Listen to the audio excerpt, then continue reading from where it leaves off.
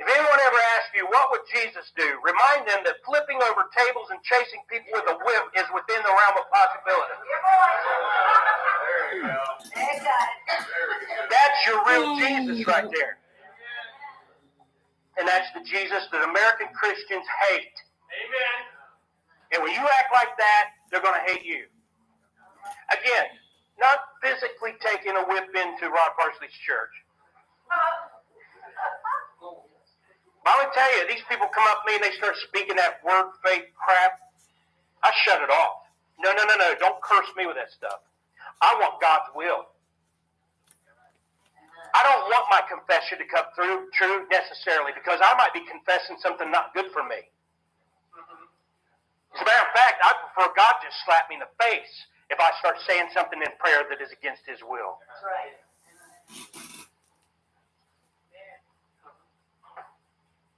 You cannot be Christ-like if you're not zealous. If you don't get anything else this morning, you are not Christ-like if you are not zealous. Now, for some, it's according to where you are in your walk with the Lord, by the way. Not all of you are going to be out there with me, preaching on the street. Repent! But some of you might come along to where, like Sean was when we were out there in Parkersburg, he held that sign right out there, just ready to be run over. Amen. Could have happened. Amen, Sean? I mean, there weren't many, but there are a few who weren't real happy with you out there. Amen. But then there's some who may just want to, walk around and hand a tract to somebody. Others who feel more comfortable handing a tract and talking to. I'm not telling you have to be like me and everybody's going to be the same, but you ought to be eat up with the desire to do something. What are you going to do? That's between you and the Lord. And you pray about it and He'll open a door for you. But you ought to be eat up with wanting to do something for the Lord. Every day of your life. Every day that you don't live, eat up with the desire to serve the Lord and do something for Him is a day you're backslidden. There you go.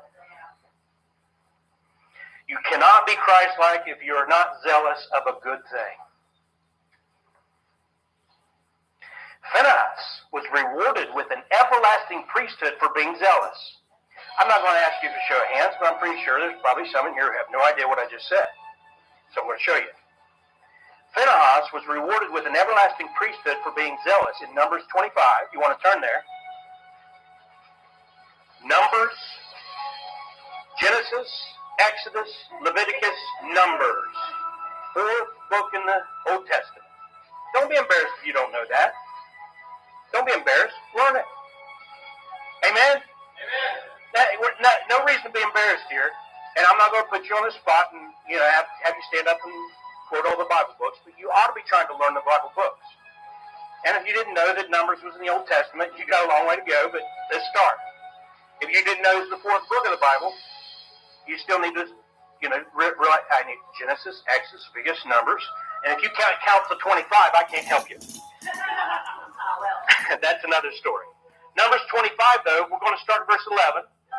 For solid King James Bible preaching and teaching, along with the encouragement of the Psalms, hymns, and spiritual songs, tune in to our internet radio station available every day, 24 hours a day, at bbfohioradio.com. Join listeners from over 150 nations, all 50 U.S. states, and other U.S. territories who are tuning in and receiving free Bible teaching at bbfohioradio.com.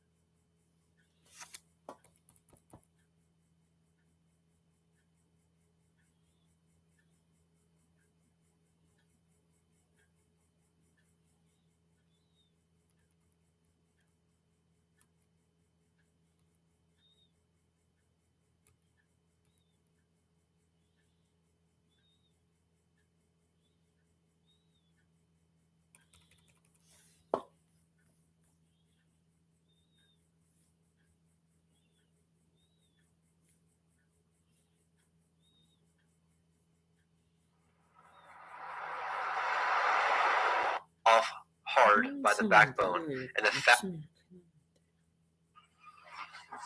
ahead and mute.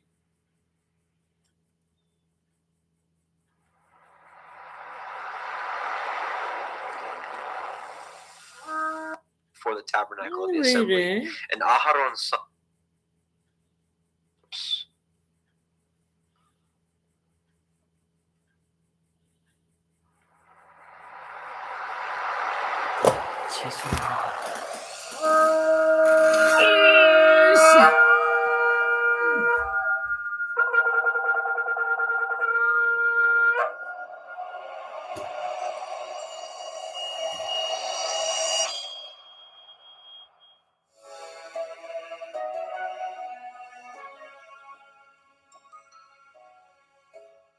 Vaikra, Leviticus chapter 1.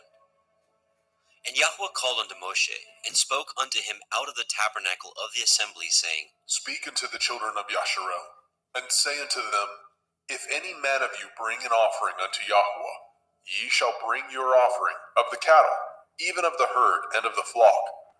If his offering be a burnt sacrifice of the herd, let him offer a male without blemish. He shall offer it of his own voluntary will, at the door of the tabernacle of the assembly before Yahweh. And he shall put his hand upon the head of the burnt offering, and it shall be accepted for him to make an atonement for him. And he shall kill the bullock before Yahweh, and the priests, Aharon's sons, shall bring the blood, and sprinkle the blood round about upon the altar that is by the door of the tabernacle of the assembly. And he shall flay the burnt offering, and cut it into his pieces. And the sons of Aharon the priest shall put fire upon the altar, and lay the wood in order upon the fire. And the priests, Aharon's sons, shall lay the parts, the head, the fat, in order upon the wood that is on the fire, which is upon the altar. But his inwards and his legs shall he wash in water, and the priest shall burn all on the altar, to be a burnt sacrifice, an offering made by fire, of sweet savor unto Yahweh. And if his offering be of the flocks, namely of the sheep, or of the goats, for a burnt sacrifice, he shall bring it a male without blemish. And he shall kill it on the side of the altar northward, before Yahweh and the priests. Aharon's sons shall sprinkle his blood round about upon the altar. And he shall cut it into his pieces, with his head and his fat, and the priest shall lay them in order on the wood that is on the fire, which is upon the altar. But he shall wash the inwards of the legs with water, and the priest shall bring it all, and burn it upon the altar. It is a burnt sacrifice, an offering made by fire, of sweet savor unto Yahweh. And if the burnt sacrifice for his offering to Yahweh be of fowls, then he shall bring his offering of turtle doves, or of young pigeons. And the priest shall bring it unto the altar, and wring off his head, and burn it on the altar, and the blood thereof shall be wrung out at the side of the altar.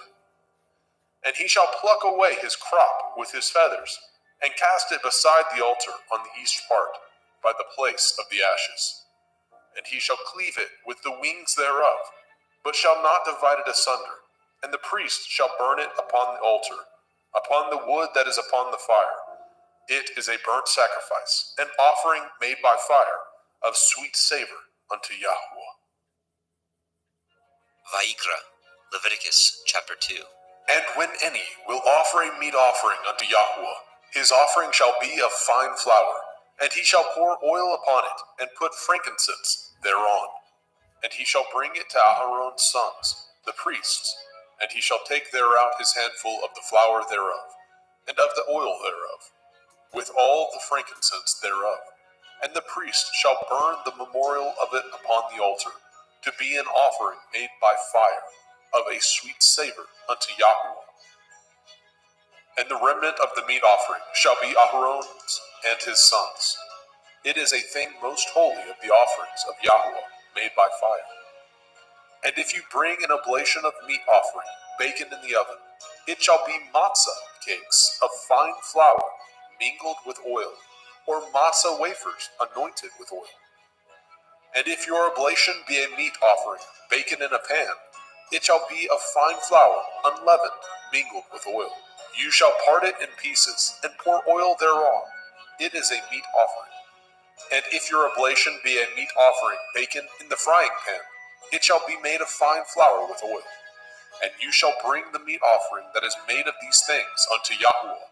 And when it is presented unto the priest, he shall bring it unto the altar.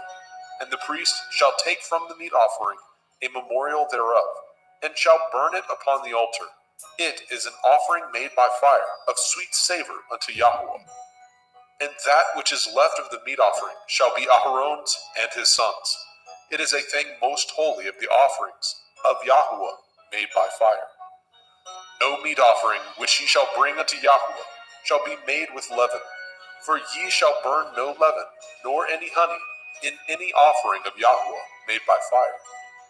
As for the oblation of the firstfruits, ye shall offer them unto Yahuwah, but they shall not be burnt on the altar for a sweet savor. And every oblation of your meat offering shall ye season with salt, neither shall ye suffer the salt of the covenant of your Elohim to be lacking from your meat offering. And all your offerings you shall offer salt. And if you offer a meat offering of your firstfruits unto Yahuwah, you shall offer the meat offering of your firstfruits, green ears of grain dried by the fire, even grain beaten out of full ears. And you shall put oil upon it, and lay frankincense thereon. It is a meat offering. And the priest shall burn the memorial of it, part of the beaten grain thereof, and part of the oil thereof, with all the frankincense thereof. It is an offering made by fire unto Yahuwah. Vayikra, Leviticus chapter 3. And if his oblation be a sacrifice of peace offering, if he offer it of the herd, whether it be a male or a female, he shall offer it without blemish before Yahuwah. And he shall lay his hand upon the head of his offering, and kill it at the door of the tabernacle of the assembly. And Aharon's sons, the priests, shall sprinkle the blood upon the altar round about. And he shall offer of the sacrifice of the peace offering an offering made by fire unto Yahuwah, the fat that covers the inwards, and all the fat that is upon the inwards, and the 2 kidneys, and the fat that is on them, which is by the flanks, and the caul above the liver, with the kidneys, it shall he take away. And Aharon's sons shall burn it on the altar upon the burnt sacrifice, which is upon the wood that is on the fire. It is an offering made by fire, of sweet savor unto Yahuwah. And if his offering for a sacrifice of peace offering unto Yahuwah be of the flock, male or female, he shall offer it without blemish. If he offer a lamb for his offering, then shall he offer before Yahuwah. And he shall lay his hand upon the head of his offering, and kill it before the tabernacle of the assembly. And Aharon's sons shall sprinkle the blood thereof round about upon the altar. And he shall offer of the sacrifice of the peace offering an offering made by fire unto Yahuwah, the fat thereof, and the whole rump. It shall he take off hard by the backbone, and the fat that covers the inwards, and all the fat that is upon the inwards, and the 2 kidneys, and the fat that is upon them, which is by the flanks, and the caul above the liver, and the kidneys, it shall he take away. And the priest shall burn it upon the altar. It is the food of the offering made by fire unto Yahuwah. And if his offering be a goat, then he shall offer it before Yahuwah. And he shall lay his hand upon the head of it, and kill it before the tabernacle of the assembly. And the sons of Aharon shall sprinkle the blood thereof upon the altar round about. And he shall offer thereof his offering, even an offering made by fire unto Yahuwah, the fat that covers the inwards, and all the fat that is upon the inwards, and the 2 kidneys, and the fat that is upon them, which is by the flanks, and the caul above the liver, with the kidneys, it shall he take away. And the priest shall burn them upon the altar. It is the food of the offering, made by fire for a sweet savor. All the fat is Yahuwah's. It shall be a perpetual statute for your generations throughout all your dwellings, that ye eat neither fat nor blood. Vayikra, Leviticus chapter 4. And Yahweh spoke unto Moshe, saying, Speak unto the children of Yasharel, saying, If a soul shall sin through ignorance against any of the commandments of Yahweh concerning things which ought not to be done, and shall do against any of them, if the priest that is anointed do sin according to the sin of the people, then let him bring for his sin, which he has sinned, a young bullock, without blemish unto Yahweh, for a sin offering. And he shall bring the bullock unto the door of the tabernacle of the assembly before Yahweh, and shall lay his hands upon the bullock's head, and kill the bullock before Yahweh. And the priest that is anointed shall take of the bullock's blood, and bring it to the tabernacle of the assembly. And the priest shall dip his finger in the blood, and sprinkle of the blood 7 times before Yahweh, before the veil of the sanctuary. And the priest shall put some of the blood upon the horns of the altar of sweet incense before Yahweh, which is in the tabernacle of the assembly, and shall pour all the blood of the bullock at the bottom of the altar of the burnt offering, which is at the door of the tabernacle of the assembly. And he shall take off from it all the fat of the bullock for the sin offering, the fat that covers the inwards, and all the fat that is upon the inwards, and the 2 kidneys, and the fat that is upon them, which is by the flanks, and the caul above the liver, with the kidneys it shall he take away. As it was taken off from the bullock of the sacrifice of peace offerings, and the priest shall burn them upon the altar of the burnt offering. And the skin of the bullock, and all his flesh, with his head, and with his legs, and his inwards, and his dung, even the whole bullock shall he carry forth without the camp, unto a clean place, where the ashes are poured out, and burn him on the wood with fire, where the ashes are poured out shall he be burnt. And if the whole assembly of Yasharel sin through ignorance, and the thing be hid from the eyes of the assembly, and they have done somewhat against any of the commandments of Yahweh, concerning things which should not be done, and are guilty, when the sin which they have sinned against it is known, then the assembly shall offer a young bullock for the sin, and bring him before the tabernacle of the assembly. And the elders of the assembly shall lay their hands upon the head of the bullock before Yahweh, and the bullock shall be killed before Yahweh. And the priest that is anointed shall bring of the bullock's blood to the tabernacle of the assembly. And the priest shall dip his finger in some of the blood, and sprinkle it 7 times before Yahweh, even before the veil. And he shall put some of the blood upon the horns of the altar, which is set before Yahweh, that is in the tabernacle of the assembly, and shall pour out all the blood at the bottom of the altar of the burnt offering, which is at the door of the tabernacle of the assembly. And he shall take all his fat from him, and burn it upon the altar. And he shall do with the bullock as he did with the bullock for a sin offering, so shall he do with this. And the priest shall make an atonement for them, and it shall be forgiven them. And he shall carry forth the bullock without the camp, and burn him as he burned the first bullock. It is a sin offering for the assembly. When a ruler has sinned, and done somewhat through ignorance against any of the commandments of Yahweh, Elohiah, concerning things which should not be done, and is guilty, or if his sin, wherein he has sinned, come to his knowledge, he shall bring his offering, a kid of the goats, a male without blemish, and he shall lay his hand upon the head of the goats, and kill it in the place where they killed the burnt offering before Yahweh. It is a sin offering. And the priest shall take of the blood of the sin offering with his finger, and put it upon the horns of the altar of burnt offering, and shall pour out his blood at the bottom of the altar of burnt offering. And he shall burn all his fat upon the altar, as the fat of the sacrifice of peace offerings. And the priest shall make an atonement for him, as concerning his sin, and it shall be forgiven him. And if any one of the common people sin through ignorance, which he does somewhat against any of the commandments of Yahweh, concerning things which ought not to be done, and be guilty, or if his sin, which he has sinned, come to his knowledge, then he shall bring his offering, a kid of the goats, a female without blemish, for his sin which he has sinned. And he shall lay his hand upon the head of the sin offering, and slay the sin offering in the place of the burnt offering. And the priest shall take of the blood thereof with his finger, and put it upon the horns of the altar of burnt offering, and shall pour out all the blood thereof at the bottom of the altar. And he shall take away all the fat thereof, as the fat is taken away from off the sacrifice of peace offerings. And the priest shall burn it upon the altar for a sweet savor unto Yahweh. And the priest shall make an atonement for him, and it shall be forgiven him. And if he bring a lamb for a sin offering, he shall bring it a female without blemish. And he shall lay his hand upon the head of the sin offering, and lay it for the sin offering in the place where they killed the burnt offering. And the priest shall take of the blood of the sin offering with his finger, and put it upon the horns of the altar of burnt offering, and shall pour out all the blood thereof at the bottom of the altar. And he shall take away all the fat thereof, as the fat of the lamb is taken away from the sacrifice of the peace offering.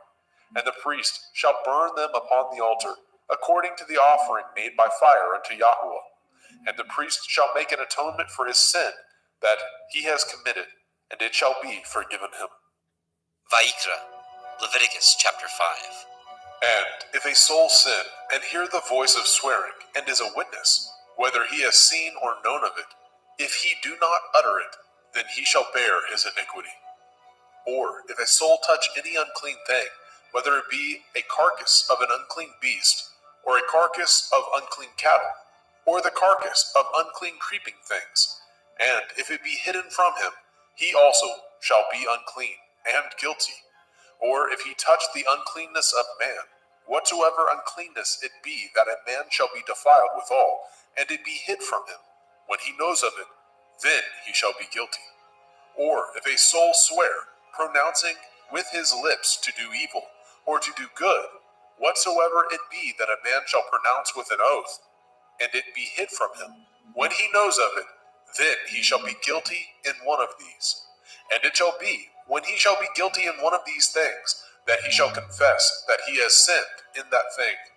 And he shall bring his trespass offering unto Yahweh, for his sin which he has sinned, a female from the flock, a lamb or a kid of the goats, for a sin offering, and the priest shall make an atonement for him concerning his sin. And if he is not able to bring a lamb, then he shall bring for his trespass which he has committed 2 turtle doves, or 2 young pigeons unto Yahweh, one for a sin offering, and the other for a burnt offering. And he shall bring them unto the priest, who shall offer that which is for the sin offering first, and wring off his head from his neck, but shall not divide it asunder. And he shall sprinkle of the blood of the sin offering upon the side of the altar, and the rest of the blood shall be wrung out at the bottom of the altar. It is a sin offering. And he shall offer the second for a burnt offering, according to the manner, and the priest shall make an atonement for him, for his sin which he has sinned, and it shall be forgiven him. But if he be not able to bring 2 turtle doves, or 2 young pigeons, then he that sinned shall bring for his offering the 10th part of an ephah of fine flour for a sin offering. He shall put no oil upon it, neither shall he put any frankincense thereon, for it is a sin offering. Then shall he bring it to the priest, and the priest shall take his handful of it, even a memorial thereof, and burn it on the altar, according to the offerings made by fire unto Yahweh. It is a sin offering. And the priest shall make an atonement for him, as touching his sin, that he has sinned in one of these, and it shall be forgiven him, and the remnant shall be the priest's, as a meat offering. And Yahweh spoke unto Moshe, saying, If a soul commit a trespass, and sin through ignorance, in the holy things of Yahweh, then he shall bring for his trespass unto Yahweh a ram without blemish, out of the flocks, with your estimation by shekels of silver, after the shekel of the sanctuary, for a trespass offering. And he shall make the amends for the harm that he has done in the holy thing, and shall add the 5th part thereto, and give it unto the priest. And the priest shall make an atonement for him with the ram of the trespass offering, and it shall be forgiven him. And if a soul sin, and commit any of these things which are forbidden to be done by the commandment of Yahweh, though he knew it not, yet is he guilty, and shall bear his iniquity. And he shall bring a ram without blemish out of the flock, with your estimation, for a trespass offering, unto the priest. And the priest shall make an atonement for him concerning his ignorance, wherein he erred, and knew it not, and it shall be forgiven him. It is a trespass offering. He has certainly trespassed against Yahweh. Vayikra, Leviticus chapter 6. And Yahweh spoke unto Moshe, saying, If a soul sin and commit a transgression against Yahweh, and lie unto his neighbor, in that which was delivered him to keep, or in fellowship, or in a thing taken away by violence, or has deceived his neighbor, or have found that which was lost, and lies concerning it, and swears falsely, in any of these that a man does, sinning therein, then it shall be, because he has sinned and is guilty, that he shall restore that which he took violently away, or the thing which he has deceitfully gotten, or that which was delivered him to keep, or the lost thing which he found, or all that which he has sworn falsely, he shall even restore it in the principal, and shall add the fifth part more thereto, and give it unto him to whom it appertains, in the day of his trespass offering.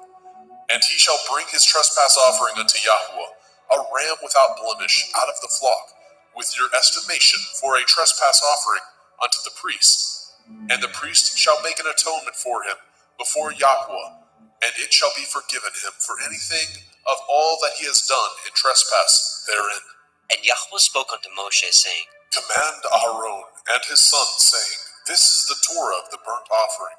It is the burnt offering because of the burning upon the altar all night unto the morning, and the fire of the altar shall be burning in it. And the priest shall put on his linen garment, and his linen breeches shall he put upon his flesh, and take up the ashes which the fire has consumed with the burnt offering on the altar, and he shall put them beside the altar. And he shall put off his garments, and put on other garments, and carry forth the ashes without the camp unto a clean place. And the fire upon the altar shall be burning in it. It shall not be put out. And the priest shall burn wood on it every morning, and lay the burnt offering in order upon it, and he shall burn thereon the fat of the peace offerings. The fire shall ever be burning upon the altar. It shall never go out. And this is the Torah of the meat offering. The sons of Aharon shall offer it before Yahweh, before the altar. And he shall take of it his handful of the flour of the meat offering, and of the oil thereof, and all the frankincense which is upon the meat offering, and shall burn it upon the altar for a sweet savor, even the memorial of it unto Yahweh. And the remainder thereof shall Aharon and his sons eat, with matzah, unleavened bread, shall it be eaten in the holy place, in the court of the tabernacle of the assembly they shall eat it.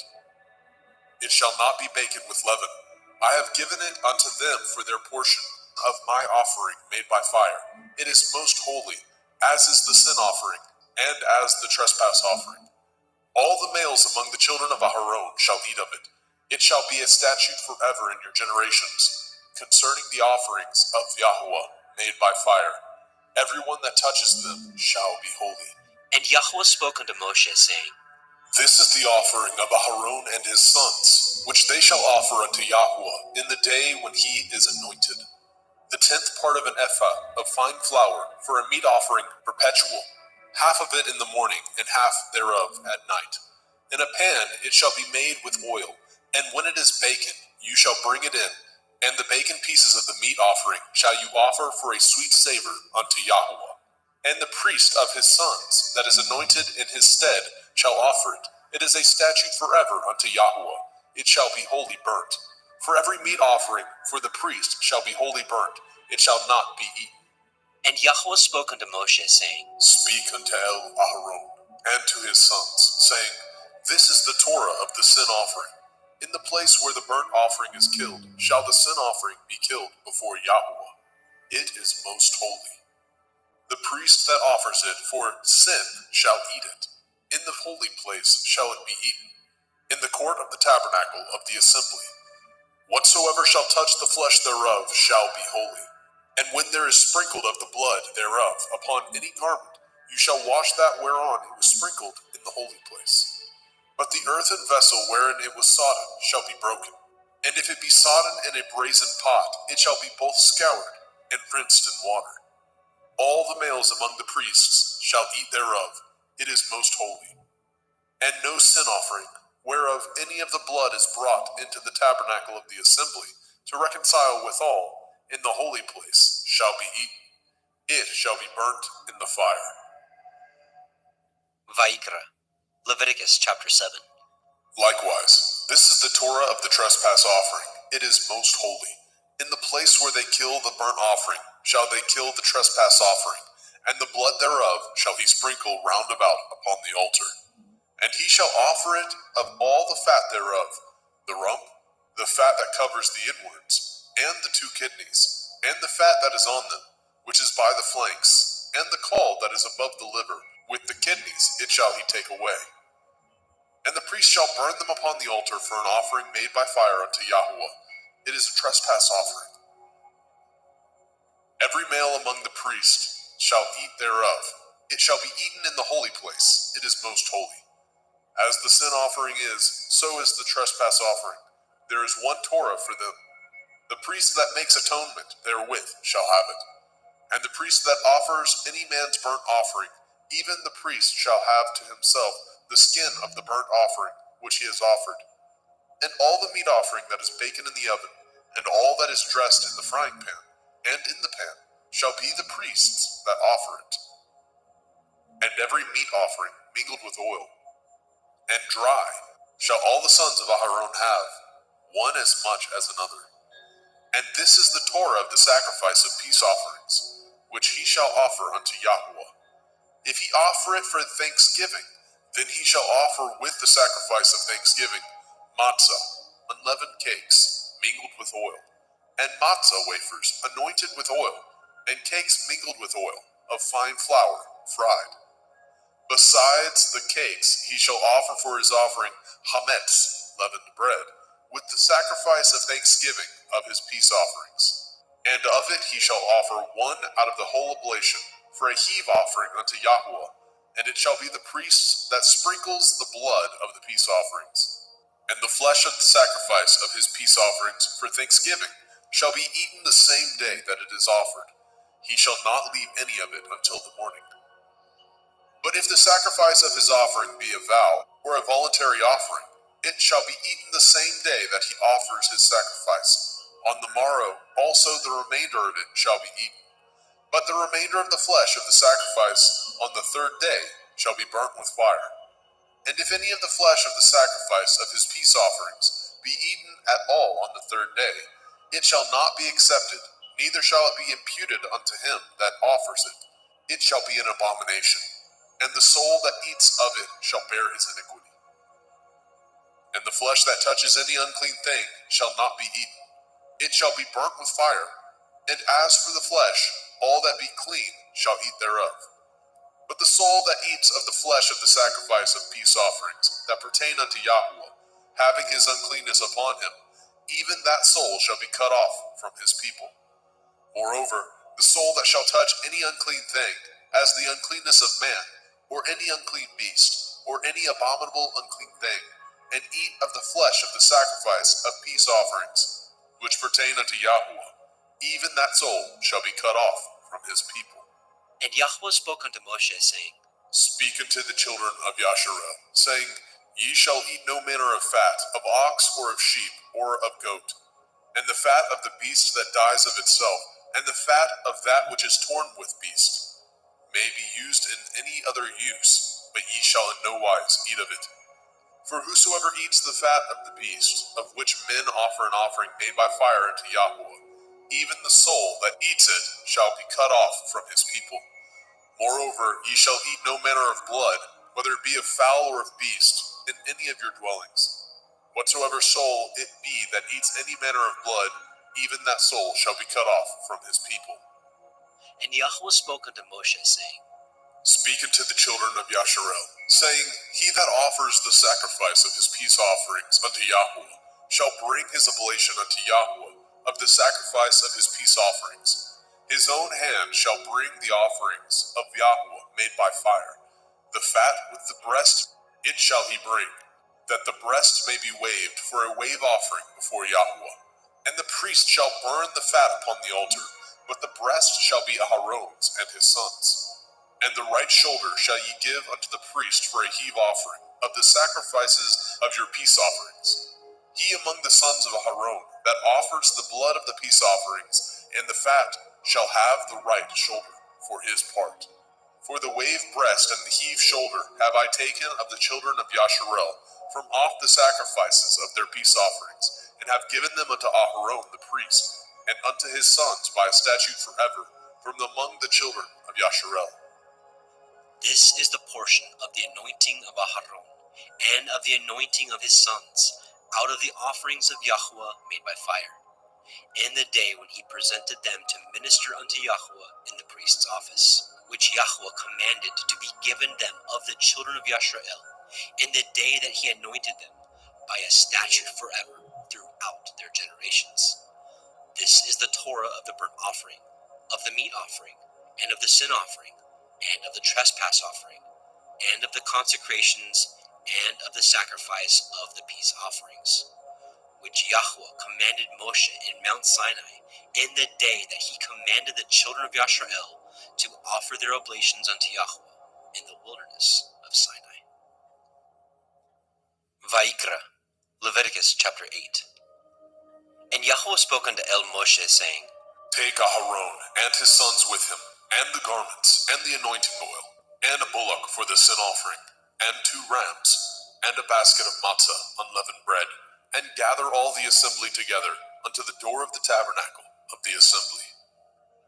And Moshe did as Yahweh commanded him, and the assembly was gathered together unto the door of the tabernacle of the assembly. And Moshe said unto the assembly, This is the thing which Yahweh commanded to be done.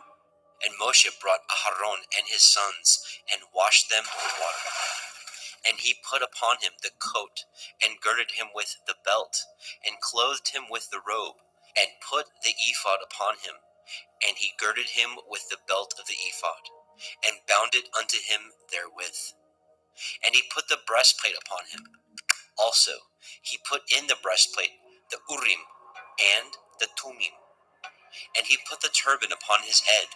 Also upon the turban, even upon his forefront, did he put the golden plate, the holy crown, as Yahweh commanded Moshe. And Moshe took the anointing oil, and anointed the tabernacle, and all that was therein, and sanctified them. And he sprinkled thereof upon the altar 7 times, and anointed the altar and all his vessels, both the laver and his foot, to sanctify them. And he poured of the anointing oil upon Aharon's head, and anointed him, to sanctify him. And Moshe brought Aharon's sons, and put coats upon them, and girded them with belts, and put bonnets upon them, as Yahweh commanded Moshe.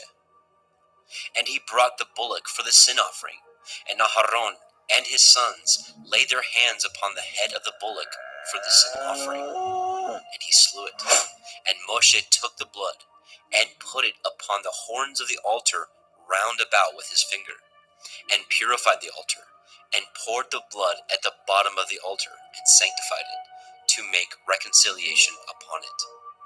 And he took all the fat that was upon the inwards, and the caul above the liver, and the 2 kidneys, and their fat, and Moshe burned it upon the altar. But the bullock, and his hide, and his flesh, and his dung, he burnt with fire without the camp, as Yahweh commanded Moshe. And he brought the ram for the burnt offering, and Aharon and his sons laid their hands upon the head of the ram, and he killed it. And Moshe sprinkled the blood upon the altar round about. And he cut the ram into pieces, and Moshe burnt the head, and the pieces, and the fat. And he washed the inwards and the legs in water, and Moshe burnt the whole ram upon the altar. It was a burnt sacrifice for a sweet savor, and an offering made by fire unto Yahweh, as Yahweh commanded Moshe. And he brought the other ram, the ram of consecration, and Aharon and his sons laid their hands upon the head of the ram, and he slew it. And Moshe took of the blood of it, and put it upon the tip of Aharon's right ear, and upon the thumb of his right hand, and upon the great toe of his right foot. And he brought Aharon's sons, and Moshe put of the blood upon the tip of their right ear, and upon the thumbs of their right hands, and upon the great toes of their right feet. And Moshe sprinkled the blood upon the altar round about. And he took the fat, and the rump, and the fat that was upon the inwards, and the caul above the liver, and the 2 kidneys, and their fat, and the right shoulder. And out of the basket of matzah that was before Yahweh, he took one matzah cake, and a cake of oiled bread, and one wafer, and put them on the fat, and upon the right shoulder. And he put all upon Aharon's hands, and upon his son's hands, and waved them for a wave offering before Yahweh. And Moshe took them from off their hands, and burnt them on the altar upon the burnt offering. They were consecrations for a sweet savor. It is an offering made by fire unto Yahweh. And Moshe took the breast, and waved it for a wave offering before Yahweh. For of the ram of consecration it was Moshe's part, as Yahweh commanded Moshe. And Moshe took of the anointing oil, and of the blood which was upon the altar, and sprinkled it upon Aharon, and his garments, and upon his sons, and upon his sons' garments with him, and sanctified Aharon, and his garments, and his sons' garments with him. And Moshe said unto Aharon and to his sons, Boil the flesh at the door of the tabernacle of the assembly, and there eat it, with the bread that is in the basket of consecrations, as I commanded, saying, Aharon and his sons shall eat it. And that which remains of the flesh and of the bread shall ye burn with fire. And ye shall not go out of the door of the tabernacle of the assembly in 7 days, until the days of your consecration be at an end. For 7 days shall he consecrate you. As he has done this day, so Yahweh has commanded to do, to make an atonement for you. Therefore shall ye abide at the door of the tabernacle of the assembly day and night 7 days, and guard the watch of Yahweh, that ye die not, for so I am commanded. So Aharon and his sons did all the things which Yahweh commanded by the hand of Moshe. Vayikra, Leviticus chapter 9. And it came to pass on the 8th day that Moshe called Aharon and his sons and the elders of Yisrael. And he said unto Aharon, Take a young calf for a sin offering, and a ram for a burnt offering, without blemish, and offer them before Yahweh. And unto the children of Yisrael you shall speak, saying, Take ye a kid of the goats for a sin offering, and a calf and a lamb, both of the first year, without blemish, for a burnt offering. Also a bullock and a ram for peace offerings, to sacrifice before Yahweh, and a meat offering mingled with oil. For today Yahweh will appear unto you. And they brought which Moshe commanded before the tabernacle of the assembly. And all the assembly drew near and stood before Yahweh. And Moshe said, This is the thing which Yahweh commanded that you should do, and the glory of Yahweh shall appear unto you. And Moshe said unto Aharon, Go unto the altar, and offer your sin offering, and your burnt offering, and make an atonement for yourself and for the people, and offer the offering of the people, and make an atonement for them, as Yahweh commanded. Aharon therefore went unto the altar, and slew the calf of the sin offering, which was for himself. And the sons of Aharon brought the blood unto him, and he dipped his finger in the blood, and put it upon the horns of the altar, and poured out the blood at the bottom of the altar. But the fat, and the kidneys, and the caul above the liver of the sin offering he burnt upon the altar, as Yahweh commanded Moshe. And the flesh and the hide he burnt with fire without the camp. And he slew the burnt offering, and Aharon's sons presented unto him the blood, which he sprinkled round about upon the altar. And they presented the burnt offering unto him, with the pieces thereof, and the head, and he burnt them upon the altar. And he did wash the inwards and the legs, and burnt them upon the burnt offering on the altar. And he brought the people's offering, and took the goat, which was the sin offering for the people, and slew it, and offered it for sin as the first. And he brought the burnt offering, and offered it according to the manner. And he brought the meat offering, and took a handful thereof, and burnt it upon the altar, beside the burnt sacrifice of the morning. He slew also the bullock and the ram for a sacrifice of peace offerings, which was for the people. And Aharon's sons presented unto him the blood, which he sprinkled upon the altar round about. And the fat of the bullock and of the ram, the rump, and that which covers the inwards, and the kidneys, and the caul above the liver. And they put the fat upon the breasts, and he burnt the fat upon the altar. And the breasts and the right shoulder Aharon waved for a wave offering before Yahweh, as Moshe commanded. And Aharon lifted up his hand toward the people and blessed them, and came down from offering of the sin offering, and the burnt offering, and peace offerings. And Moshe and Aharon went into the tabernacle of the assembly, and came out, and blessed the people. And the glory of Yahweh appeared unto all the people. And there came a fire out from before Yahweh, and consumed upon the altar the burnt offering and the fat, which when all the people saw, they shouted and fell on their face. Vaikra, Leviticus chapter 10. And Nadab and Abihu, the sons of Aharon, took either of them his censer, and put fire therein, and put incense thereon, and offered strange fire before Yahweh, which he commanded them not. And there went out fire from Yahweh, and devoured them, and they died before Yahweh. Then Moshe said unto Aharon, This is that Yahweh spoke, saying, I will be sanctified in them that come nigh me, and before all the people I will be glorified. And Aharon held his peace. And Moshe called Mishael and Elishaphan, the sons of Uzziel, the uncle of Aharon, and said unto them, Come near, carry your brethren from before the sanctuary out of the camp. So they went near, and carried them in their coats out of the camp, as Moshe had said.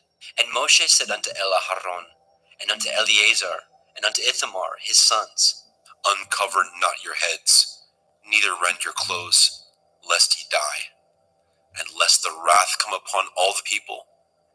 But let your brethren, the whole house of Yashrael, bewail the burning which Yahweh has kindled. And ye shall not go out from the door of the tabernacle of the assembly, lest ye die. For the anointing oil of Yahweh is upon you. And they did according to the word of Moshe. And Yahweh spoke unto Aharon, saying, Do not drink wine, nor strong drink, you nor your sons with you, when ye go into the tabernacle of the assembly, lest ye die. It shall be a statute forever throughout your generations, and that ye may put difference between holy and unholy, and between unclean and clean, and that ye may teach the children of Yasharel all the statutes which Yahweh has spoken unto them by the hand of Moshe. And Moshe spoke unto Aharon, and unto Eleazar, and unto Ithamar, his sons that were left, Take the meat offering that remains of the offerings of Yahweh made by fire, and eat it without leaven beside the altar, for it is most holy. And ye shall eat it in the holy place, because it is your due, and your sons' due, of the sacrifices of Yahweh made by fire, for so I am commanded. And the wave breast and the heave shoulder shall ye eat in a clean place, you and your sons and your daughters with you, for they be your due, and your sons' due, which are given out of the sacrifices of peace offerings of the children of Yashrael. The heave shoulder and the wave breast shall they bring with the offerings made by fire of the fat, to wave it for a wave offering before Yahweh. And it shall be yours, and your sons with you, by a statute forever, as Yahweh has commanded. And Moshe diligently sought the goat of the sin offering, and behold, it was burnt. And he was angry with Eleazar and Ithamar, the sons of Aharon, which were left alive, saying, Wherefore have ye not eaten the sin offering in the holy place, seeing it is most holy? And Elohim has given it to you to bear the iniquity of the assembly, to make an atonement for them before Yahweh? Behold, the blood of it was not brought in within the holy place. Ye should indeed have eaten it in the holy place, as I commanded. And Aharon said unto Moshe, Behold, this day have they offered their sin offering and their burnt offering before Yahweh, and such things have befallen me. And if I had eaten the sin offering today, should it have been accepted in the sight of Yahweh? And when Moshe heard that, he was content. Vaikra, Leviticus chapter 11. And Yahweh spoke unto El Moshe, and to El Aharon, saying unto them, Speak unto the children of Yasharel, saying, These are the beasts which ye shall eat among all the beasts that are on the earth. Whatsoever parts the hoof, and is cloven-footed, and chews the cud, among the beasts, that shall ye eat. Nevertheless, these shall ye not eat of them that chew the cud, or of them that divide the hoof. As the camel, because he chews the cud, but divides not the hoof, he is unclean unto you. And the coney, because he chews the cud, but divides not the hoof, he is unclean unto you. And the hare, because he chews the cud, but divides not the hoof, he is unclean unto you. And the swine, though he divide the hoof, and be cloven-footed, yet he chews not the cud, he is unclean to you. Of their flesh shall ye not eat, and their carcass shall ye not touch, they are unclean to you. These shall ye eat of all that are in the waters. Whatsoever has fins and scales in the waters, in the seas, and in the rivers, them shall you eat. And all that have not fins and scales in the seas, and in the rivers, of all that move in the waters, and of any living thing which is in the waters, they shall be an abomination unto you. They shall be even an abomination unto you. Ye shall not eat of their flesh, but ye shall have their carcasses in abomination. Whatsoever has no fins nor scales in the water, that shall be an abomination unto you. And these are they which ye shall have an abomination among the fowls. They shall not be eaten.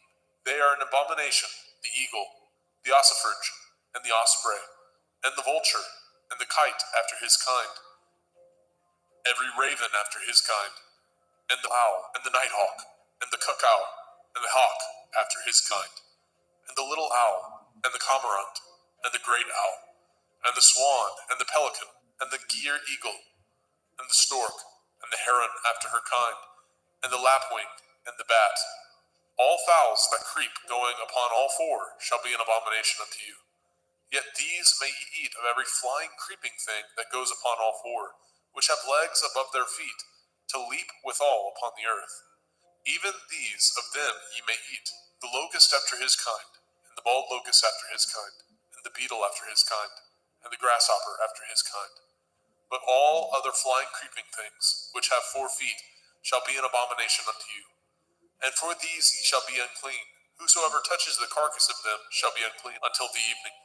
And whosoever bears aught of the carcass of them shall wash his clothes, and be unclean until the evening. The carcass of every beast which divides the hoof, and is not cloven-footed, nor chews the cud, are unclean unto you. Every one that touches them shall be unclean. And whatsoever goes upon his paws, among all manner of beasts that go on all fours, those are unclean unto you. Whoso touches their carcass shall be unclean until the evening. And he that bears the carcass of them shall wash his clothes, and be unclean unto the evening. They are unclean unto you. These also shall be unclean unto you. Among the creeping things that creep upon the earth, the weasel, the mouse, and the tortoise, after his kind, and the ferret, and the chameleon, and the lizard, and the snail, and the mole, these are unclean to you among all that creep. Whosoever touches them, when they be dead, shall be unclean until the evening.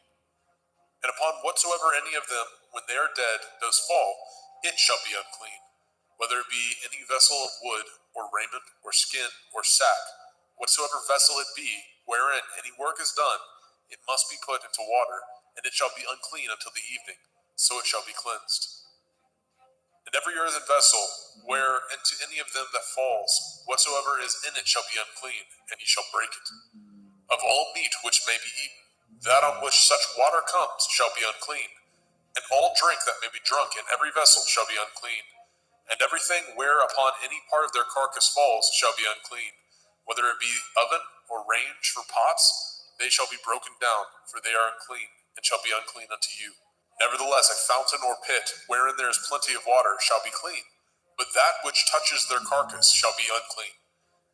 And if any part of their carcass falls upon any sowing seed which is to be sown, it shall be clean.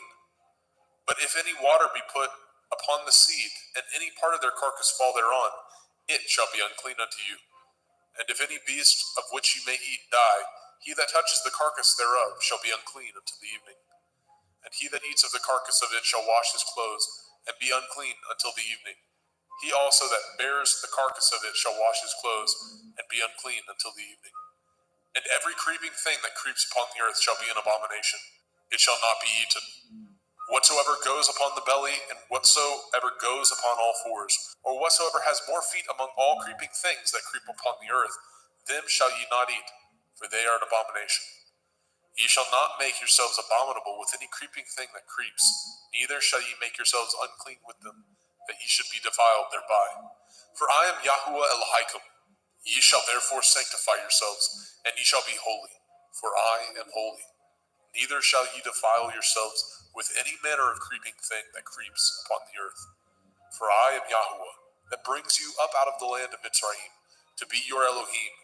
Ye shall therefore be holy, for I am holy. This is the Torah of the beasts, and of the fowl, and of every living creature that moves in the waters, and of every creature that creeps upon the earth, to make a difference between the unclean and the clean, and between the beast that may be eaten, and the beast that may not be eaten. Vaikra, Leviticus chapter 12. And Yahweh spoke unto Moshe, saying, Speak unto the children of Yasharel, saying, If a woman have conceived seed, and born a male child, then she shall be unclean 7 days. According to the days of the separation for her infirmity, shall she be unclean. And in the 8th day, the flesh of his foreskin shall be circumcised. And she shall then continue in the blood of her purifying 33 days. She shall touch no hallowed thing, nor come into the sanctuary, until the days of her purifying be fulfilled. But if she bear a female child, then she shall be unclean 2 weeks, as in her separation, and she shall continue in the blood of her purifying 66 days. And when the days of her purifying are fulfilled, for a son or for a daughter, she shall bring a lamb of the first year for a burnt offering, and a young pigeon or a turtle dove for a sin offering, unto the door of the tabernacle of the assembly, unto the priest, who shall offer it before Yahuwah, and make an atonement for her, and she shall be cleansed from the issue of her blood. This is the Torah for her that has borne a male or a female. And if she be not able to bring a lamb, then she shall bring 2 turtle doves or 2 young pigeons, the one for the burnt offering, and the other for a sin offering. And the priest shall make an atonement for her, and she shall be clean. Vaikra, Leviticus chapter 13. And Yahweh spoke unto El Moshe and El Aharon, saying, When a man shall have in the skin of his flesh a rising, a scab, or a bright spot, and it be in the skin of his flesh, like the plague of leprosy, then he shall be brought unto El Aharon the priest, or unto one of his sons the priests. And the priest shall look on the plague in the skin of the flesh, and when the hair in the plague is turned white, and the plague in sight be deeper than the skin of his flesh, it is a plague of leprosy, and the priest shall look on him and pronounce him unclean. If the bright spot be white in the skin of his flesh, and in sight be not deeper than the skin, and the hair thereof be not turned white, then the priest shall shut up him that has the plague 7 days.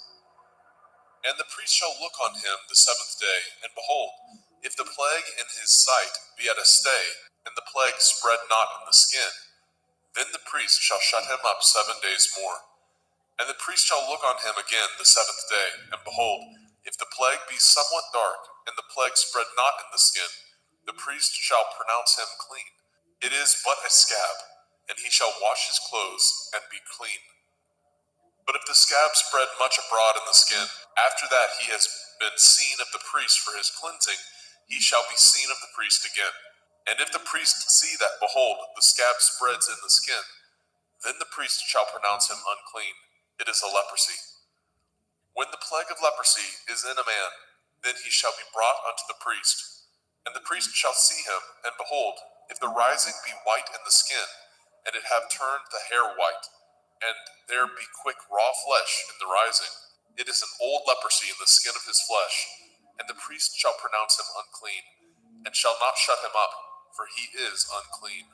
And if a leprosy break out abroad in the skin, and the leprosy cover all the skin of him that has the plague from his head even to his foot, wheresoever the priest looks, Then the priest shall consider, and behold, if the leprosy have covered all his flesh, he shall pronounce him clean that has the plague. It is all turned white, he is clean. But when raw flesh appears in him, he shall be unclean. And the priest shall see the raw flesh and pronounce him to be unclean. For the raw flesh is unclean, it is a leprosy. Or if the raw flesh turn again, and be changed unto white, he shall come unto the priest. And the priest shall see him, and behold, if the plague be turned unto white, then the priest shall pronounce him clean that has the plague, he is clean. The flesh also, in which even in the skin thereof was a boil, and is healed. And in the place of the boil, where there be a white rising, or a bright spot, white, and somewhat reddish, and it be showed to the priest. And if, when the priest sees it, behold, it be in sight lower than the skin, and the hair thereof be turned white, the priest shall pronounce him unclean. It is a plague of leprosy, broken out of the boil. But if the priest look on it, and behold, there be no white hairs therein, and if it be not lower than the skin, but be somewhat dark, then the priest shall shut him up 7 days. And if it spread much abroad in the skin, then the priest shall pronounce him unclean. It is a plague. But if the bright spot stay in his place, and spread not, it is a burning boil, and the priest shall pronounce him clean. Or if there be any flesh in the skin whereof there is a hot burning, and the quick flesh that burns have a white bright spot, somewhat reddish or white, then the priest shall look upon it, and behold, if the hair in the bright spot be turned white, and it be in sight deeper than the skin, it is a leprosy broken out of the burning, wherefore the priest shall pronounce him unclean. It is the plague of leprosy. But if the priest look on it, and behold, there be no white hair in the bright spot, and it be no lower than the other skin, but be somewhat dark, then the priest shall shut him up 7 days.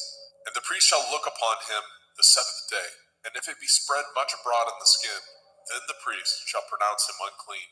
It is the plague of leprosy. And if the bright spot stay in his place, and spread not in the skin, but it be somewhat dark, it is a rising of the burning, and the priest shall pronounce him clean, for it is an inflammation of the burning. If a man or woman have a plague upon the head or the beard, then the priest shall see the plague, and behold, if it be in sight deeper than the skin, and there be in it a yellow thin hair, then the priest shall pronounce him unclean. It is a dry skull, even a leprosy upon the head or beard. And if the priest shall look on the plague of the skull, and behold, it be not in sight deeper than the skin, and that there is no black hair in it, then the priest shall shut up him that has the plague of the skull 7 days. And in the 7th day the priest shall look on the plague, and behold, if the skull spread not, and there be in it no yellow hair, and the skull be not in sight deeper than the skin, he shall be shaven, and the skull shall he not shave, and the priest shall shut him up that has the skull 7 days more. And in the 7th day the priest shall look on the skull, and behold, if the skull be not spread in the skin, nor be in sight deeper than the skin, then the priest shall pronounce him clean, and he shall wash his clothes and be clean. But if the skull spread much in the skin after his cleansing, then the priest shall look on him, and behold, if the skull be spread in the skin, the priest shall not seek for yellow hair, he is unclean. But if the skull be in his sight at a stay, and that there is a black hair grown up therein, the skull is healed, he is clean, and the priest shall pronounce him clean.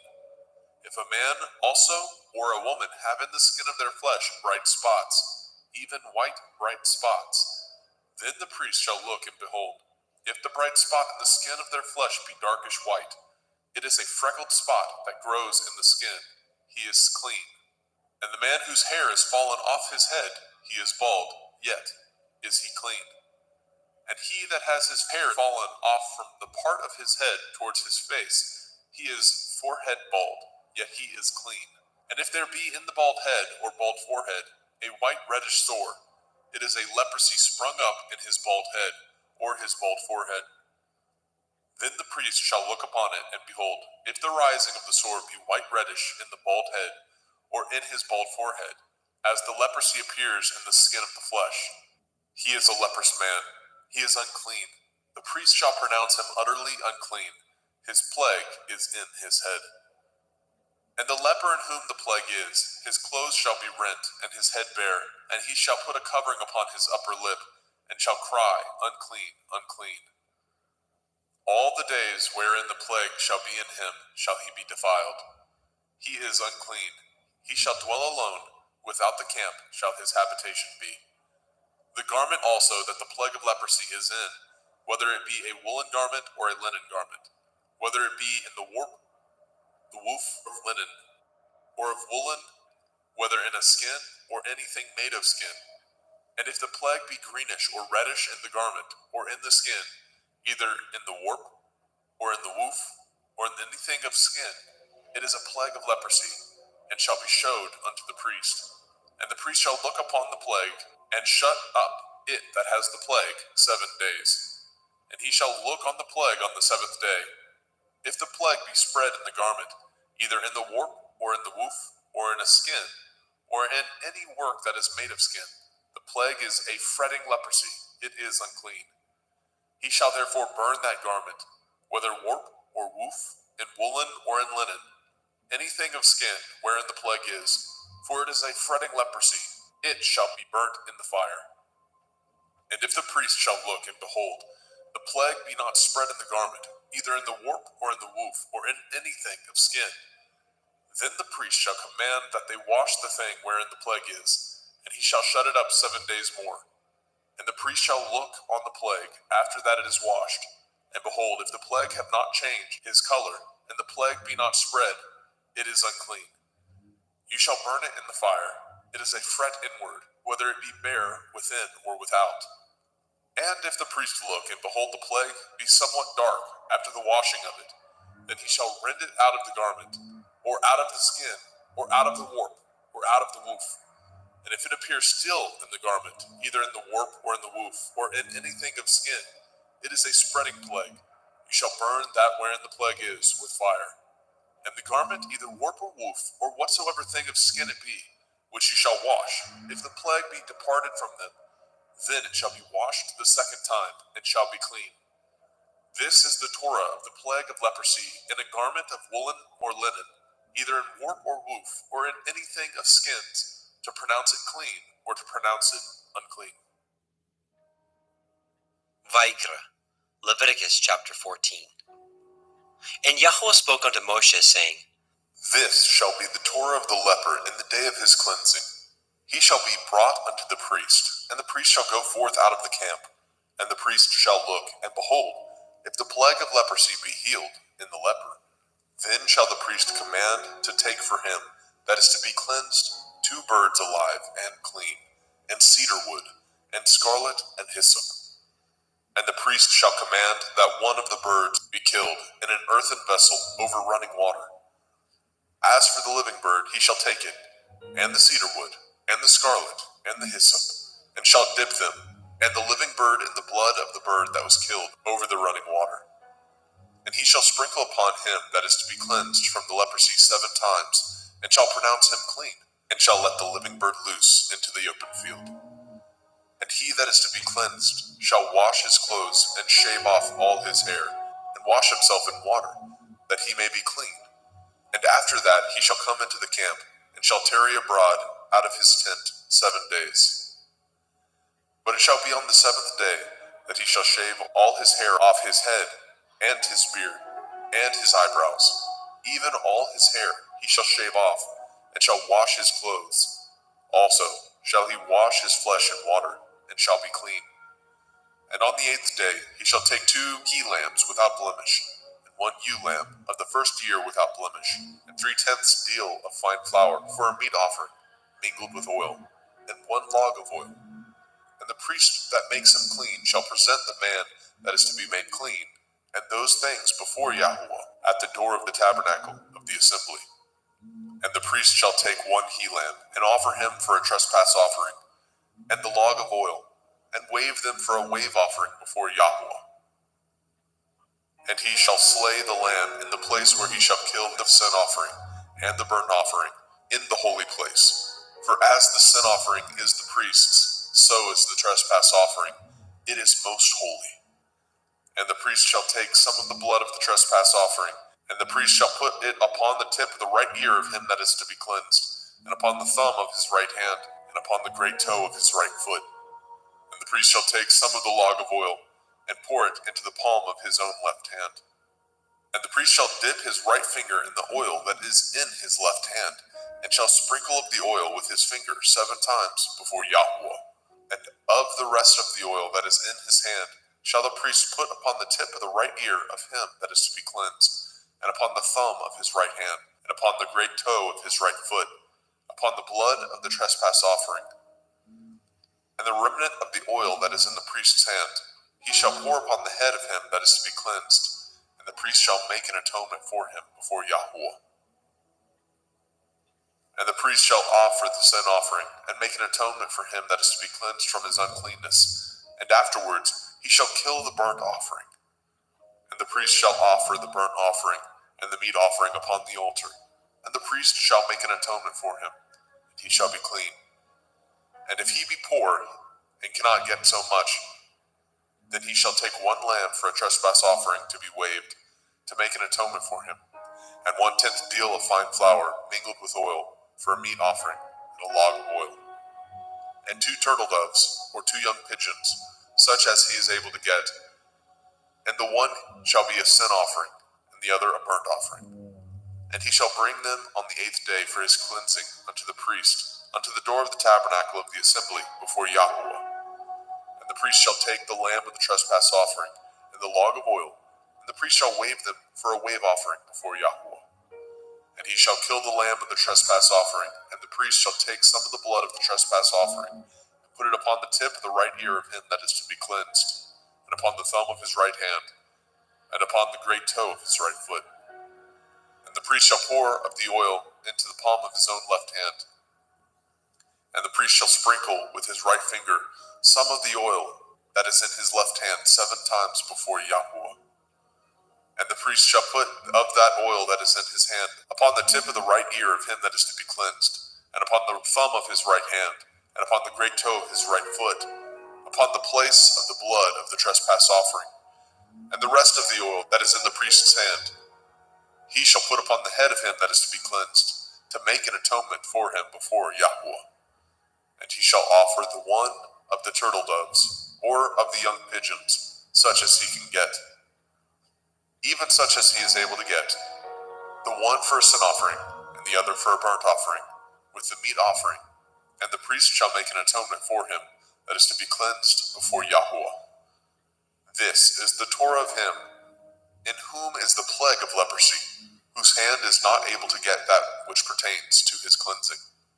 And Yahweh spoke unto El Moshe, and unto El Aharon, saying, When ye are come into the land of Canaan, which I give to you for a possession, and I put the plague of leprosy in a house of the land of your possession, and he that owns the house shall come and tell the priest, saying, It seems to me there is, as it were, a plague in the house. Then the priest shall command that they empty the house before the priest go into it, to see the plague, that all that is in the house be not made unclean. And afterward the priest shall go in to see the house. And he shall look on the plague, and behold, if the plague be in the walls of the house, with hollow strakes, greenish or reddish, which in sight are lower than the wall, then the priest shall go out of the house to the door of the house, and shut up the house 7 days. And the priest shall come again the 7th day, and shall look, and behold, if the plague be spread in the walls of the house, then the priest shall command that they take away the stones in which the plague is, and they shall cast them into an unclean place without the city. And he shall cause the house to be scraped within round about, and they shall pour out the dust that they scrape off without the city into an unclean place. And they shall take other stones, and put them in the place of those stones. And he shall take other mortar, and shall plaster the house. And if the plague come again, and break out in the house, after that he has taken away the stones, and after he has scraped the house, and after it is plastered, then the priest shall come and look, and behold, if the plague be spread in the house, it is a fretting leprosy in the house, it is unclean. And he shall break down the house, the stones of it, and the timber thereof, and all the mortar of the house, and he shall carry them forth out of the city into an unclean place. Moreover, He that goes into the house all the while that it is shut up shall be unclean until the evening. And he that lies in the house shall wash his clothes, and he that eats in the house shall wash his clothes.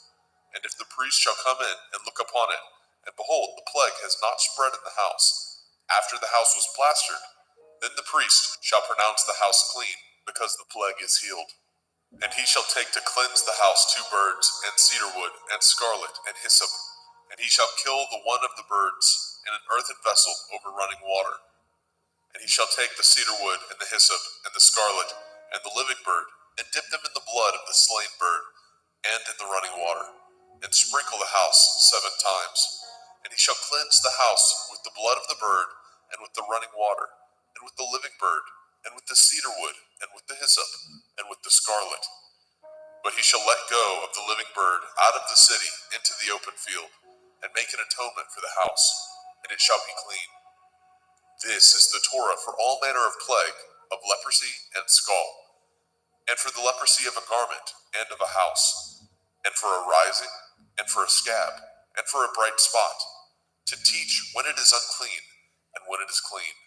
This is the Torah of leprosy. Vayikra, Leviticus chapter 15.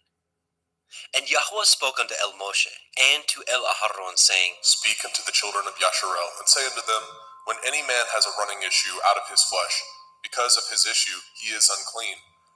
And this shall be his uncleanness in his issue, whether his flesh run with his issue, or his flesh be stopped from his issue.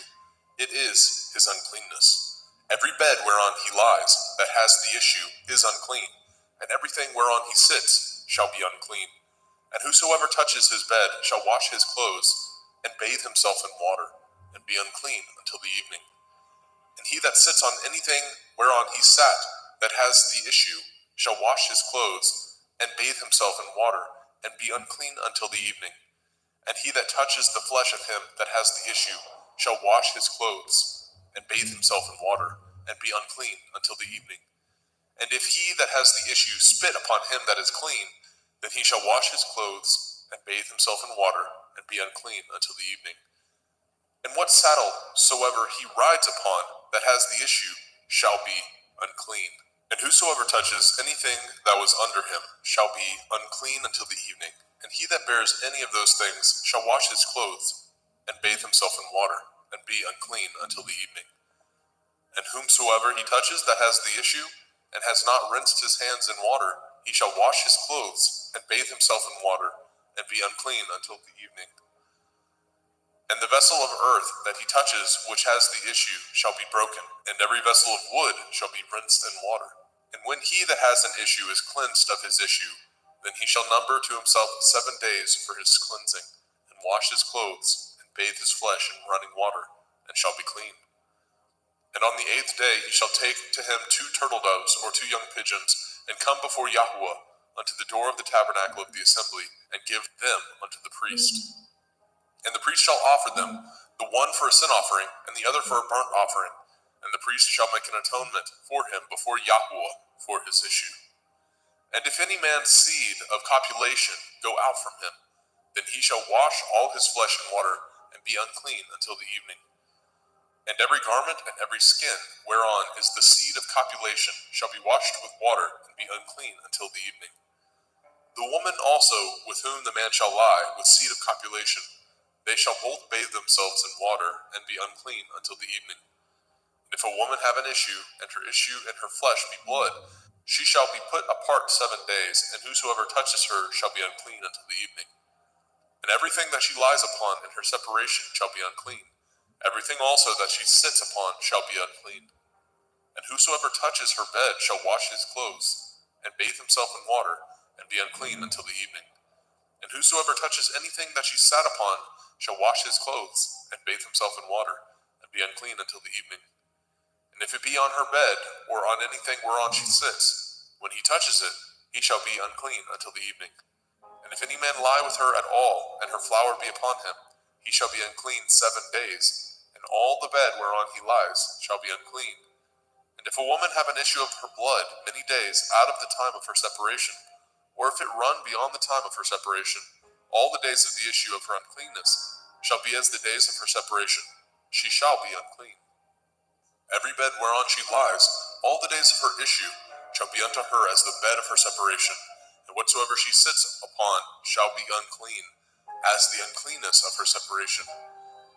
And whosoever touches those things shall be unclean, and shall wash his clothes, and bathe himself in water, and be unclean until the evening. But if she be cleansed of her issue, then she shall number to herself 7 days, and after that she shall be clean. And on the 8th day she shall take unto her 2 turtle doves, or 2 young pigeons, and bring them unto the priest to the door of the tabernacle of the assembly. And the priest shall offer the one for a sin offering, and the other for a burnt offering. And the priest shall make an atonement for her before Yahweh, for the issue of her uncleanness. Thus shall ye separate the children of Yasharel from their uncleanness, that they die not in their uncleanness, when they defile my tabernacle that is among them.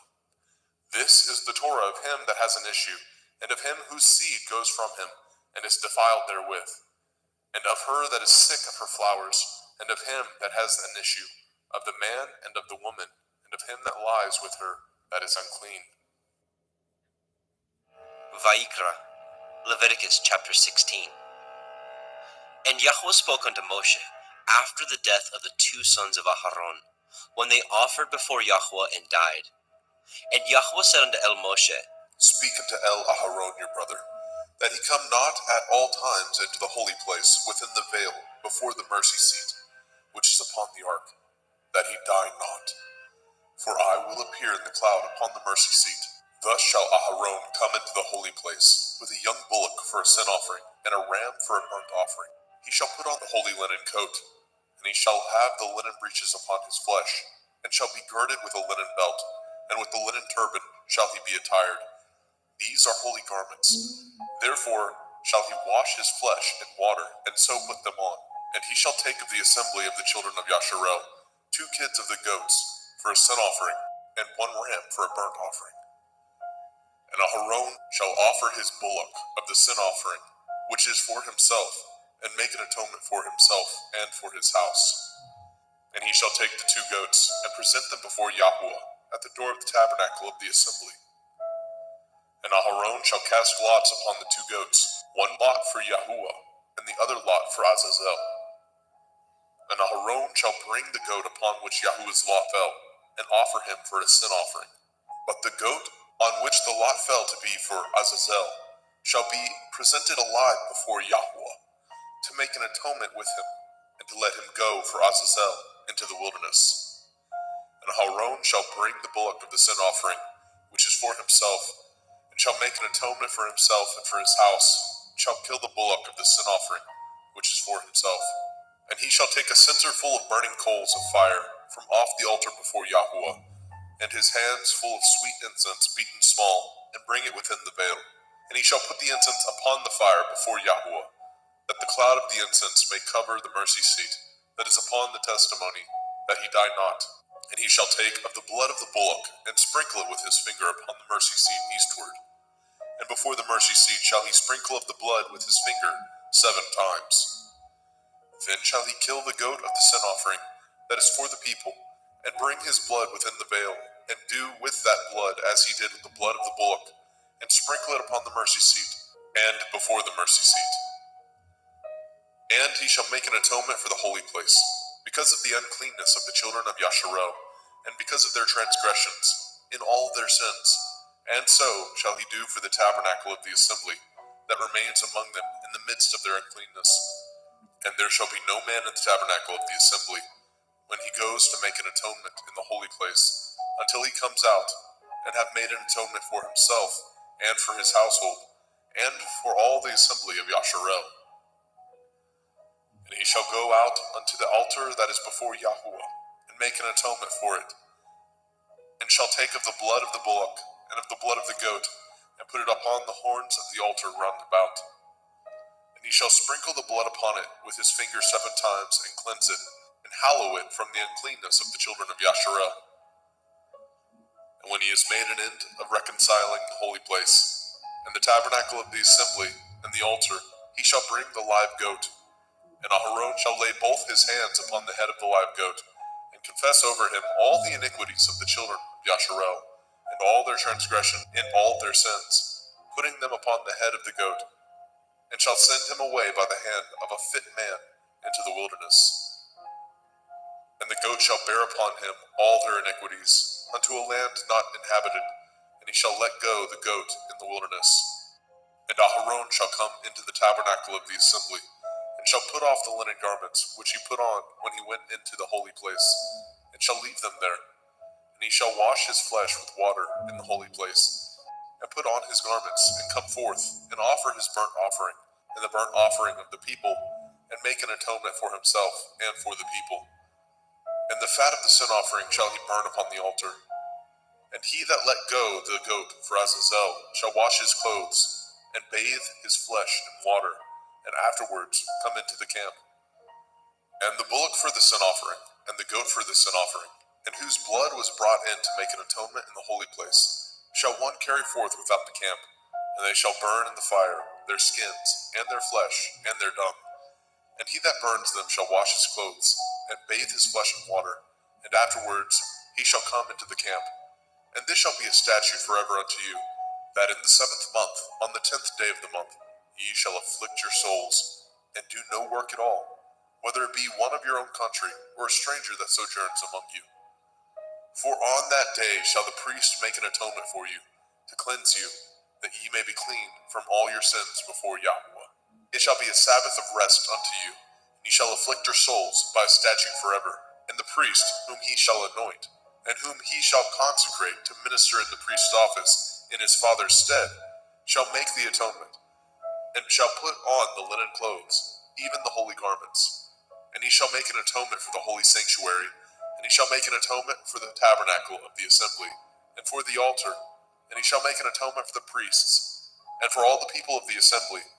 And this shall be an everlasting statute unto you, to make an atonement for the children of Yasharel for all their sins once a year. And he did as Yahweh commanded Moshe.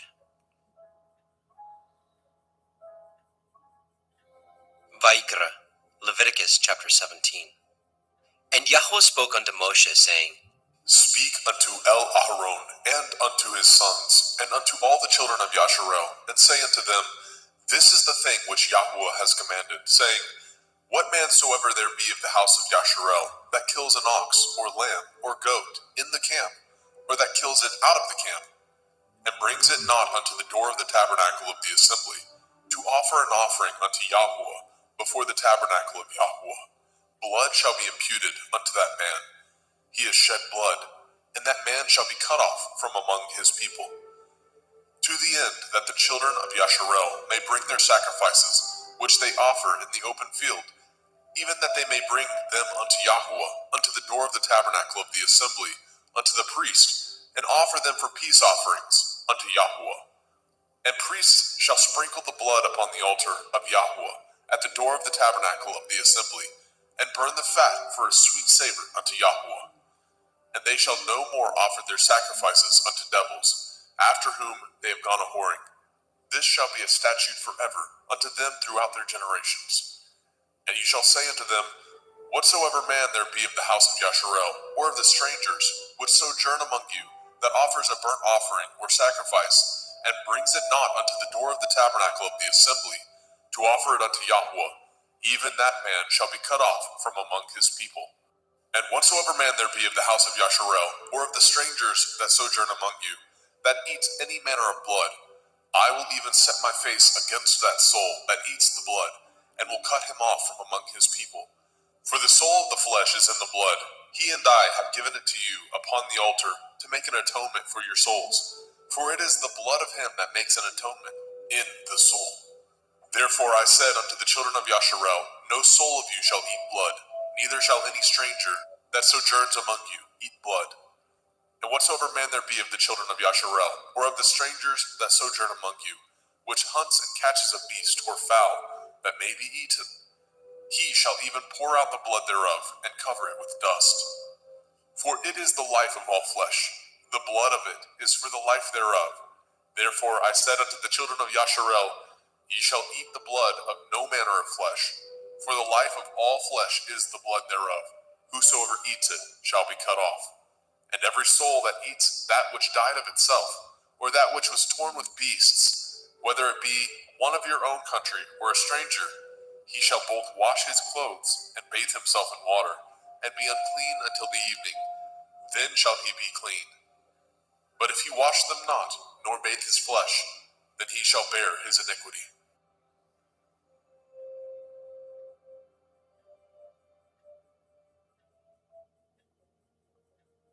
Vaikra, Leviticus chapter 18. And Yahweh spoke unto Moshe, saying, Speak unto the children of Yasharel, and say unto them, I am Yahweh Elohim. After the doings of the land of Mitzrayim, where ye dwell, shall ye not do. And after the doings of the land of Canaan, whither I bring you, shall ye not do. Neither shall ye walk in their ordinances. Ye shall do my judgments, and guard my ordinances, to walk therein. I am Yahuwah Elohim. Ye shall therefore guard my statutes and my judgments, which if a man do, he shall live in them. I am Yahuwah. None of you shall approach to any that is near of kin to him, to uncover their nakedness. I am Yahuwah. The nakedness of your father, or the nakedness of your mother, shall you not uncover. She is your mother. You shall not uncover her nakedness. The nakedness of your father's woman shall you not uncover. It is your father's nakedness. The nakedness of your sister, the daughter of your father, the daughter of your mother, whether she be born at home or born abroad, even their nakedness you shall not uncover. The nakedness of your son's daughter, or of your daughter's daughter, even their nakedness you shall not uncover, for theirs is your own nakedness. The nakedness of your father's woman's daughter, begotten of your father, she is your sister. You shall not uncover her nakedness. You shall not uncover the nakedness of your father's sister. She is your father's near kinswoman. You shall not uncover the nakedness of your mother's sister, for she is your mother's near kinswoman. You shall not uncover the nakedness of your father's brother. You shall not approach to his woman. She is your aunt. You shall not uncover the nakedness of your daughter-in-law. She is your son's woman. You shall not uncover her nakedness. You shall not uncover the nakedness of your brother's woman. It is your brother's nakedness. You shall not uncover the nakedness of a woman and her daughter. Neither shall you take her son's daughter or her daughter's daughter to uncover her nakedness, for they are your near kinswoman. It is wickedness. Neither shall you take a woman to her sister to vex her, to uncover her nakedness, beside the other in her lifetime. Also you shall not approach unto a woman to uncover her nakedness, as long as she is put apart for her uncleanness. Moreover, you shall not lie carnally with your neighbor's woman to defile yourself with her. And you shall not let any of your seed pass through the fire to Molech, neither shall you profane the name of your Elohim. I am Yahuwah. You shall not lie with mankind as with womankind. It is an abomination. Neither shall you lie with any beast to defile yourself therewith. Neither shall any woman stand before a beast to lie down thereto. It is confusion. Defile not ye yourselves in any of these things, for in all these the nations are defiled, which I cast out before you. And the land is defiled, therefore I do visit the iniquity thereof upon it, and the land itself vomits out her inhabitants. Ye shall therefore guard my statutes and my judgments, and shall not commit any of these abominations, neither any of your own nation, nor any stranger that sojourns among you. For all these abominations have the men of the land done, which were before you, and the land is defiled, that the land spew not you out also, when ye defile it, as it spewed out the nations that were before you. For whosoever shall commit any of these abominations, even the souls that commit them shall be cut off from among their people. Therefore shall ye guard my ordinance, that ye commit not any of these abominable customs, which were committed before you, and that ye defile not yourselves therein. I am Yahuwah Elohim.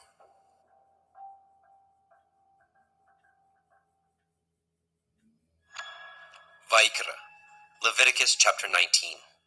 And Yahweh spoke unto Moshe, saying, Speak unto all the assembly of the children of Yasharel, and say unto them, Ye shall be holy, for I, Yahuwah Elohim, am holy. Ye shall fear every man his mother and his father, and guard my Shabbathot. I am Yahuwah Elohim. Turn ye not unto idols, nor make to yourselves molten Elohim. I am Yahuwah Elohim. And if ye offer a sacrifice of peace offerings unto Yahuwah, ye shall offer it at your own will. It shall be eaten the same day ye offer it, and on the morrow. And if aught remain unto the third day, it shall be burnt in the fire. And if it be eaten at all on the third day, it is abominable. It shall not be accepted.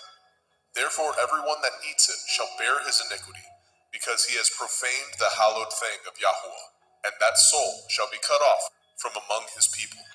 And when ye reap the harvest of your land, ye shall not wholly reap the corners of your field, neither shall you gather the gleanings of your harvest. And ye shall not glean your vineyard, neither shall you gather every grape of your vineyard. You shall leave them for the poor and stranger. I am Yahuwah Elohim. Ye shall not steal, neither deal falsely, neither lie one to another.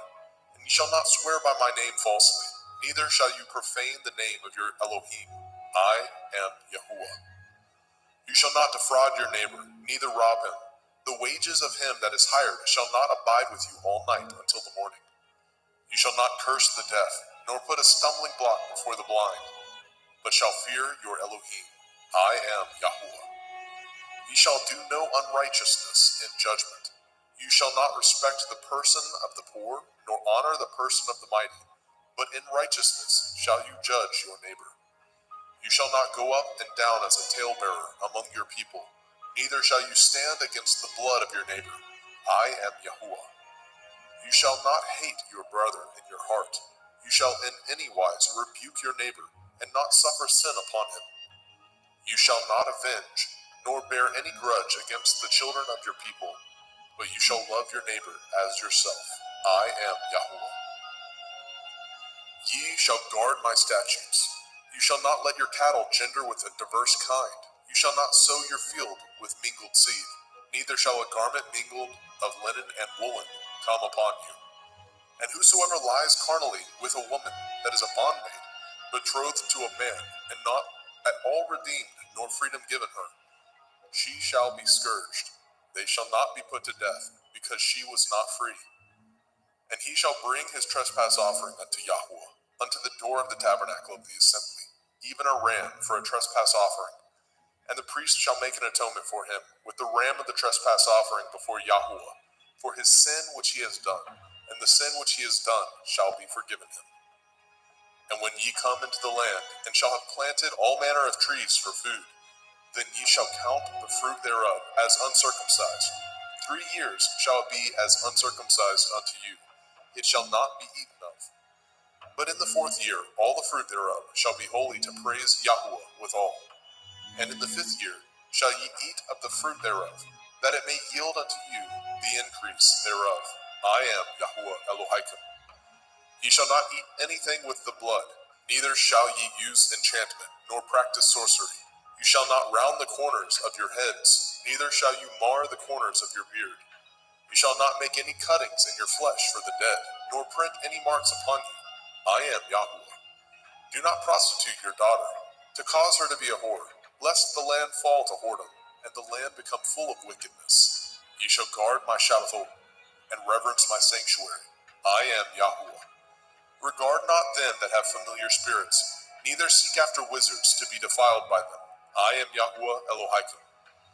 You shall rise up before the gray head, and honor the face of the old man, and fear your Elohim. I am Yahuwah. And if a stranger sojourn with you in your land, ye shall not vex him. But the stranger that dwells with you shall be unto you as one born among you, and you shall love him as yourself. For ye were strangers in the land of Mitzrayim. I am Yahuwah Elohim. Ye shall do no unrighteousness in judgment, in meat yard, in weight, or in measure. Just balances, just weights, a just ephah, and a just hin shall ye have. I am Yahuwah Elohim, which brought you out of the land of Mitzrayim. Therefore shall ye guard all my statutes, and all my judgments, and do them. I am Yahuwah.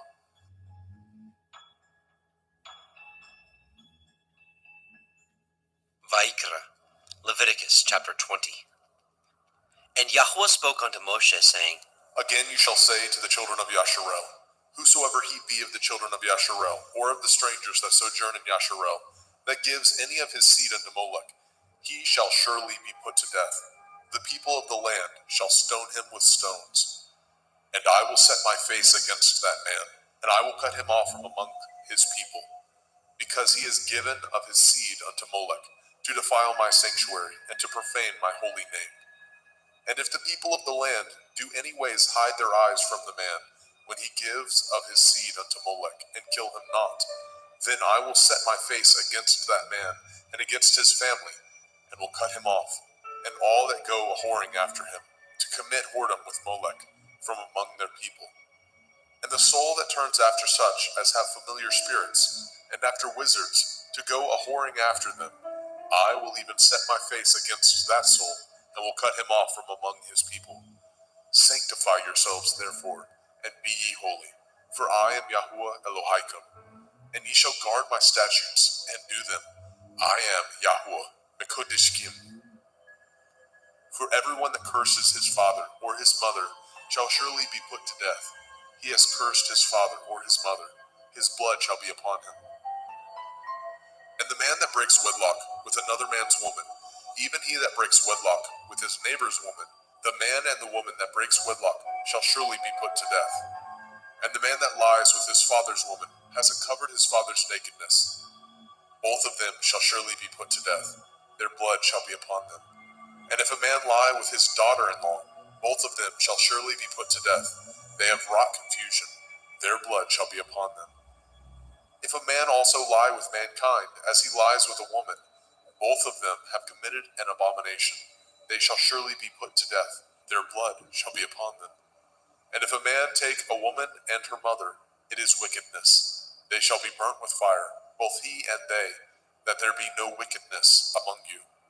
And if a man lie with a beast, he shall surely be put to death, and ye shall slay the beast. And if a woman approach unto any beast, and lie down thereto, you shall kill the woman and the beast. They shall surely be put to death. Their blood shall be upon them. And if a man shall take his sister, his father's daughter, or his mother's daughter, and see her nakedness, and she see his nakedness, it is a wicked thing, and they shall be cut off in the sight of their people. He has uncovered his sister's nakedness. He shall bear his iniquity. And if a man shall lie with a woman having her sickness, and shall uncover her nakedness, he has discovered her fountain, and she has uncovered the fountain of her blood, and both of them shall be cut off from among their people. And you shall not uncover the nakedness of your mother's sister, nor of your father's sister, for he uncovers his near kin. They shall bear their iniquity. And if a man shall lie with his uncle's woman, he has uncovered his uncle's nakedness. They shall bear their sin. They shall die childless. And if a man shall take his brother's woman, it is an unclean thing. He has uncovered his brother's nakedness. They shall be childless. Ye shall therefore guard all my statutes and all my judgments, and do them, that the land whither I bring you to dwell therein spew you not out. And ye shall not walk in the manner of the nation which I cast out before you. For they committed all these things, and therefore I abhorred them. But I have said unto you, ye shall inherit their land, and I will give unto you to possess it, a land that flows with milk and honey. I am Yahuwah Elohaikum, which have separated you from other people. Ye shall therefore put difference between clean beasts and unclean, and between unclean fowls and clean. And ye shall not make your souls abominable by beast, or by fowl, or by any manner of living thing that creeps on the ground, which I have separated from you as unclean. And ye shall be holy unto me, for I, Yahuwah, am holy, and have severed you from other people, that ye should be mine. A man also, or a woman that has a familiar spirit, or that is a wizard, shall surely be put to death. They shall stone them with stones. Their blood shall be upon them. Vaikra, Leviticus chapter 21.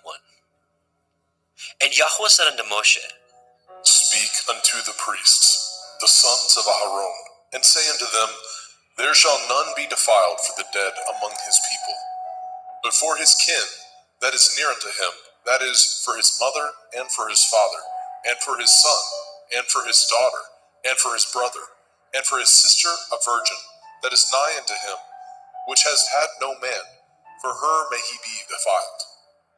But he shall not defile himself, being a chief among his people, to profane profane himself.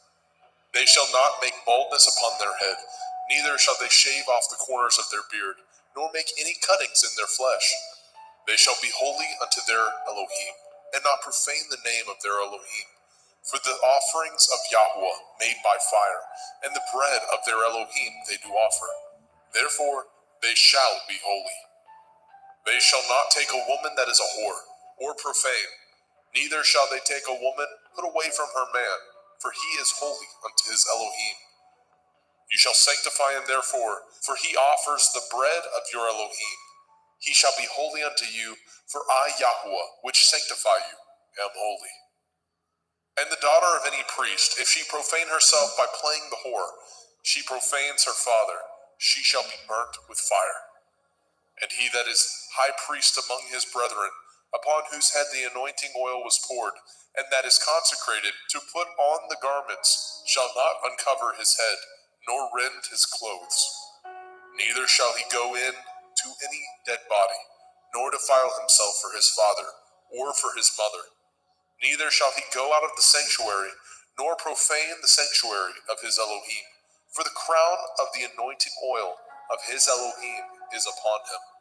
I am Yahweh. And he shall take a woman in her virginity, a widow or a divorced woman, or profane, or a harlot, these shall he not take, but he shall take a virgin of his own people to be his woman. Neither shall he profane his seed among his people, for I, Yahweh, do sanctify him. And Yahweh spoke unto Moshe, saying, Speak unto El-Aharon, saying, Whosoever he be of your seed in their generations, that has any blemish, let him not approach to offer the bread of his Elohim. For whosoever man he be that has a blemish, he shall not approach, a blind man or a lame, or he that has a flat nose, or anything superfluous, or a man that is broken-footed, or broken-handed, or crook-backed, or a dwarf, or that has a blemish in his eye, or be scurvy, or scabbed, or has his stones broken. No man that has a blemish of the seed of Aharon the priest shall come nigh to offer the offerings of Yahweh, made by fire. He has a blemish. He shall not come nigh to offer the bread of his Elohim. He shall not eat the bread of his Elohim, both of the most holy and of the holy. Only he shall not go in unto the veil, nor come nigh unto the altar, because he has a blemish, that he profane not my sanctuaries, for I, Yahweh, do sanctify them. And Moshe told it unto El-Aharon, and to his sons, and to all the children of Yashrael. Vayikra, Leviticus chapter 22. And Yahweh spoke unto Moshe, saying, Speak unto El-Aharon and to his sons, that they separate themselves from the holy things of the children of Yasharel, and that they profane not my holy name in those things, which they hallow unto me. I am Yahweh. Say unto them, Whosoever he be of all your seed among your generations, that goes unto the holy things, which the children of Yasharel hallow unto Yahweh, having his uncleanness upon him, that soul shall be cut off from my presence. I am Yahweh. What man soever of the seed of Aharon is a leper, or has a running issue, he shall not eat of the holy things, until he be clean. And whoso touches anything that is unclean by the dead, or a man whose seed goes from him, or whosoever touches any creeping thing, whereby he may be made unclean, or a man of whom he may take uncleanness, whatsoever uncleanness he has, the soul which has touched any such thing shall be unclean until evening, and shall not eat of the holy things, unless he wash his flesh with water. And when the sun is down, he shall be clean, and shall afterward eat of the holy things, because it is his food. That which dies of itself, or is torn with beasts, he shall not eat, to defile himself therewith. I am Yahweh. They shall therefore guard my ordinance, lest they bear sin for it, and die therefore. If they profane it, I, Yahweh, do sanctify them. There shall no stranger eat of the holy thing. A sojourner of the priest, or a hired servant, shall not eat of the holy thing. But if the priest buy any soul with his money, he shall eat of it, and he that is born in his house, they shall eat of his meat. If the priest's daughter also be married unto a stranger, she may not eat of an offering of the holy things. But if the priest's daughter be a widow or divorced, and have no child, and is returned unto her father's house, as in her youth, she shall eat of her father's meat, but there shall no stranger eat thereof. And if a man eat of the holy thing unwittingly, then he shall put the fifth part thereof unto it, and shall give it unto the priest with the holy thing. And they shall not profane the holy things of the children of Yasharel, which they offer unto Yahweh, or suffer them to bear the iniquity of trespass when they eat their holy things. For I, Yahweh, do sanctify them. And Yahweh spoke unto El Moshe, saying, Speak unto El Aharon, and to his sons, and unto all the children of Yasharel, and say unto them, Whatsoever he be of the house of Yasharel, or of the strangers in Yasharel, that will offer his oblation for all his vows, and for all his freewill offerings, which they will offer unto Yahweh for a burnt offering. Ye shall offer at your own will a male without blemish, of the cattle, of the sheep, or of the goats. But whatsoever has a blemish, that shall ye not offer, for it shall not be acceptable for you. And whosoever offers a sacrifice of peace offerings unto Yahweh to accomplish his vow, or a freewill offering in cattle or sheep, it shall be perfect to be accepted. There shall be no blemish therein. Blind, or broken, or maimed, or having a running sword, or scurvy, or scabbed, ye shall not offer these unto Yahweh, nor make an offering by fire of them upon the altar unto Yahweh. Either a bullock or a lamb that has anything superfluous or lacking in his parts, that may you offer for a freewill offering, but for a vow it shall not be accepted. Ye shall not offer unto Yahweh that which is bruised, or crushed, or broken, or cut, neither shall ye make any offerings thereof in your land. Neither from a stranger's hand shall ye offer the bread of your Elohim, of any of these, because their corruption is in them, and blemishes be in them. They shall not be accepted for you. And Yahweh spoke unto Moshe, saying, When a bullock or a sheep or a goat is brought forth, then it shall be 7 days under the dam, and from the 8th day and thenceforth it shall be accepted for an offering made by fire unto Yahweh. And whether it be cow or ewe, ye shall not kill it, and her young, both in 1 day. And when ye offer a sacrifice of thanksgiving unto Yahweh, offer it at your own will. On the same day it shall be eaten up. Ye shall leave none of it until the morrow. I am Yahweh. Therefore shall ye guard my commandments, and do them. I am Yahweh. Neither shall ye profane my holy name, but I will be hallowed among the children of Yasharel. I am Yahweh, which hallow you, that brought you out of the land of Mizraim, to be your Elohim. I am Yahweh.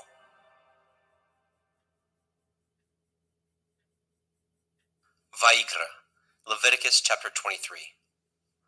And Yahweh spoke unto Moshe, saying, Speak unto the children of Yasharel, and say unto them concerning the feasts of Yahweh, which ye shall proclaim to be holy assemblies. Even these are my feasts. 6 days shall work be done, but the 7th day is the Sabbath of rest, a holy assembly. Ye shall do no work therein. It is the Sabbath of Yahweh in all your dwellings. These are the feasts of Yahweh, even holy assemblies, which ye shall proclaim in their appointed times. In the 14th day of the 1st month, at evening, is Yahweh's Pesach. And on the 15th day of the same month is the feast of Matzah unto Yahweh. 7 days ye must eat matzah, unleavened bread. In the 1st day ye shall have a holy assembly. Ye shall do no servile work therein. But ye shall offer an offering made by fire unto Yahweh 7 days. In the 7th day is a holy assembly. Ye shall do no servile work therein. And Yahweh spoke unto Moshe, saying, Speak unto the children of Yasharel, and say unto them, When ye are come into the land which I give unto you, and shall reap the harvest thereof, then ye shall bring a sheaf of the first fruits of your harvest unto the priest. And he shall wave the sheaf before Yahuwah, to be accepted for you. On the morrow after the Sabbath, the priest shall wave it. And ye shall offer that day when ye wave the sheaf, a he-lamb without blemish, of the first year, for a burnt offering unto Yahuwah. And the meat offering thereof shall be 2/10 deals of fine flour mingled with oil, an offering made by fire unto Yahuwah, for a sweet savor. And the drink offering thereof shall be of wine, the 4th part of a hin. And ye shall eat neither bread nor parched grain, nor green ears, until the selfsame day that ye have brought an offering unto your Elohim. It shall be a statute forever throughout your generations in all your dwellings. And ye shall count unto you from the morrow after the Sabbath, from the day that ye brought the sheaf of the wave offering, 7 Shavuot. Sabbaths shall be complete. Even unto the morrow after the 7th Sabbath shall ye number 50 days, and ye shall offer a new meat offering unto Yahuwah. Ye shall bring out of your habitations 2 wave loaves of 2/10 deals. They shall be of fine flour. They shall be baken with leaven. They are the first fruits unto Yahuwah. And ye shall offer with the bread 7 lambs, without blemish of the first year, and 1 bullock, and 2 rams. They shall be for a burnt offering unto Yahuwah, with their meat offering, and their drink offerings, even an offering made by fire of sweet savor unto Yahuwah. Then ye shall sacrifice 1 kid of the goats for a sin offering, and 2 lambs of the first year for a sacrifice of peace offerings. And the priest shall wave them with the bread of the first fruits for a wave offering before Yahuwah. With the 2 lambs, they shall be holy to Yahuwah for the priest. And ye shall proclaim on the selfsame day that it may be a holy assembly unto you. Ye shall do no servile work therein. It shall be a statute forever in your dwellings throughout your generations. And when ye reap the harvest of your land, you shall not make clean riddance of the corners of your field when you reap. Neither shall you gather any gleanings of your harvest. You shall leave them unto the poor and to the stranger. I am Yahuwah Elohim. And Yahuwah spoke unto Moshe, saying, Speak unto the children of Yasharel, saying, In the 7th month, on the first day of the month, shall ye have a Sabbath, a memorial of blowing of shofarot, Yom Teruah, the feast of trumpets, the day of the awakening blast, a holy assembly. Ye shall do no servile work therein, but ye shall offer an offering made by fire unto Yahuwah. And Yahuwah spoke unto Moshe, saying, Also on the 10th day of this 7th month is Yom Kippurim, the day of atonement. It shall be a holy assembly unto you, and ye shall afflict your souls, and offer an offering made by fire unto Yahuwah. And ye shall do no work in that same day, for it is Yom Kippurim, to make an atonement for you before Yahuwah Elohim. For whatsoever soul it be that shall not be afflicted in that same day, he shall be cut off from among his people. And whatsoever soul it be that does any work in that same day, the same soul will I destroy from among his people. Ye shall do no manner of work. It shall be a statute forever throughout your generations, in all your dwellings. It shall be unto you a Sabbath of rest, and ye shall afflict your souls in the 9th day of the month at evening. From evening unto evening shall ye celebrate your Sabbath. And Yahuwah spoke unto Moshe, saying, Speak unto the children of Yasharel, saying, The 15th day of this 7th month shall be the feast of Sukkot, tabernacles, for 7 days unto Yahuwah. On the first day shall be a holy assembly. Ye shall do no servile work therein. 7 days ye shall offer an offering made by fire unto Yahuwah. On the 8th day shall be a holy assembly unto you, and ye shall offer an offering made by fire unto Yahuwah. It is a solemn assembly, and ye shall do no servile work therein. These are the feasts of Yahuwah, which ye shall proclaim to be holy assemblies, to offer an offering made by fire unto Yahuwah, a burnt offering and a meat offering, a sacrifice and drink offerings, everything upon his day. Besides the Shavuot, Sabbaths of Yahuwah, and beside your gifts, and beside all your vows, and beside all your freewill offerings, which ye give unto Yahweh. Also in the 15th day of the 7th month, when ye have gathered in the fruit of the land, ye shall keep a feast unto Yahweh 7 days. On the 1st day shall be a Sabbath, and on the 8th day shall be a Sabbath. And ye shall take you on the 1st day the boughs of goodly trees, branches of palm trees, and the boughs of thick trees, and willows of the brook, and ye shall rejoice before Yahweh Elohim 7 days. And ye shall keep it a feast unto Yahweh 7 days in the year. It shall be a statute forever in your generations. Ye shall celebrate it in the 7th month. Ye shall dwell in sukkahs, booths, 7 days. All that are Yasharel born shall dwell in sukkahs. That your generations may know that I made the children of Yasharel to dwell in sukkahs, when I brought them out of the land of Mitzrayim. I am Yahweh Elohim. And Moshe declared unto the children of Yasharel the feasts of Yahweh.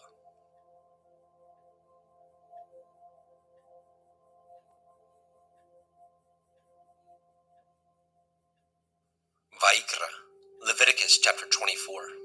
And Yahweh spoke unto Moshe, saying, Command the children of Yasharel that they bring unto you pure olive oil, beaten for the light, to cause the lamps to burn continually, without the veil of the testimony.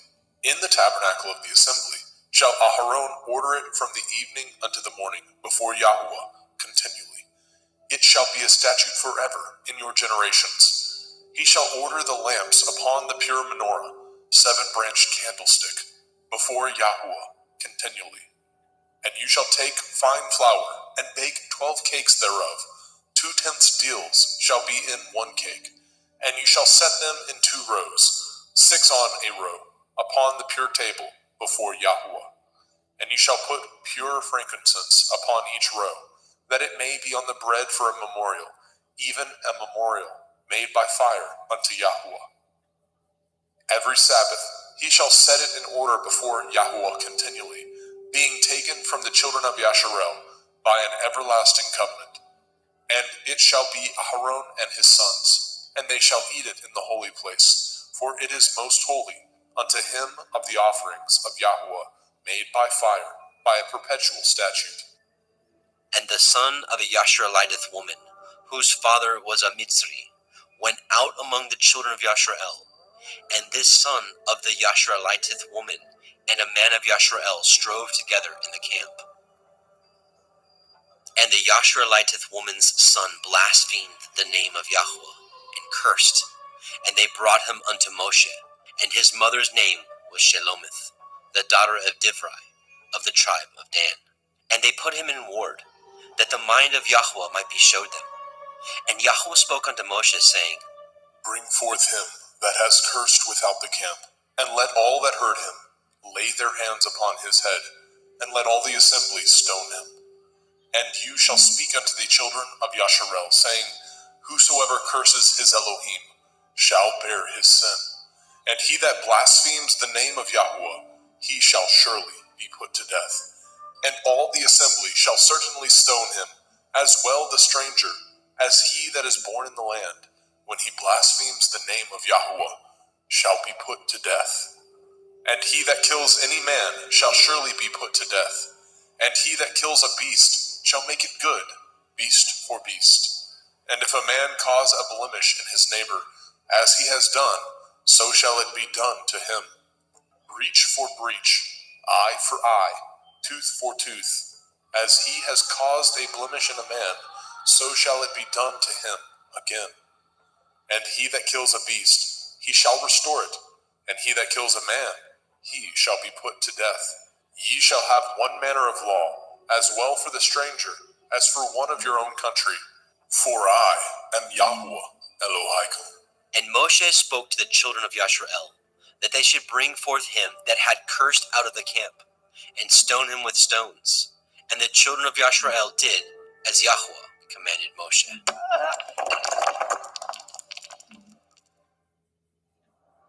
Vayikra, Leviticus chapter 25.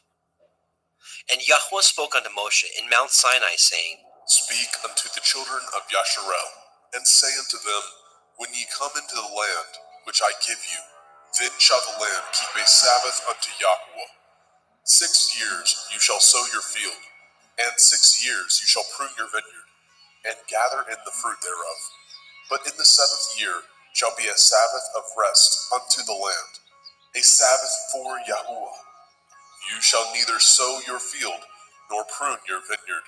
That which grows of its own accord of your harvest you shall not reap, neither gather the grapes of your vine undressed, for it is a year of rest unto the land. And the Sabbath of the land shall be food for you and for your servant, and for your maid, and for your hired servant, and for your stranger that sojourns with you, and for your cattle, and for the beasts that are in your land, shall all the increase thereof be meat. And you shall number 7 Shabbathot, Sabbaths of years unto you, 7 times 7 years, and the space of the 7 Shabbathot of years shall be unto you 49 years. Then shall you cause the shofar of the Jubilee to sound on the 10th day of the 7th month, in Yom Kippurim, the Day of Atonement. Shall ye make the shofar sound throughout all your land. And ye shall hallow the 50th year, and proclaim liberty throughout all the land unto all the inhabitants thereof. It shall be a jubilee unto you, and ye shall return every man unto his possession, and ye shall return every man unto his family. A jubilee shall that 50th year be unto you. Ye shall not sow, neither reap that which grows of itself in it, nor gather the grapes in it of your vine undressed. For it is the Jubilee, it shall be holy unto you. Ye shall eat the increase thereof out of the field. In the year of this Jubilee, ye shall return every man unto his possession. And if ye sell aught unto your neighbor, or buy aught of your neighbor's hand, ye shall not oppress one another. According to the number of years after the Jubilee, you shall buy of your neighbor, and according unto the number of years of the fruits, he shall sell unto you. According to the multitude of years, you shall increase the price thereof, and according to the fewness of years, you shall diminish the price of it. For according to the number of the years of the fruits, he sells unto you. Ye shall not therefore oppress one another, but you shall fear your Elohim, for I am Yahuwah Elohaikum. Wherefore ye shall do my statutes, and guard my judgments, and do them, and ye shall dwell in the land in safety. And the land shall yield her fruit, and ye shall eat your fill, and dwell therein in safety. And if ye say, What shall we eat the 7th year? Behold, we shall not sow, nor gather in our increase. Then I will command my blessing upon you in the 6th year, and it shall bring forth fruit for 3 years. And ye shall sow the 8th year, and eat yet of old fruit until the 9th year. Until her fruits come in, ye shall eat of the old store. The land shall not be sold forever, for the land is mine, and ye are strangers and sojourners with me. And in all the land of your possession ye shall grant a redemption for the land. If your brother be waxen poor, and has sold away some of his possession, and if any of his kin come to redeem it, then shall he redeem that which his brother sold. And if the man have not to redeem it, and himself be able to redeem it, then let him count the years of the sale thereof, and restore the overplus unto the man whom he sold it, that he may return unto his possession. But if he be not able to restore it to him, then that which is sold shall remain in the hand of him that has bought it until the year of Jubilee. And in the Jubilee it shall go out, and he shall return unto his possession. And if a man sell a dwelling house in a walled city, then he may redeem it within a whole year after it is sold. Within a full year may he redeem it. And if it be not redeemed within the space of a full year, then the house that is in the walled city shall be established forever to him, that brought it throughout his generations. It shall not go out in the Jubilee. But the houses of the villages which have no wall round about them, shall be counted as the fields of the country. They may be redeemed, and they shall go out in the Jubilee. Notwithstanding, the cities of the Leviim, of the houses of the cities of their possession, may the Leviim redeem at any time. And if a man purchases of the Leviim, then the house that was sold and the city of his possession shall go out in the year of Jubilee. For the houses of the cities of the Leviim are their possession among the children of Yasharel. But the field of the suburbs of their cities may not be sold, for it is their perpetual possession. And if your brother be waxen poor and fallen in decay with you, then you shall relieve him, yea, though he be a stranger or a sojourner, that he may live with you. Take no usury of him, or increase, but fear your Elohim, that your brother may live with you. You shall not give him your money upon usury, nor lend him your victuals for increase. I am Yahuwah Elohaikum, which brought you forth out of the land of Mitzrayim, to give you the land of Canaan, and to be your Elohim. And if your brother that dwells by you be waxen poor, and be sold unto you, you shall not compel him to serve as a bondservant, but as a hired servant, and as a sojourner. He shall be with you, and shall serve you unto the year of Jubilee.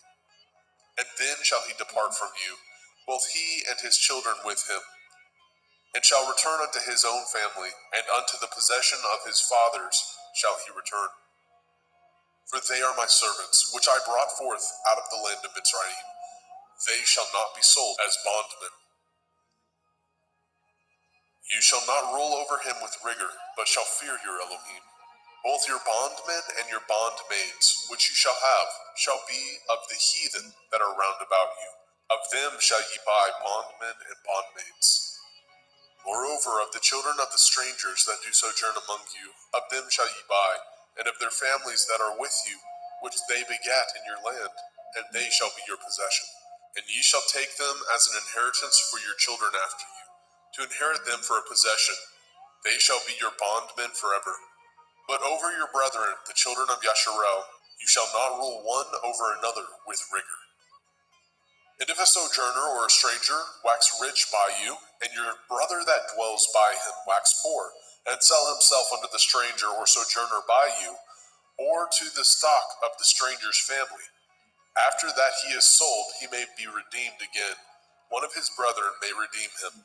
Either his uncle or his uncle's son may redeem him, or any that is nigh of kin unto him of his family may redeem him, or if he be able, he may redeem himself. And he shall reckon with him that bought him from the year that he was sold unto him, unto the year of Jubilee. And the price of his sale shall be according to the number of years, according to the time of a hired servant shall it be with him. If there be yet many years behind, according unto them he shall give again the price of his redemption, out of the money that he was bought for. And if there remain but few years unto the year of Jubilee, then he shall count with him, and according unto his years shall he give him again the price of his redemption. And as a yearly hired servant shall be with him, and the other shall not rule with rigor over him in your sight. And if he be not redeemed in these years, then he shall go out in the year of Jubilee, both he and his children with him. For unto me the children of Yasharel are servants. They are my servants, whom I brought forth out of the land of Mitzrayim. I am Yahuwah Elohaikum. Vaikra, Leviticus chapter 26. Ye shall make you no idols, nor graven image, neither rear you up a standing image, neither shall ye set up any image of stone in your land, to bow down unto it, for I am Yahuwah Elohaikum. Ye shall guard my Sabbaths, and reverence my sanctuary. I am Yahuwah. If ye walk in my statutes, and guard my commandments, and do them, then I will give you rain in due season, and the land shall yield her increase, and the trees of the field shall yield their fruit. And your threshing shall reach unto the vintage, and the vintage shall reach unto the sowing time, and ye shall eat your bread to the full, and dwell in your land safely. And I will give peace in the land, lying down with nothing to fear, and the Sabbath of life. Though evil be part of the land, there is no sword to bring in the land. And ye shall chase your enemies, and they shall fall before you by the sword. And 5 of you shall chase 100, and 100 of you shall put 10,000 to flight. And your enemies shall fall before you by the sword. For I will have respect unto you, and make you fruitful, and multiply you, and establish my covenant with you. And ye shall eat old store, and bring forth the old because of the new. And I will set my tabernacle among you, and my soul shall not abhor you. And I will walk among you, and will be your Elohim, and ye shall be my people. I am Yahuwah Elohim, which brought you forth out of the land of Mitzrayim, that ye should not be their bondmen. And I have broken the bands of your yoke, and made you go upright. But if ye will not hearken unto me, and will not do all these commandments, and if ye shall despise my statutes, or if your soul abhor my judgments, so that ye will not do all my commandments, but that ye break my covenant, I also will do this unto you. I will even appoint over you terror, consumption, and the burning ague, that shall consume the eyes, and cause sorrow of heart, and ye shall sow your seed in vain, for your enemies shall eat it. And I will set my face against you, and ye shall be slain before your enemies. They that hate you shall reign over you, and ye shall flee when none pursues you. And if ye will not yet for all this hearken unto me, then I will punish you 7 times more for your sins. And I will break the pride of your power, and I will make your heaven as iron, and your earth as brass. And your strength shall be spent in vain, for your land shall not yield her increase, neither shall the trees of the land yield their fruits. And if ye walk contrary unto me, and will not hearken unto me, I will bring 7 times more plagues upon you according to your sins. I will also send wild beasts among you, which shall rob you of your children, and destroy your cattle, and make you few in number, and your highways shall be desolate. And if ye will not be reformed by me by these things, but will walk contrary unto me, then will I walk contrary unto you, and will punish you yet 7 times for your sins. And I will bring a sword upon you, that shall avenge the quarrel of my covenant. And when ye are gathered together within your cities, I will send the pestilence among you, and ye shall be delivered into the hand of the enemy. And when I have broken the staff of your bread, 10 women shall bake your bread in one oven, and they shall deliver you your bread again by weight, and ye shall eat, and not be satisfied. And if ye will not for all this hearken unto me, but walk contrary unto me, then I will walk contrary unto you also in fury, and I, even I, will chastise you 7 times for your sins. And ye shall eat the flesh of your sons, and the flesh of your daughters shall ye eat. And I will destroy your high places, and cut down your images, and cast your carcasses upon the carcasses of your idols, and my soul shall abhor you. And I will make your cities waste, and bring your sanctuaries unto desolation. And I will not smell the savor of your sweet odors. And I will bring the land unto desolation, and your enemies which dwell therein shall be astonished at it. And I will scatter you among the heathen, and will draw out my sword after you, and your land shall be desolate, and your cities waste. Then shall the land enjoy her Shabbathot, as long as it lies desolate, and ye be in your enemy's land. Even then shall the land rest, and enjoy her Shabbathot. As long as it lies desolate, it shall rest, because it did not rest in your Shabbathot, when ye dwelt upon it. And upon them that are left alive of you, I will send a faintness into their hearts, in the land of their enemies, and the sound of a shaken leaf shall chase them, and they shall flee as fleeing from a sword, and they shall fall when none pursues. And they shall fall one upon another, as it were before a sword, when none pursues. And ye have no power to stand before your enemies. And ye shall perish among the heathen, and the land of your enemies shall eat you up. And they that are left of you shall pine away in their iniquity, in your enemies' lands, and also in the iniquities of their fathers shall they pine away with them. If they shall confess their iniquity, and the iniquity of their fathers, with their transgressions which they transgressed against me, and that also they have walked contrary unto me, and that I also have walked contrary unto them, and have brought them into the land of their enemies. If then their uncircumcised heart be humbled, and they then accept of the punishment of their iniquity, then I will remember my covenant with Yaakov, and also my covenant with Yitzhak, and also my covenant with Abraham will I remember, and I will remember the land. The land also shall be left of them, and shall enjoy her Sabbathot, while she lies desolate without them. And they shall accept of the punishment of their iniquity, because they despised my judgments, and because their soul abhorred my statutes. And yet, for all that, when they be in the land of their enemies, I will not cast them away, neither will I abhor them, to destroy them utterly, and to break my covenant with them. For I am Yahweh Elohim. But I will for their sakes remember the covenant of their ancestors, whom I brought forth out of the land of Mitzrayim, in the sight of the heathen, that I might be their Elohim. I am Yahweh. These are the commandments and judgments and Torah, which Yahweh made between him and the children of Yisrael in Mount Sinai by the hand of Moshe.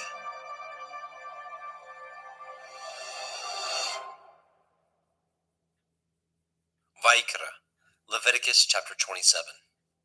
And Yahweh spoke unto Moshe, saying, Speak unto the children of Yasharel, and say unto them, when a man shall make a singular vow, the persons shall be for Yahuwah by your estimation. And your estimation shall be of the male from 20 years old, even unto 60 years old. Even your estimation shall be 50 shekels of silver, after the shekel of the sanctuary. And if it be a female, then your estimation shall be 30 shekels. And if it be from 5 years old, even unto 20 years old, then your estimation shall be of the male 20 shekels, and for the female 10 shekels. And if it be from a month old, even unto 5 years old, then your estimation shall be of the male 5 shekels of silver, and for the female your estimation shall be 3 shekels of silver. And if it be from 60 years old and above, if it be a male, then your estimation shall be 15 shekels, and for the female 10 shekels. But if he be poorer than your estimation, then he shall present himself before the priest, and the priest shall value him according to his ability. That vowed shall the priest value him. And if it be a beast, whereof men bring an offering unto Yahuwah, all that any man gives of such unto Yahuwah shall be holy. He shall not alter it, nor change it, a good for a bad, or a bad for a good. And if he shall at all change beast for beast, then it and the exchange thereof shall be holy. And if it be any unclean beast, of which they do not offer a sacrifice unto Yahuwah, then he shall present the beast before the priest. And the priest shall value it, whether it be good or bad, as you value it. Who are the priest, so shall it be. But if he will at all redeem it, then he shall add a 5th part thereof unto your estimation. And when a man shall sanctify his house to be holy unto Yahuwah, then the priest shall estimate it, whether it be good or bad. As the priest shall estimate it, so shall it stand.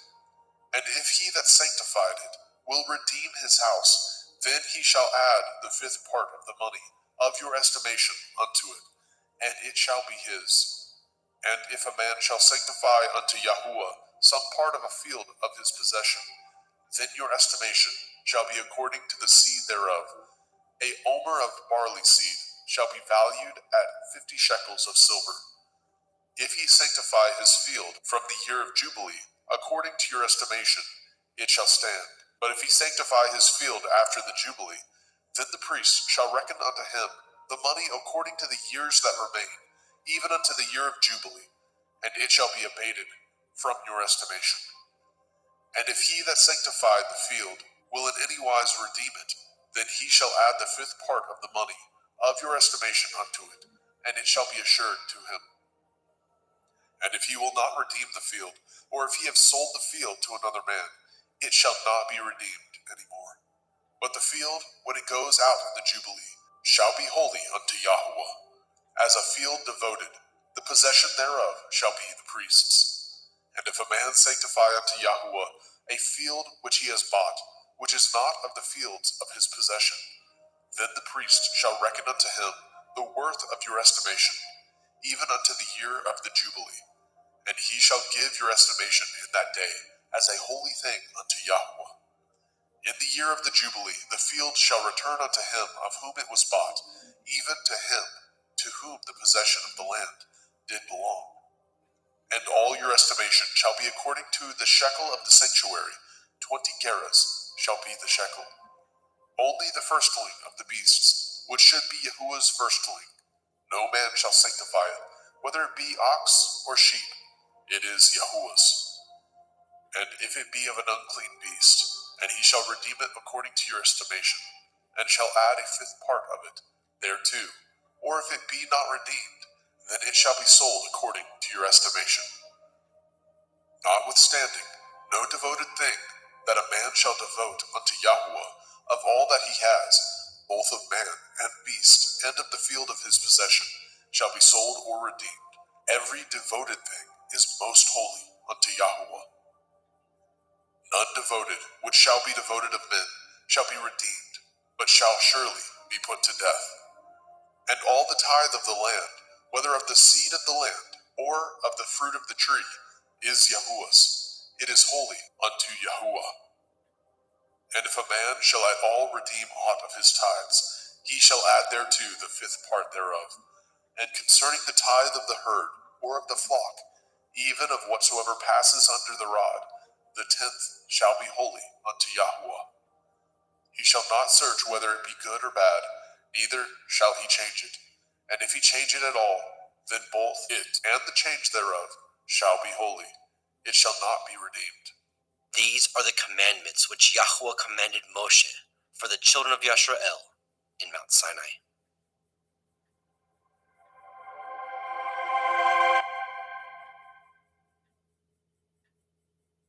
Be joining us in a little bit, and Jeremy Fox. So 2 Adams, 2 Justins, and a Jeremy. So I'm going to do a screen share, and we will get started.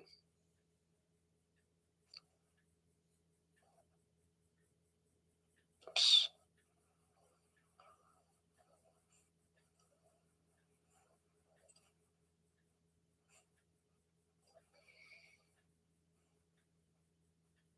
Okay. Genesis. Bereshit. Genesis 1:1. In the beginning, Elohim created the heavens and the earth was without form and void, and darkness was upon the face of the deep, and the Ruach Elohim moved upon the face of the waters. And Elohim said, "Let there be light," and there was light. And Elohim saw the light, that it was good, and Elohim divided the light from the darkness. And Elohim called the light day, and the darkness he called night, and the evening and the morning were the first day. And Elohim said, "Let there be a firmament in the midst of the waters, and let it divide the waters from the waters." And Elohim made the firmament, and divided the waters which were under the firmament from the waters which were above the firmament. And it was so. And Elohim called the firmament heaven, and the evening and the morning were the second day. And Elohim said, "Let the waters under the heavens be gathered together into one place, and let the dry land appear." And it was so. And Elohim called the dry land earth, and gathering together of the waters called he seas. And Elohim saw that it was good.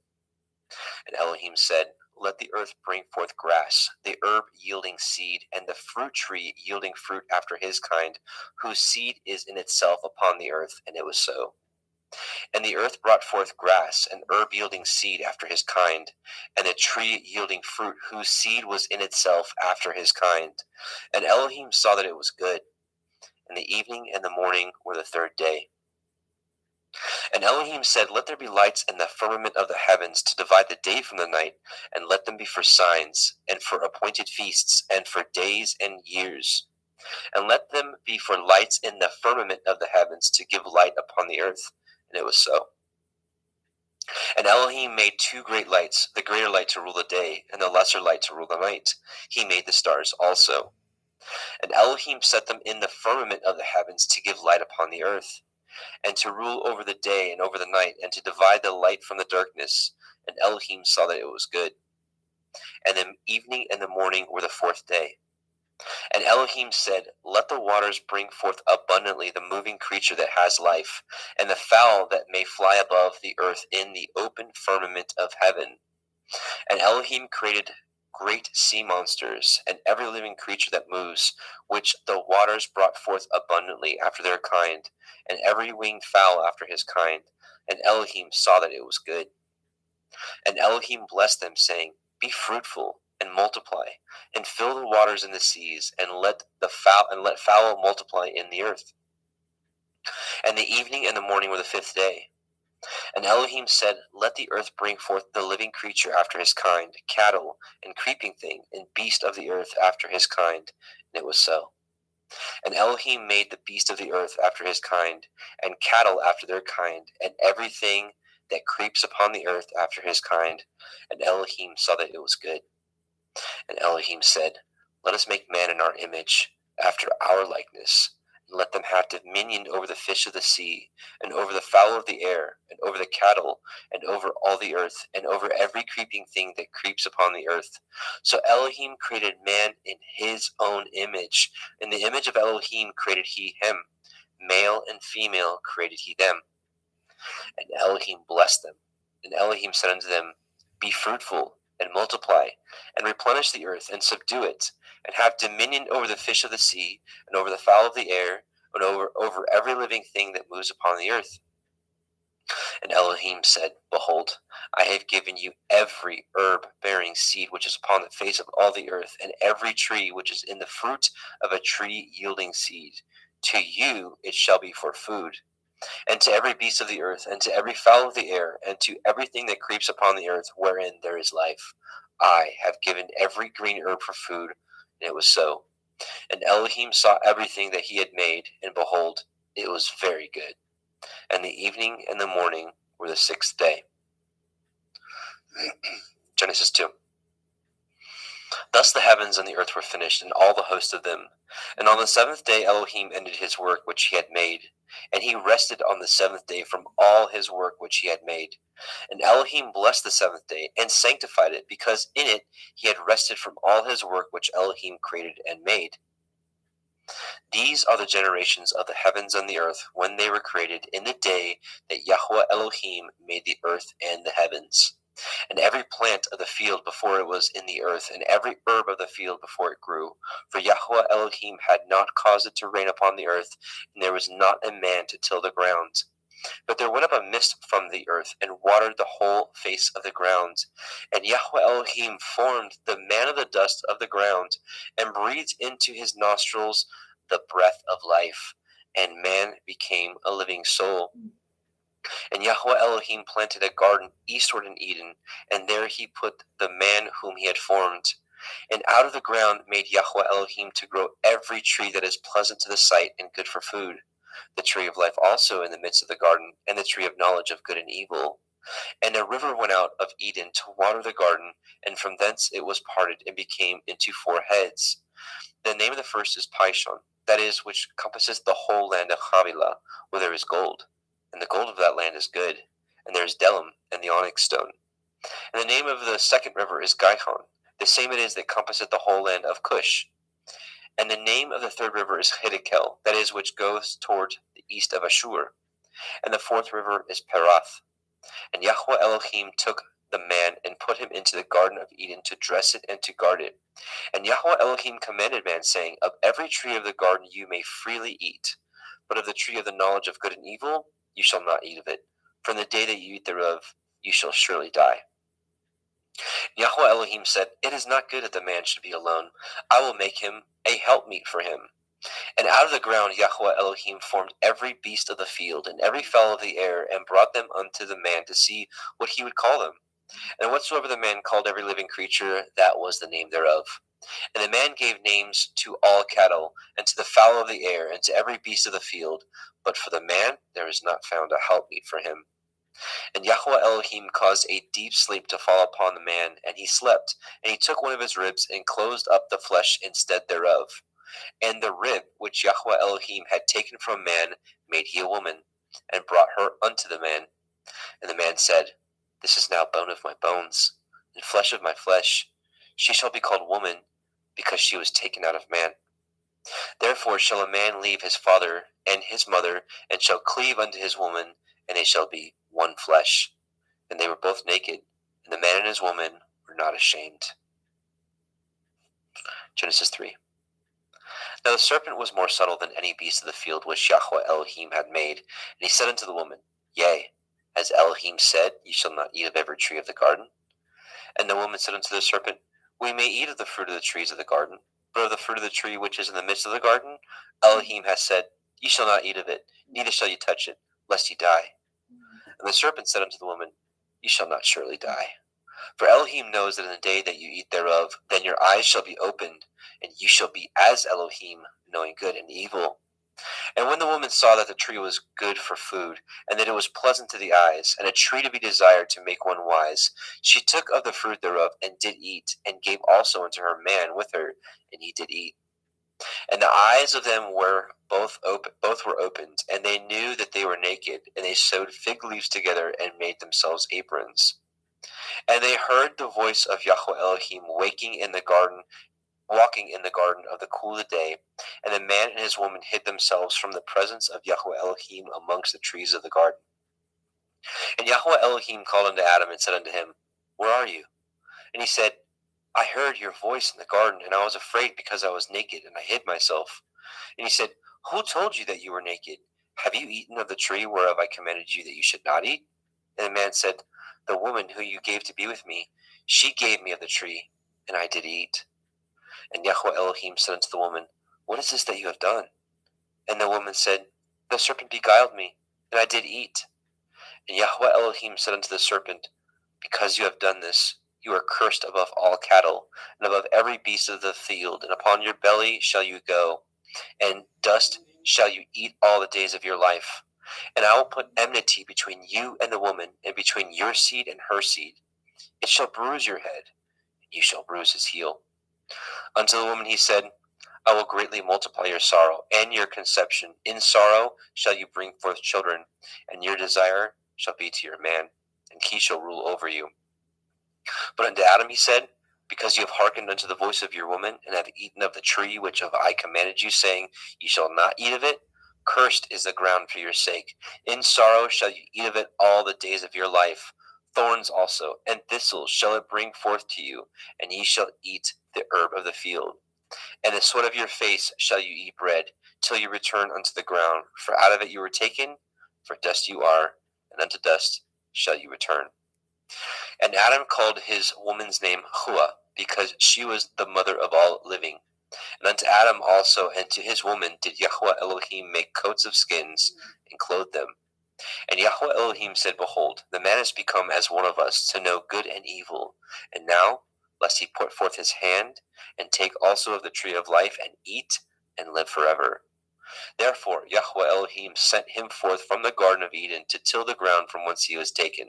So he drove out the man, and he placed at the east of the Garden of Eden cherubim, and a flaming sword with which turned every way to guard the way of the tree of life. Genesis 4. And Adam knew Hua his woman, and she conceived, and bore Cain, and said, I have gotten a man from Yahweh. And she again bore his brother Havel, and Havel was a keeper of sheep, but Cain was a tiller of the ground. And in process of time it came to pass that Cain brought of the fruit of the ground an offering unto Yahweh. And Havel also brought of the firstlings of his flock and the fat thereof. Yahweh had respect unto Havel and to his offering. But unto Cain and his offering he had not respect. And Cain was very wroth, and his countenance fell. And Yahweh said unto Cain, Why are you wroth? And why is your countenance fallen? If you do well, shall you not be accepted? And if you do not well, sin lies at the door. And unto you shall be his desire, and you shall rule over him. And Cain talked with Havel his brother. And it came to pass, when they were in the field, that Cain rose up against Havel his brother, and slew him. And Yahweh said unto Cain, Where is Havel your brother? And he said, I know not. Am I to guard my brother? And he said, What have ye done? The voice of your brother's blood cries unto me from the ground. And now you are cursed from the earth, which has opened her mouth to receive your brother's blood from your hand. When you till the ground, it shall not henceforth yield unto you her strength. A fugitive and a vagabond shall you be in the earth. And Cain said unto Yahweh, My punishment is greater than I can bear. Behold, you have driven me out this day from the face of the earth, and from your face shall I be hid. And I shall be a fugitive and a vagabond in the earth. And it shall come to pass, that every one that finds me shall slay me. And Yahweh said unto him, Therefore, whosoever slays Cain, vengeance shall be taken on him sevenfold. And Yahweh set a mark upon Cain, lest any finding him should kill him. And Cain went out from the presence of Yahweh, and dwelt in the land of Nod, on the east of Eden. And Cain knew his woman, and she conceived and bore Hanok. And he built a city, and called the name of the city after the name of his son, Hanok. And unto Hanok was born Irad, and Irad begat Mehujael, and Mehujael begat Methusael, and Methusael begat Lamech. And Lamech took unto him 2 women. The name of one was Ada, and the name of the other was Silla. And Ada bore Yabal. He was the father of such dwell in tents, and such as have cattle. And his brother's name was Yuval. He was the father of all such as handle the harp and organ. And Silla, she also bore Tubal-Cain, an instructor of every artificer in brass and in iron. And the sister of Tubal-Cain was Naamah. And Lamech said unto his woman, Ada and Zillah, Hear my voice, you woman of Lamech, hearken unto my speech. For I have slain a man to my wounding, and a young man to my hurt. If Cain shall be avenged sevenfold, truly Lamech 70 and sevenfold. And Adam knew his woman again, and she bore a son, and called his name Seth. For Elohim said she, has appointed me another seed instead of Havel, whom Cain slew. And to Seth, to him also there was born a son, and he called his name Enosh. Then began men to call upon the name of Yahweh. Genesis 5. This is the Sefer of the generations of Adam. In the day that Elohim created man, in the likeness of Elohim made he him. Male and female created he them, and blessed them, and called their name Adam, and the day where they were created. And Adam lived 130 years, and begat a son in his own likeness after his image, and called his name Seth. And the days of Adam after he had begotten Seth were 800 years, and he begat sons and daughters. And all the days that Adam lived were 930 years, and he died. And Seth lived 105 years, and begat Enosh. And Seth lived after he begat Enosh 807 years, and begat sons and daughters. And all the days of Seth were 912 years, and he died. And Enosh lived 90 years, and begat Canaan. And Enosh lived after he begat Canaan 815 years, and begat sons and daughters. And all the days of Enosh were 905 years, and he died. And Canaan lived 70 years, and begat Mahalalel. And Canaan lived after he begot Mahalalel 840 years, and begot sons and daughters. And all the days of Canaan were 910 years, and he died. And Mahalalel lived 65 years, and begot Yared. And Mahalalel lived after he begot Yared 830 years, and begot sons and daughters. And all the days of Mahalalel were 895 years, and he died. And Yared lived 162 years, and begot Hanok. And Yared lived after he begot Hanok 800 years, and begot sons and daughters. And all the days of Yared were 962 years, and he died. And Hanok lived 65 years, and begot Methuselah. And Hanok walked with Elohim after he begot Methuselah 300 years, and begot sons and daughters. All the days of Hanok were 365 years. And Hanok walked with Elohim, and he was not, for Elohim took him. And Methuselah lived 807 years, and begot Lamech. And Methuselah lived after he begot Lamech 780 182 years and begot sons and daughters. And all the days of Methuselah were 969 years, and he died. And Lamech lived 182 years and begot a son. And he called his name Noah, saying, The same shall comfort us concerning our work and toil of our hands, because of the ground which Yahweh has cursed. And Lamech lived after he begot Noah 595 years and begot sons and daughters. And all the days of Lamech were 777 years, and he died. And Noah was 500 years old, and Noah begot Shem, Ham, and Japheth. All right, Genesis 6. And it came to pass, when men began to multiply on the face of the earth, and daughters were born unto them, that the sons of Elohim saw the daughters of men, that they were fair, and they took them women of all which they chose. And Yahweh said, My ruach shall not always strive with man, for that he also is flesh, yet his days shall be 120 years. There were Nephilim in the earth in those days, and also after that, when the sons of Elohim came in unto the daughters of men, and they bore children to them, the same became warriors and tyrants, which were of ancient times, men of infamy. And Yahweh saw that the wickedness of man was great in the earth, and that every imagination of the thoughts of his heart was only evil continually. And Yahweh repented that he had made man on the earth, and it grieved him at his heart. And Yahweh said, I will destroy man whom I have created from the face of the earth, both man and beast, and the creeping thing, and the fowls of the air, for I repent that I have made them. But Noah found grace in the eyes of Yahweh. These are the generations of Noah. Noah was a just man and perfect in his generations. And Noah walked with Elohim. And Noah begot 3 sons, Shem, Ham, and Japheth. The earth also was corrupt before Elohim, and the earth was filled with violence.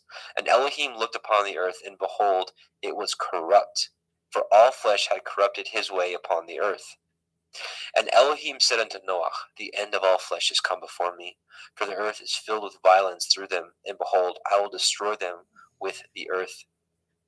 Make you an ark of gopher wood. Rooms shall you make in the ark, and shall pitch it within and without pitch. Within and without with pitch. And this is the fashion which you shall make of it. The length of the ark shall be 300 cubits, the breadth of it 50 cubits, and the height of it 30 cubits. A window shall you make to the ark, and in a cubit shall you finish it above. And the door of the ark you shall set in the side thereof, with lower, second, and third stories shall you make it.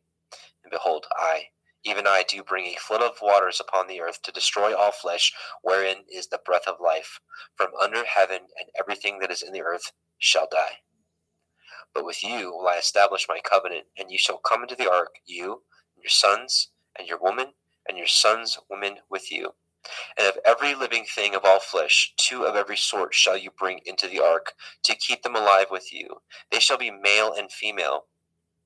Of fowls after their kind, and of cattle after their kind, of every creeping thing of the earth after his kind, 2 of every sort shall come unto you, to keep them alive. And take unto you of all the food that is eaten, and ye shall gather it to you, and it shall be for food for you and for them. Thus did Noah according to all that Elohim commanded him, so did he. Genesis 7. And Yahweh said unto Noah, Come you and all your house into the ark, for you have I seen righteous before me in this generation. Of every clean beast ye shall take to you by 7s, the male and his female, and of beasts that are not clean by 2, the male and his female. Of fowls also of the air by 7s, the male and female, to keep seed alive upon the face of all the earth. For yet 7 days I will cause it to rain upon the earth, 40 days and 40 nights. Every living substance that I have made will I destroy from off the face of the earth. And Noah did according unto all that Yahweh commanded him. And Noah was 600 years old when the flood of the waters was upon the earth. And Noah went in, and his sons, and his woman, and his sons' women with him, into the ark, because of the waters of the flood. Of clean beasts, and of beasts that are not clean, and of fowls, and of everything that creeps upon the earth. There went in 2 and 2 unto Noah into the ark, the male and the female, as Elohim had commanded Noah. And it came to pass after 7 days that the waters of the flood were upon the earth. In the 600th year of Noah's life, in the 2nd month, in the 17th day of the month, the same day were all the fountains of the great deep broken up, and the windows of heaven were opened. And there rain was upon the earth 40 days and 40 nights, and the selfsame day entered Noach, and Shem, and Ham, and Japheth, the sons of Noach, Noach's woman, and the 3 women of his sons with them into the ark. They, and every beast after his kind, and all cattle after their kind, and every creeping thing that creeps upon the earth after his kind, and every fowl after his kind, every bird of every sort. And they went in unto Noach into the ark, 2 and 2 of all flesh, wherein is the breath of life. And they that went in male and female of all flesh, as Elohim had commanded him, and Yahweh shut him in. And the flood was 40 days upon the earth, and the waters increased, and bore up the ark, and it was lift up above the earth.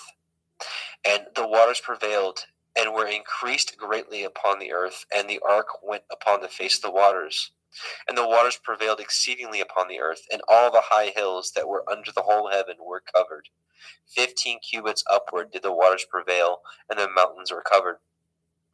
And all flesh died that moved upon the earth, both of fowl, and of cattle, and of beasts, and of every creeping thing that creeps upon the earth, and every man. All in whose nostrils was the breath of life, of all that was in the dry land, died.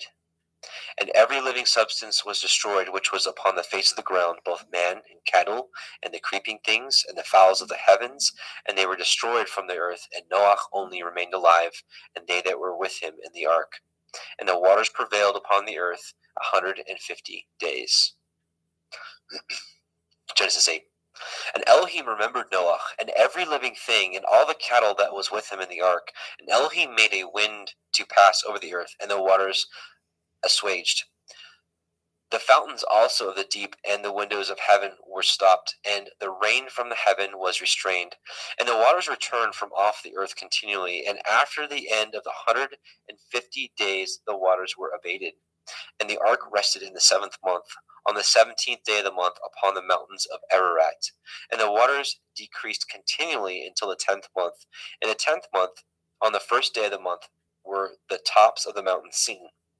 And it came to pass at the end of 40 days that Noach opened the window of the ark which he had made. And he sent forth a raven, which went to and fro until the waters were dried up from off the earth. Also he sent forth a dove from him, to see if the waters were abated from off the face of the ground.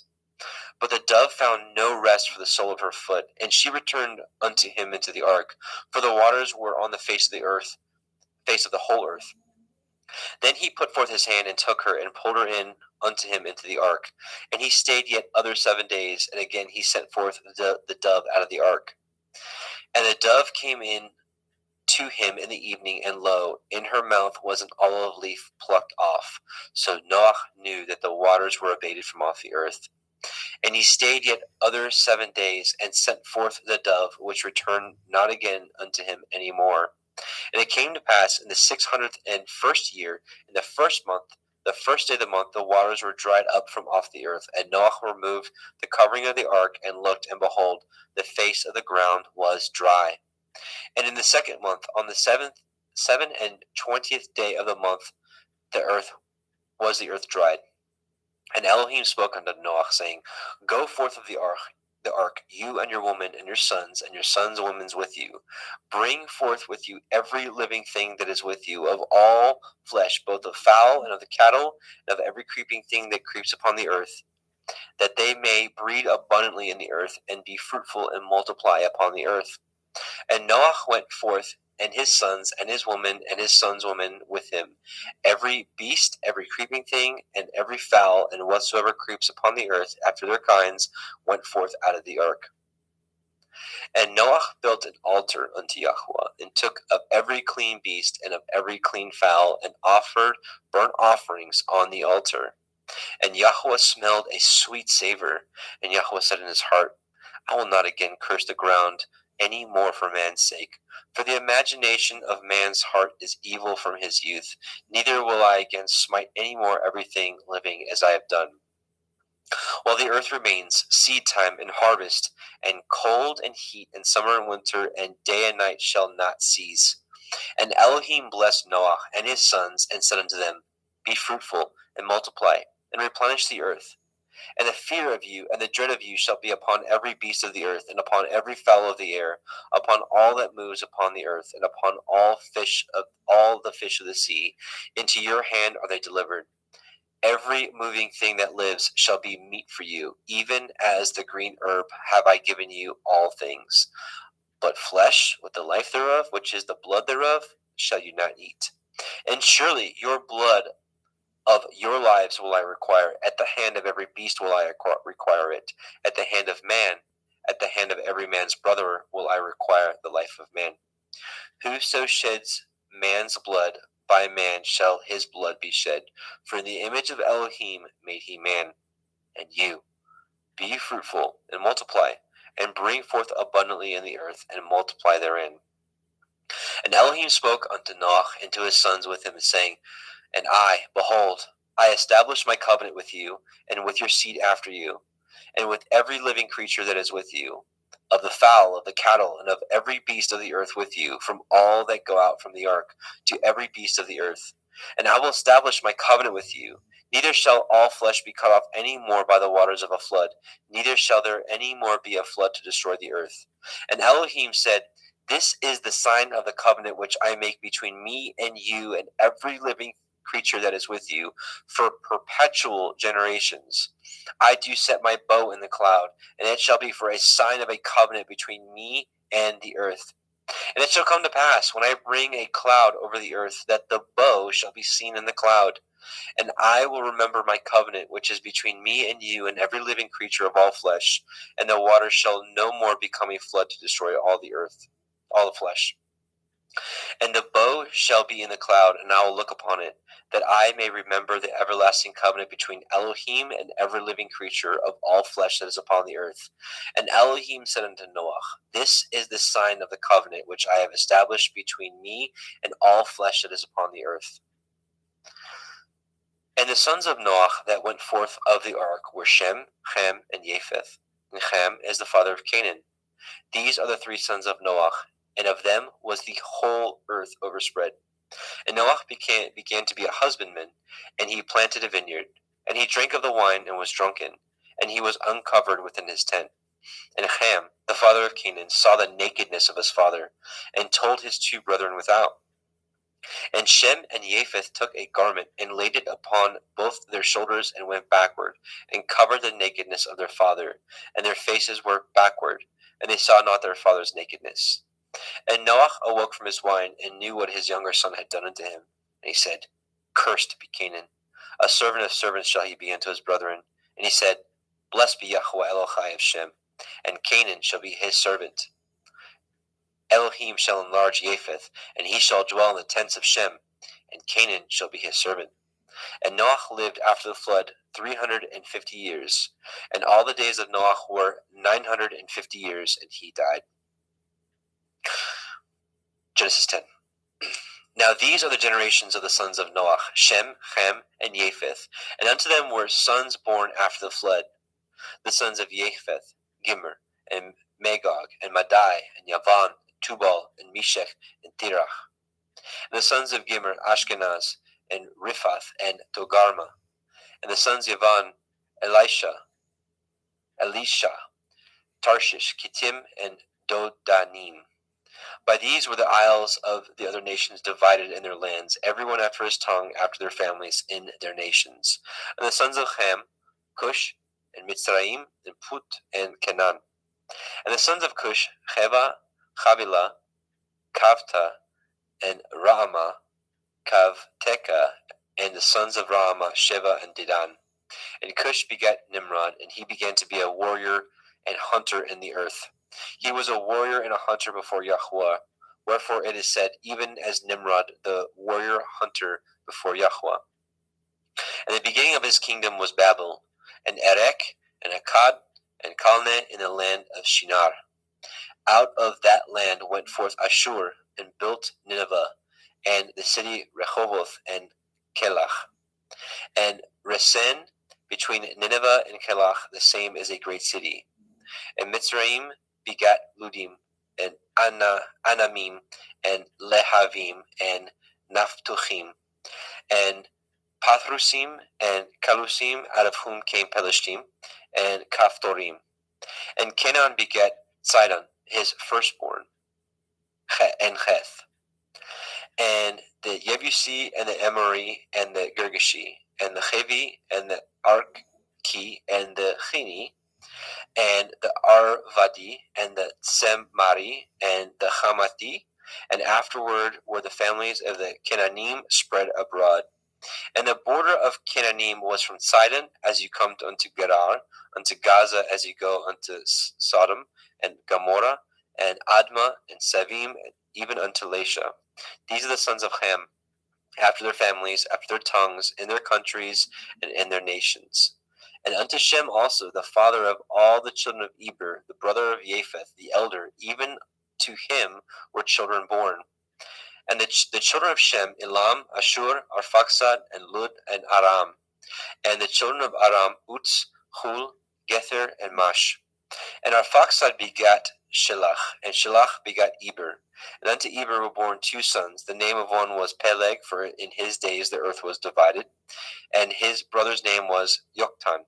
Yoktan begat Almodad, and Shelef, and Chatzar Maveth, and Yerach, and Hadoram, and Uzal, and Dikla, and Oval, and Avimael, and Shiva, and Ophir, and Havilah, and Yovav. All these were the sons of Yoktan.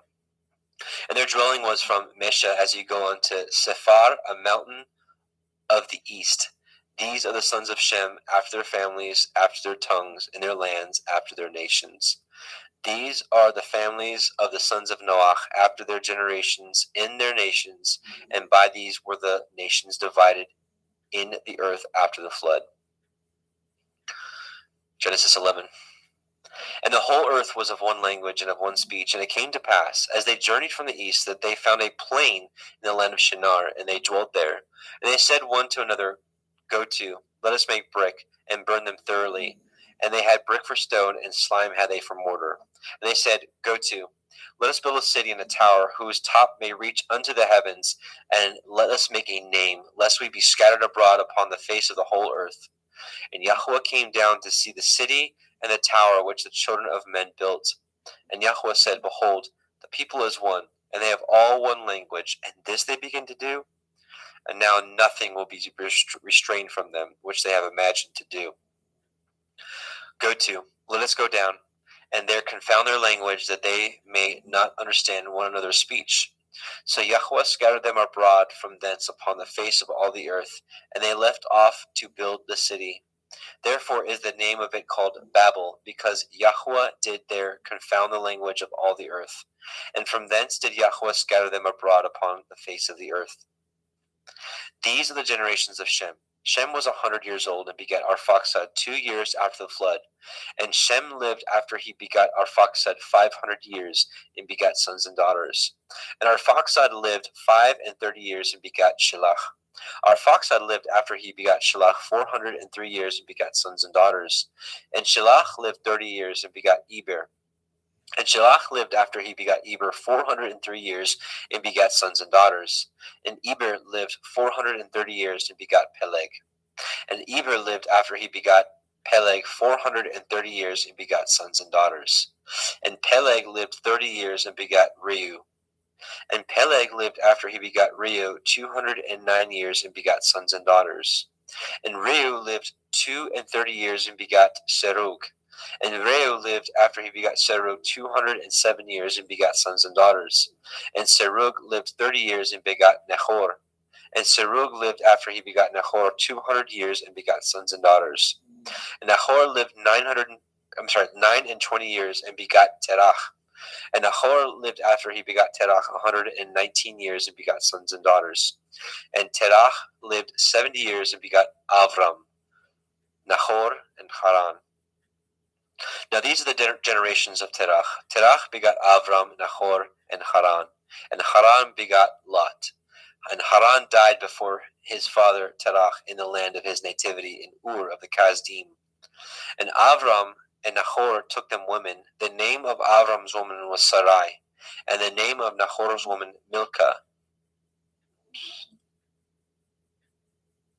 Okay.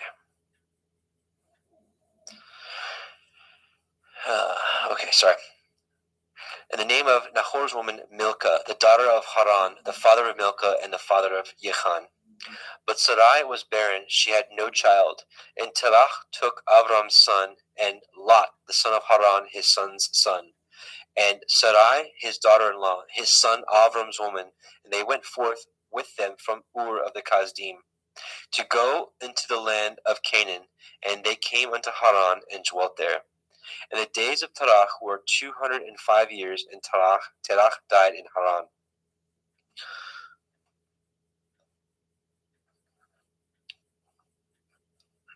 Genesis 12.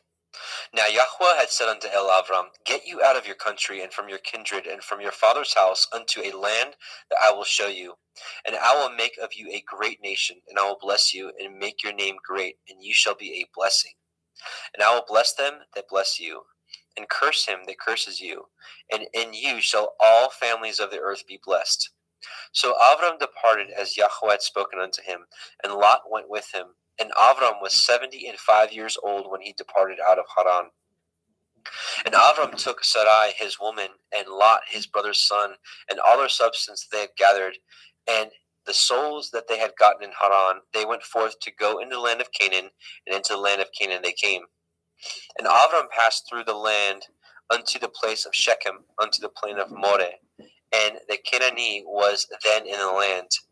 And Yahweh appeared unto Avram, and said, Unto your seed will I give this land. And there built he an altar unto Yahweh, who had appeared unto him.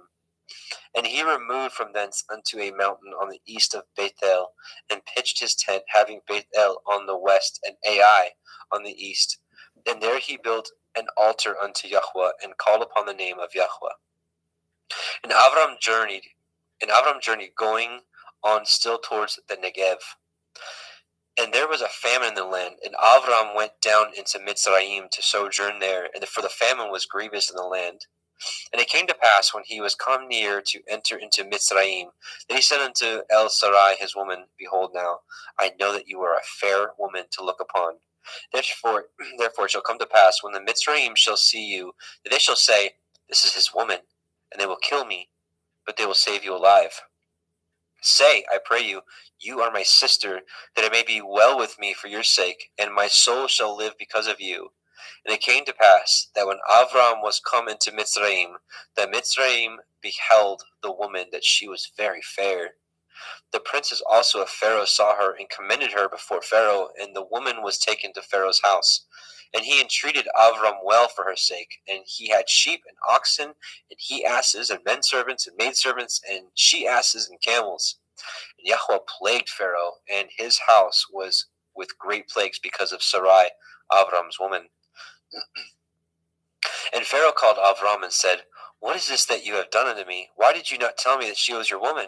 Why said you, She is my sister, so I might have taken to her to be my woman? Now therefore, behold, your woman, take her and go your way. And Pharaoh commanded his men concerning him, and they sent him away, and his woman, and all that he had. And Avram went up out of Mitzrayim, he and his woman, and all that he had, and Lot with him into the Negev.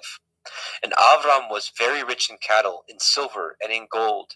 And he went on his journey from the Negev even to Bethel, unto the place where his tent had been at the beginning, between Bethel and Ai, unto the place of the altar which he had made there at the first.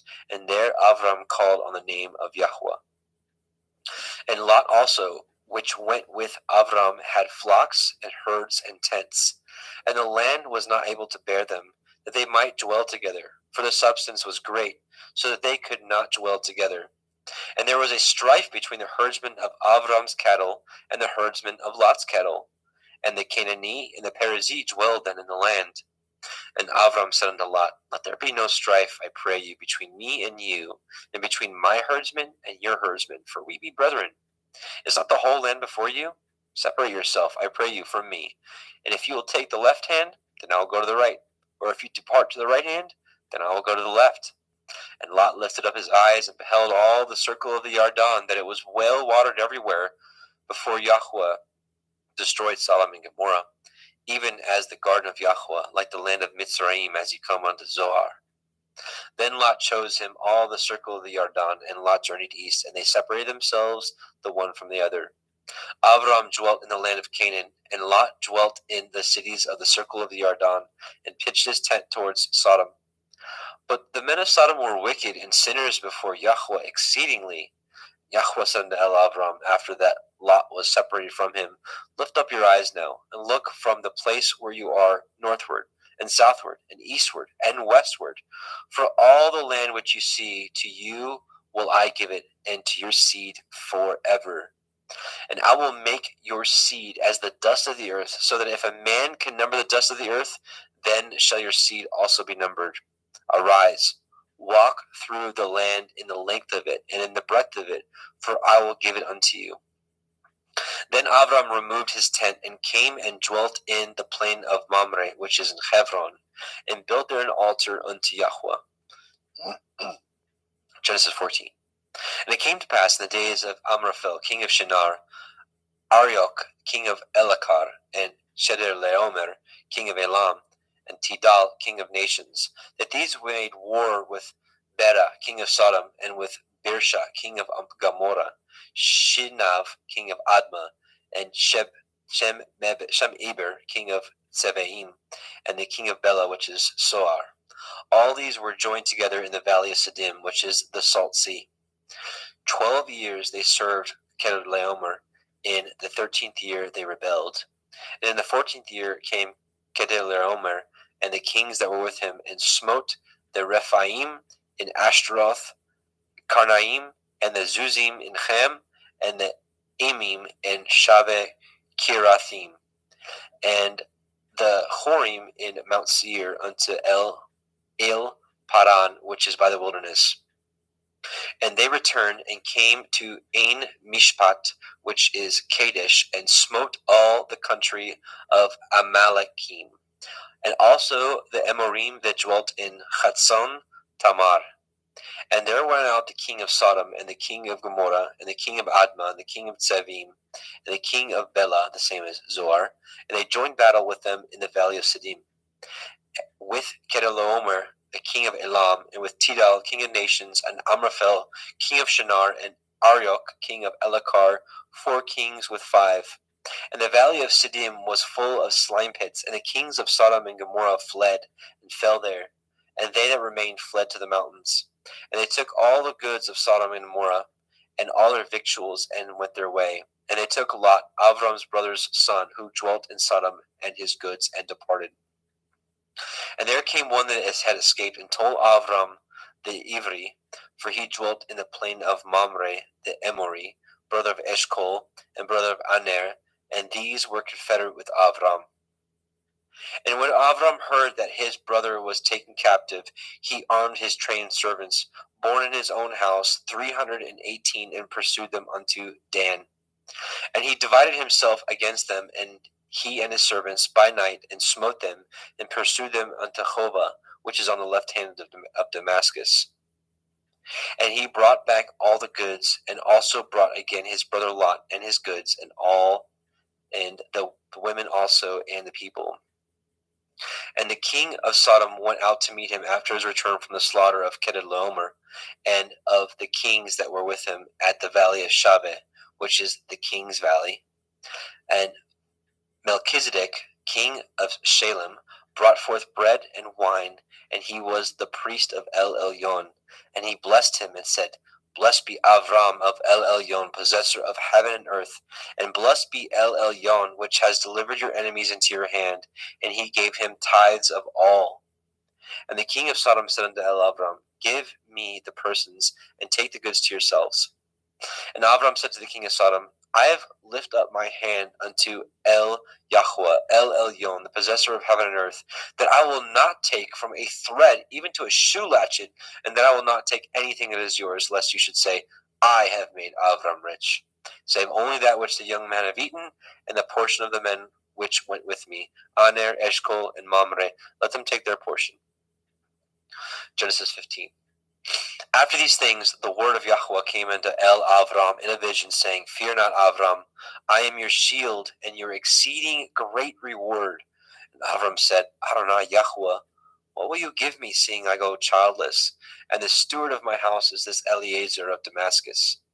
And Avram said, Behold, to me you have given no seed, and lo, one born in my house is my heir. And behold, the word of Yahweh came unto him, saying, This shall not be your heir, but he that shall come forth out of your own generation shall be your heir. And he brought him forth abroad, and said, Look now toward the heavens, and count the stars, if you be able to number them. And he said unto him, So shall your seed be. And he believed in Yahweh, and he counted it to him for righteousness. And he said unto him, I am Yahweh, that brought you out of Ur of the Kasdim, to give you this land to inherit it. And he said, Adonai Yahweh, whereby shall I know that I shall inherit it? And he said unto him, Take me a heifer of 3 years old, and a she-goat of 3 years old, and a ram of 3 years old, and a turtle dove, and a young pigeon. And he took unto him all these, and divided them in the midst, and laid each piece one against the other, but the birds he divided not. And when the fowls came down upon the carcasses, Avram drove them away.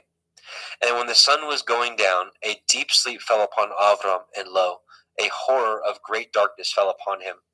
And he said unto Avram, Know of a surety that your seed shall be a stranger in a land that is not theirs, and shall serve them, and they shall afflict them 400 years. And also that nation whom they shall serve will I judge, and afterward they shall come out with great substance.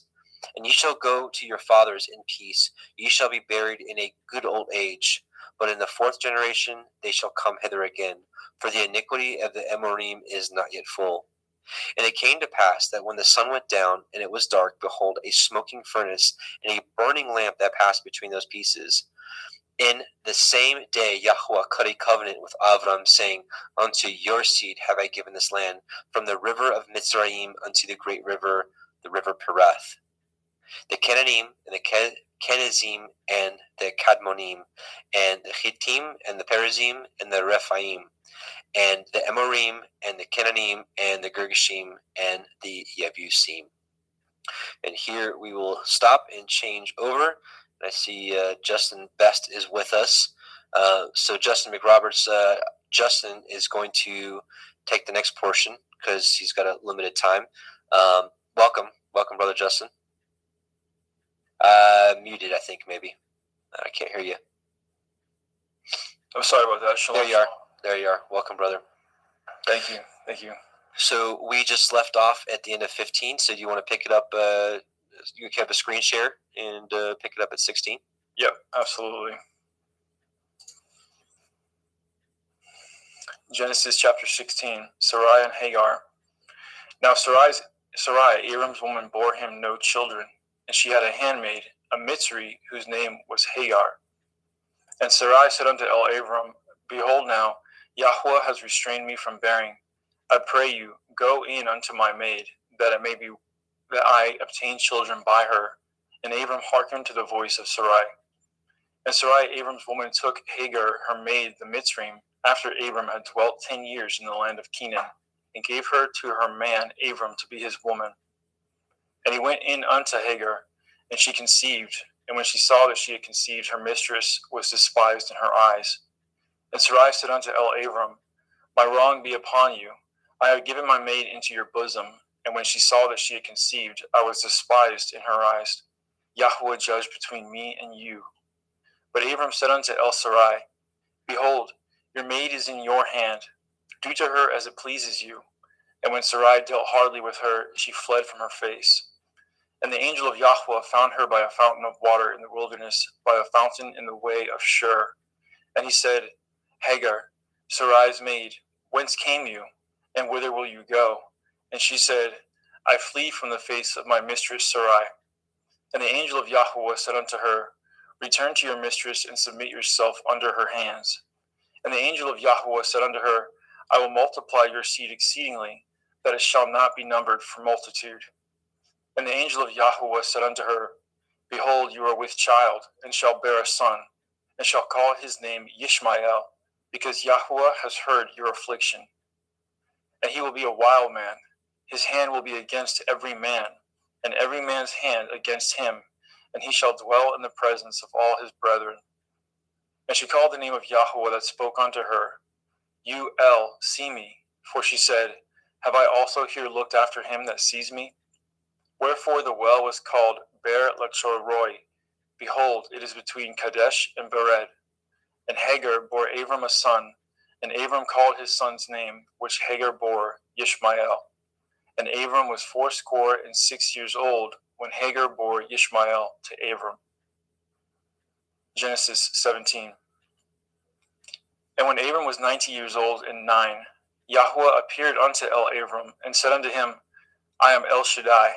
Walk before me and be perfect, and I will make my covenant between me and you, and will multiply you exceedingly. And Abram fell on his face, and Elohim talked with him, saying, As for me, behold, my covenant is with you, and you shall be a father of many nations. Neither shall your name any more be called Abram, but your name shall be called Abraham, for a father of many nations have I made you. And I will make you exceeding fruitful, and I will make nations of you, and kings shall come out of you. And I will establish my covenant between me and you and your seed after you in their generations for an everlasting covenant, to be Elohim unto you and to your seed after you.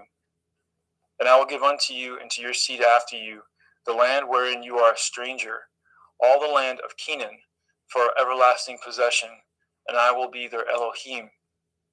And Elohim said unto Abraham, You shall guard my covenant, therefore, you and your seed after you in their generations. This is my covenant, which ye shall guard, between me and you and your seed after you. Every male child among you shall be circumcised, and ye shall circumcise the flesh of your foreskin, and it shall be a sign of the covenant betwixt me and you. And he that is 8 days old shall be circumcised among you, every male child in your generations. He that is born in the house or bought with money of any stranger, which is not of your seed. He that is born in your house, and he that is bought with your money, must need to be circumcised. And my covenant shall be in your flesh for an everlasting covenant. And the uncircumcised male child, whose flesh of his foreskin is not circumcised, that soul shall be cut off from his people. He has broken my covenant. And Elohim said unto Abraham, As for Sarai your woman, you shall not call her name Sarai, but Sarah shall be her name. And I will bless her, and give you a son also of her. Yea, I will bless her, and she shall be a mother of nations. Kings of people shall be of her. Then Abraham fell upon his face and laughed, and said in his heart, Shall a child be born unto him that is 100 years old? And shall Sarah, that is 90 years old, bear? And Abraham said unto Elohim, Oh, that Ishmael might live before you. And Elohim said, Sarah your woman shall bear you a son indeed, and you shall call his name Yitzchak, and I will establish my covenant with him for an everlasting covenant, and with his seed after him. And as for Ishmael, I have heard you. Behold, I have blessed him, and I will make him fruitful, and I will multiply him exceedingly. 12 princes shall he beget, and I will make him a great nation. But my covenant will I establish with Yitzchak, which Sarah shall bear unto you at the set time in the next year. And he left off talking with him, and Elohim went up from Abraham. And Abraham took Ishmael his son, and all that were born in his house, and all that were bought with his money, every male among the men of Abraham's house, and circumcised the flesh of their foreskin in the selfsame day, as Elohim had said unto him. And Abraham was 90 years old and 9 when he was circumcised in the flesh of his foreskin. And Ishmael his son was 13 years old when he was circumcised in the flesh of his foreskin. And the selfsame day was Abraham circumcised, and Ishmael his son. And all the men of his house, born in the house and bought with money of the stranger, were circumcised with him. And Yahweh appeared unto him in the plains of Mamre, and he sat at the tent door in the heat of the day. And he lifted up his eyes and looked, and lo, 3 men stood by him.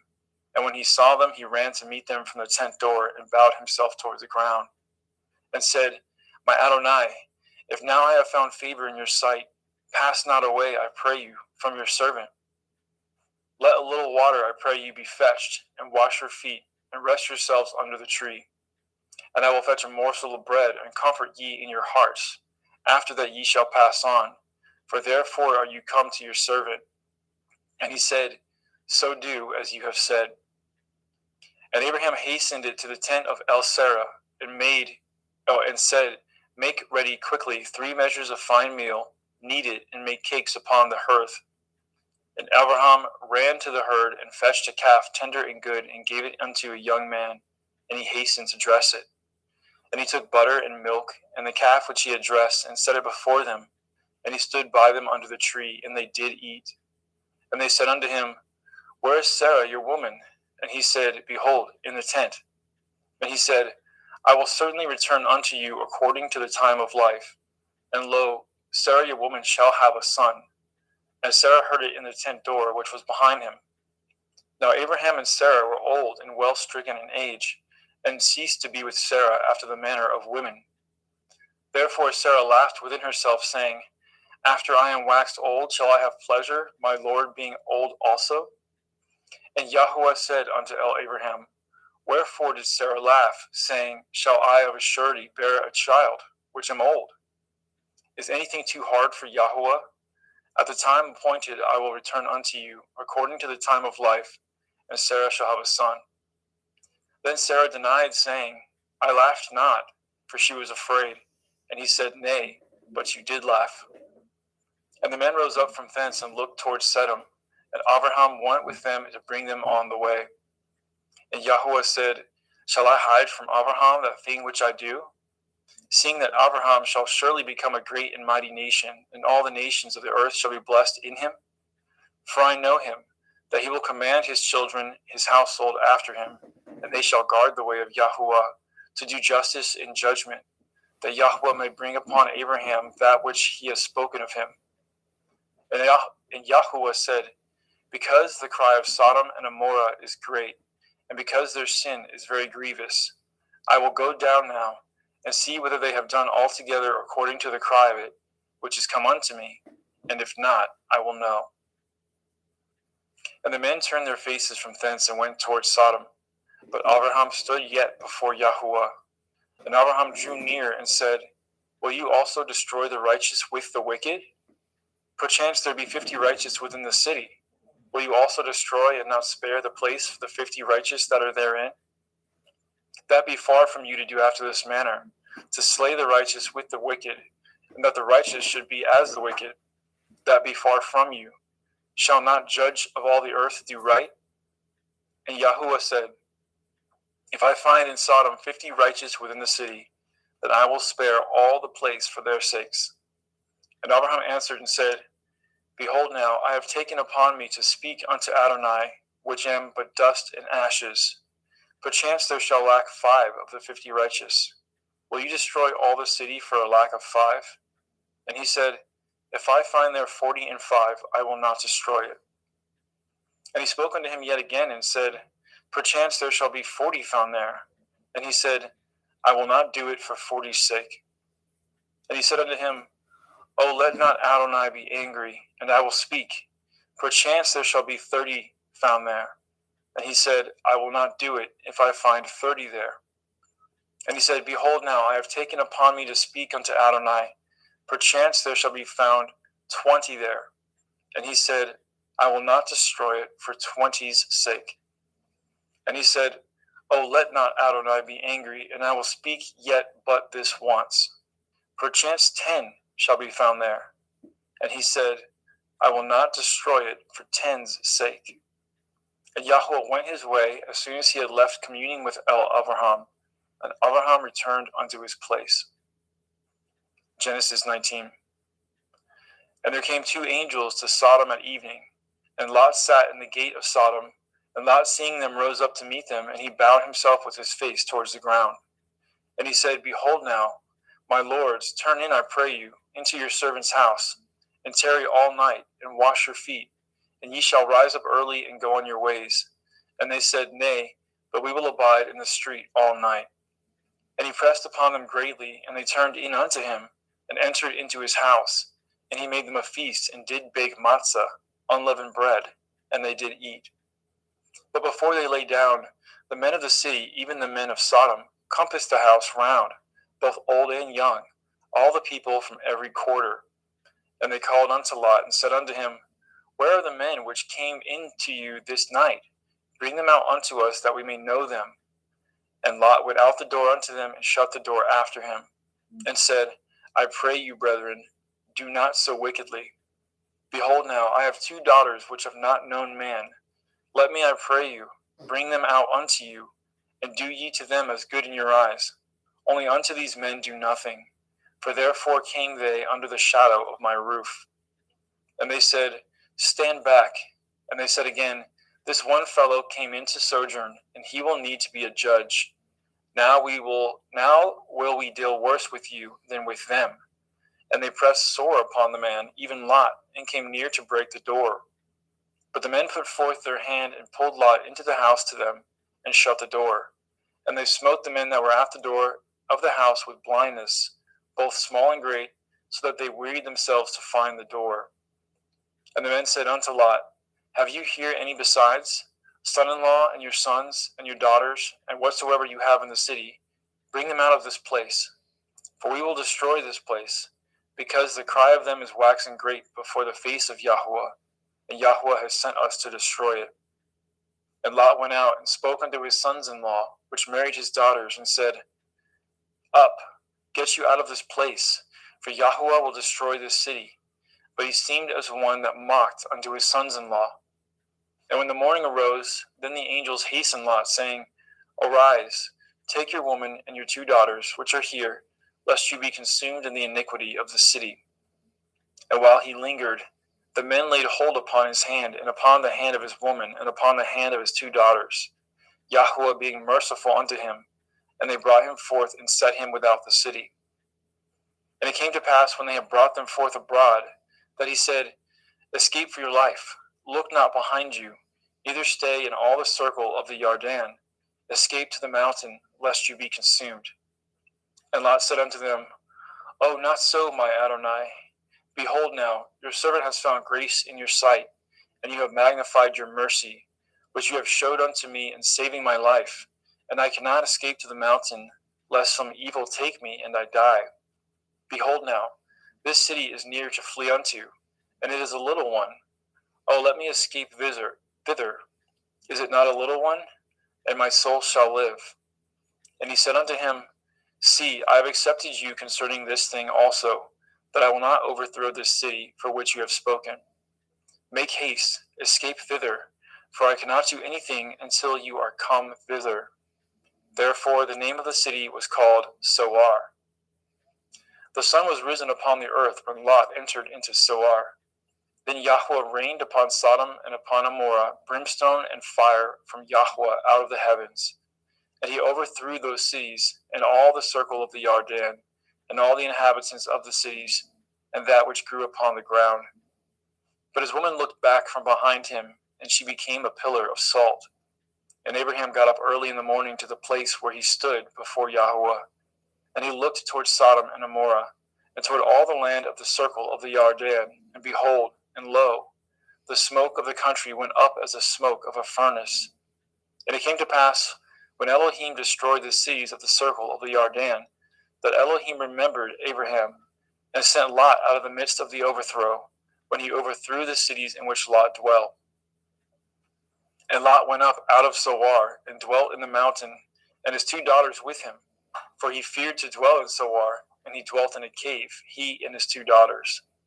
And the firstborn said unto the younger, Our father is old, and there is not a man in the earth to come in unto us after the manner of all the earth. Come, let us make our father drink wine, and we will lie with him, that we may preserve seed of our father. And they made their father drink wine that night, and the firstborn went in, and lay with her father, and he perceived not when she lay down, nor when she arose. And it came to pass on the morrow that the firstborn said unto the younger, Behold, I lay yesternight with my father. Let us make him drink wine this night also, and go in, and lie with him, that we may preserve seed for our father.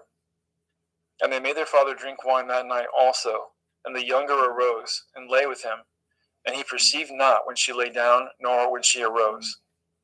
Thus were both the daughters of Lot with child by their father. And the firstborn bore a son, and called his name Moab. The same is the father of Moabim unto this day. And the younger, she also bore a son, and called his name Ben-Ami. The same is the father of the children of Ammon unto this day. Genesis 20. Let's get a sip of water.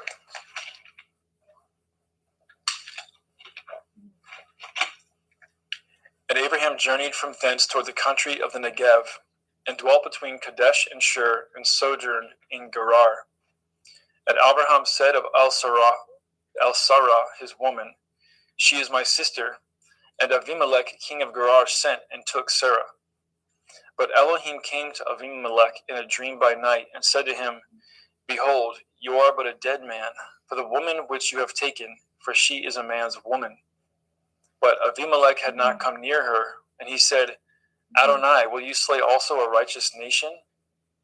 Said he not unto me, She is my sister? And she, even she herself, said, He is my brother. In the integrity of my heart and innocence of my hands have I done this. And Elohim said unto him in a dream, Yea, I know that you did this in the integrity of your heart, for I also withheld you from sinning against me. Therefore suffered I you not to touch her. Now therefore restore the man his woman, for he is a prophet, and he shall pray for you, and you shall live. And if you restore her not, know that you shall surely die, you and all that are yours. Therefore Avimelech rose early in the morning, and called all his servants, and told all things in their ears, and the men were sore afraid. Then Avimelech called Abraham, and said unto him, What have you done unto us? And what have I offended you, that you have brought on me and on my kingdom a great sin? You have done deeds unto me that ought not to be done. And Abimelech said unto Abraham, What saw you that you have done this thing? And Abraham said, Because I thought, surely the fear of Elohim is not in this place, and they will slay me for my woman's sake. And yet indeed she is my sister. She is the daughter of my father, but not the daughter of my mother, and she became my woman. And it came to pass, when Elohim caused me to wander from my father's house, that I said unto her, This is your kindness which you shall show unto me. At every place whither we shall come, say of me, He is my brother. And Abimelech took sheep and oxen and men servants and women servants, and gave them unto Abraham, and restored him Sarah his woman. And Abimelech said, Behold, my land is before you, dwell where it pleases you. And unto Sarah he said, Behold, I have given your brother 1,000 pieces of silver. Behold, he is to you a covering of the eyes, unto all that are with you. And with all other, thus she was reproved. So Abraham prayed unto Elohim, and Elohim healed Abimelech and his woman, and his maidservants, and they bore children. For Yahweh had fast closed up the wombs of the house of Abimelech, because of Sarah, Abraham's woman. Genesis 21. And Yahweh visited Sarah, as he had said, and Yahweh did unto Sarah as he had spoken. For Sarah conceived and bore Abraham a son in his old age, at the set time of which Elohim had spoken to him. And Abraham called the name of his son that was born unto him, whom Sarah bore to him, Yitzchak. And Abraham circumcised his son Yitzchak, being 8 days old, as Elohim had commanded him. And Abraham was 100 years old when his son Yitzchak was born unto him. And Sarah said, Elohim has made me to laugh, so that all here will laugh with me. And she said, Who would have said unto Abraham that Sarah should have given children suck? For I have borne him a son in his old age. And the children grew and was weaned. And Abraham made a great feast the same day that Yitzchak was weaned. And Sarah saw the son of Hagar the Mitzrayim, which she had borne unto Abraham, mocking. Wherefore she said unto Abraham, Cast out this bondwoman and her son, for the son of this bondwoman shall not be heir with my son, even with Yitzchak. And the thing was very grievous in Abraham's sight because of his son. And Elohim said unto Abraham, Let it not be grievous in your sight because of the lad, and because of your bondwoman. And all that Sarah has said unto you, hearken unto her voice, for in Yitzchak shall your seed be called. And also of the son of the bondwoman will I make a nation, because he is your seed.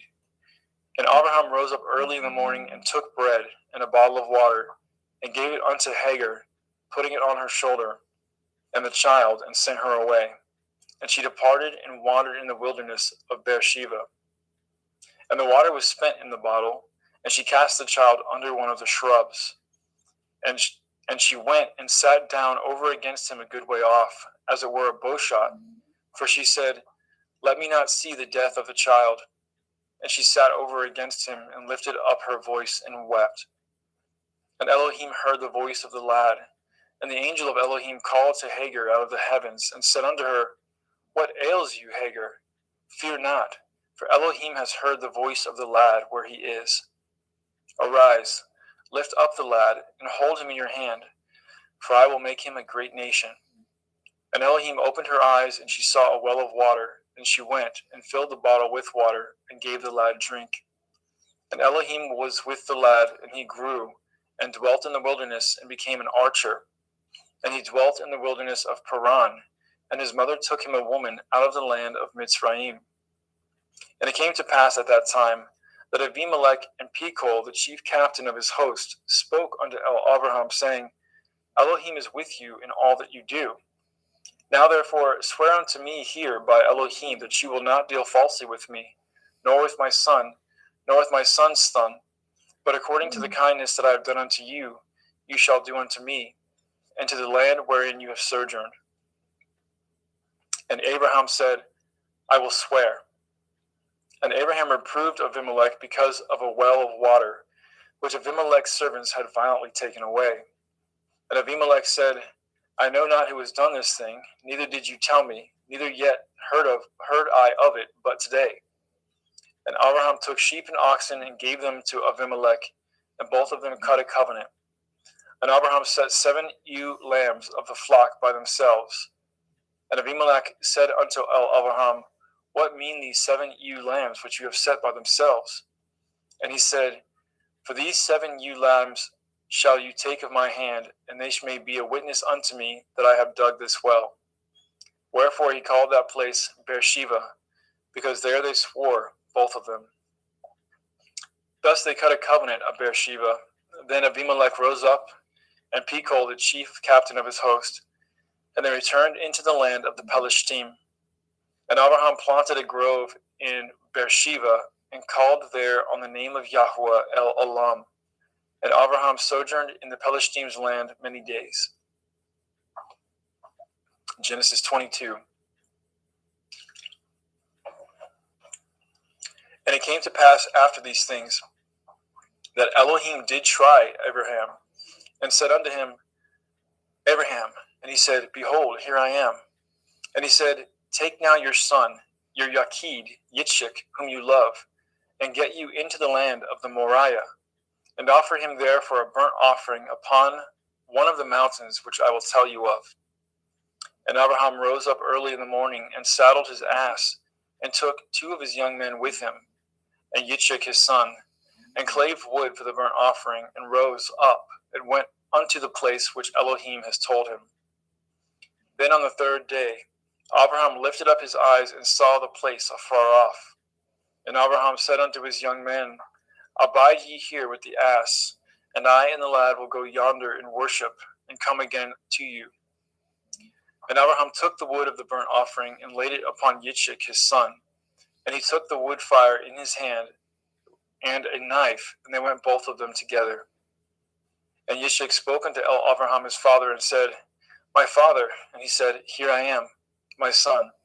And he said, Behold the fire and the wood, but where is the lamb for a burnt offering?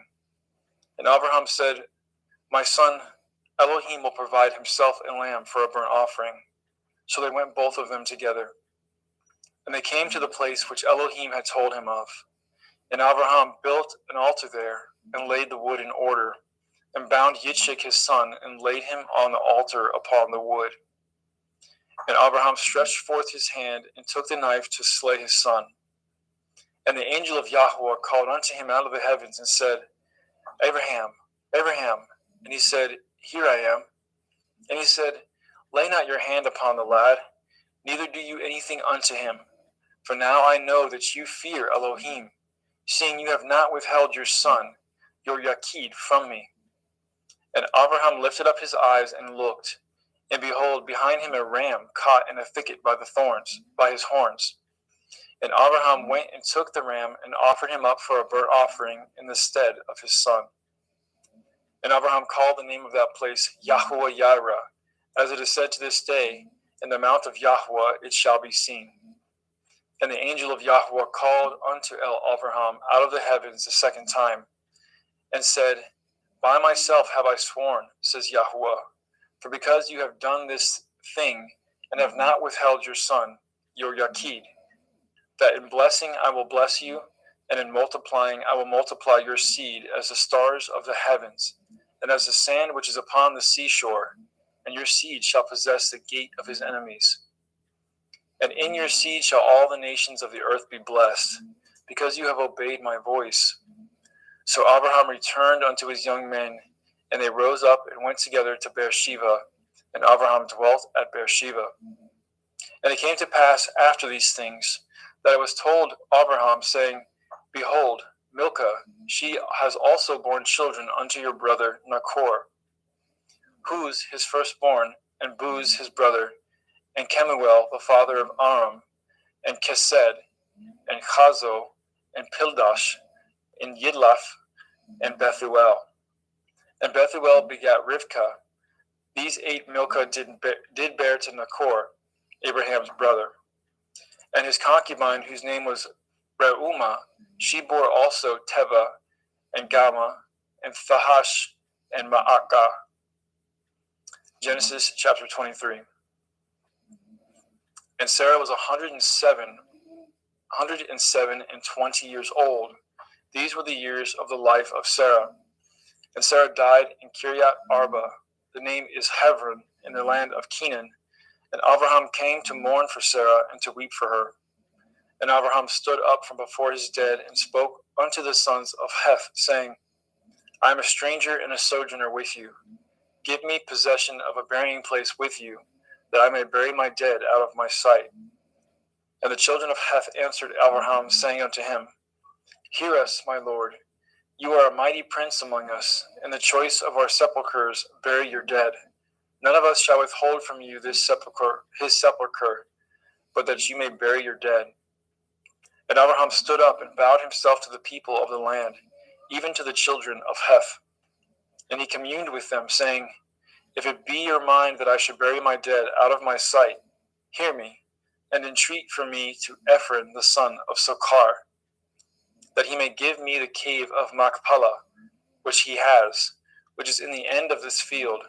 For as much money as it is worth, he shall give it me for a possession of a burying place among you. And Ephron dwelt among the children of Heth. And Ephron the Hittite answered, and Abraham in the audience of the children of Heth, even of all that went in at the gate of the city, saying, Nay, my lord, hear me.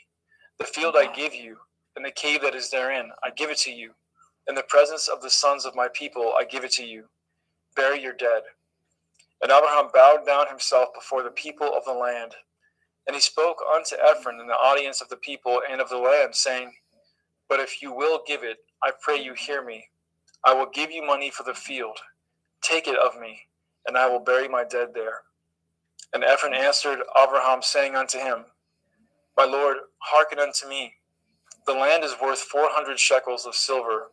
What is that betwixt me and you? Bury therefore your dead. And Abraham hearkened unto Ephron, and Abraham weighed to Ephron the silver, which he had named in the audience of the sons of Heth, 400 shekels of silver, current money with the merchant.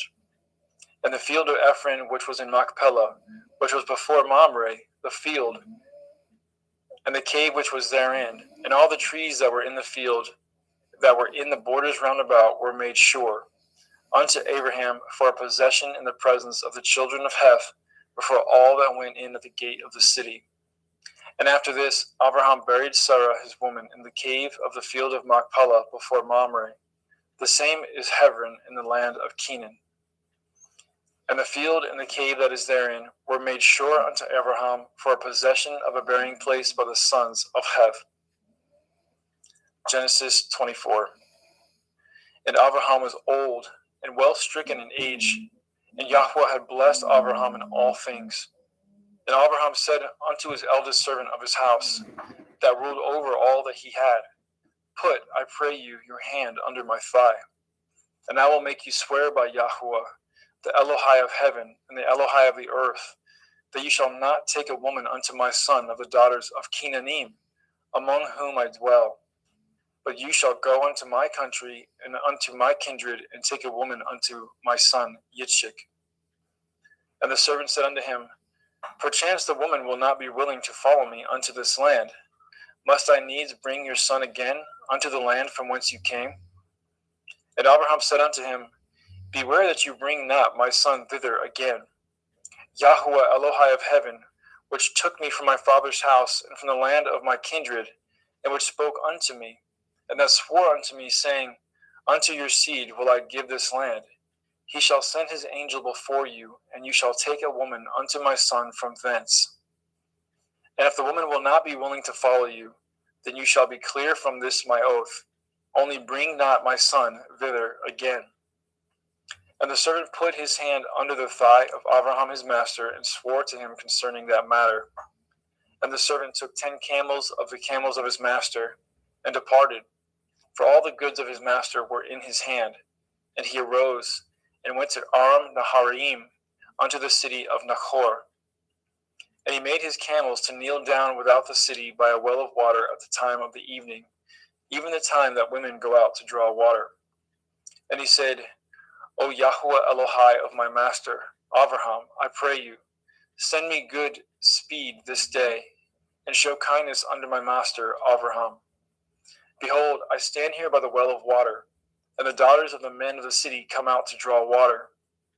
And let it come to pass that the damsel to whom I shall say, Let down your pitcher, I pray you that I may drink, and she shall say, Drink, and I will give your camels drink also.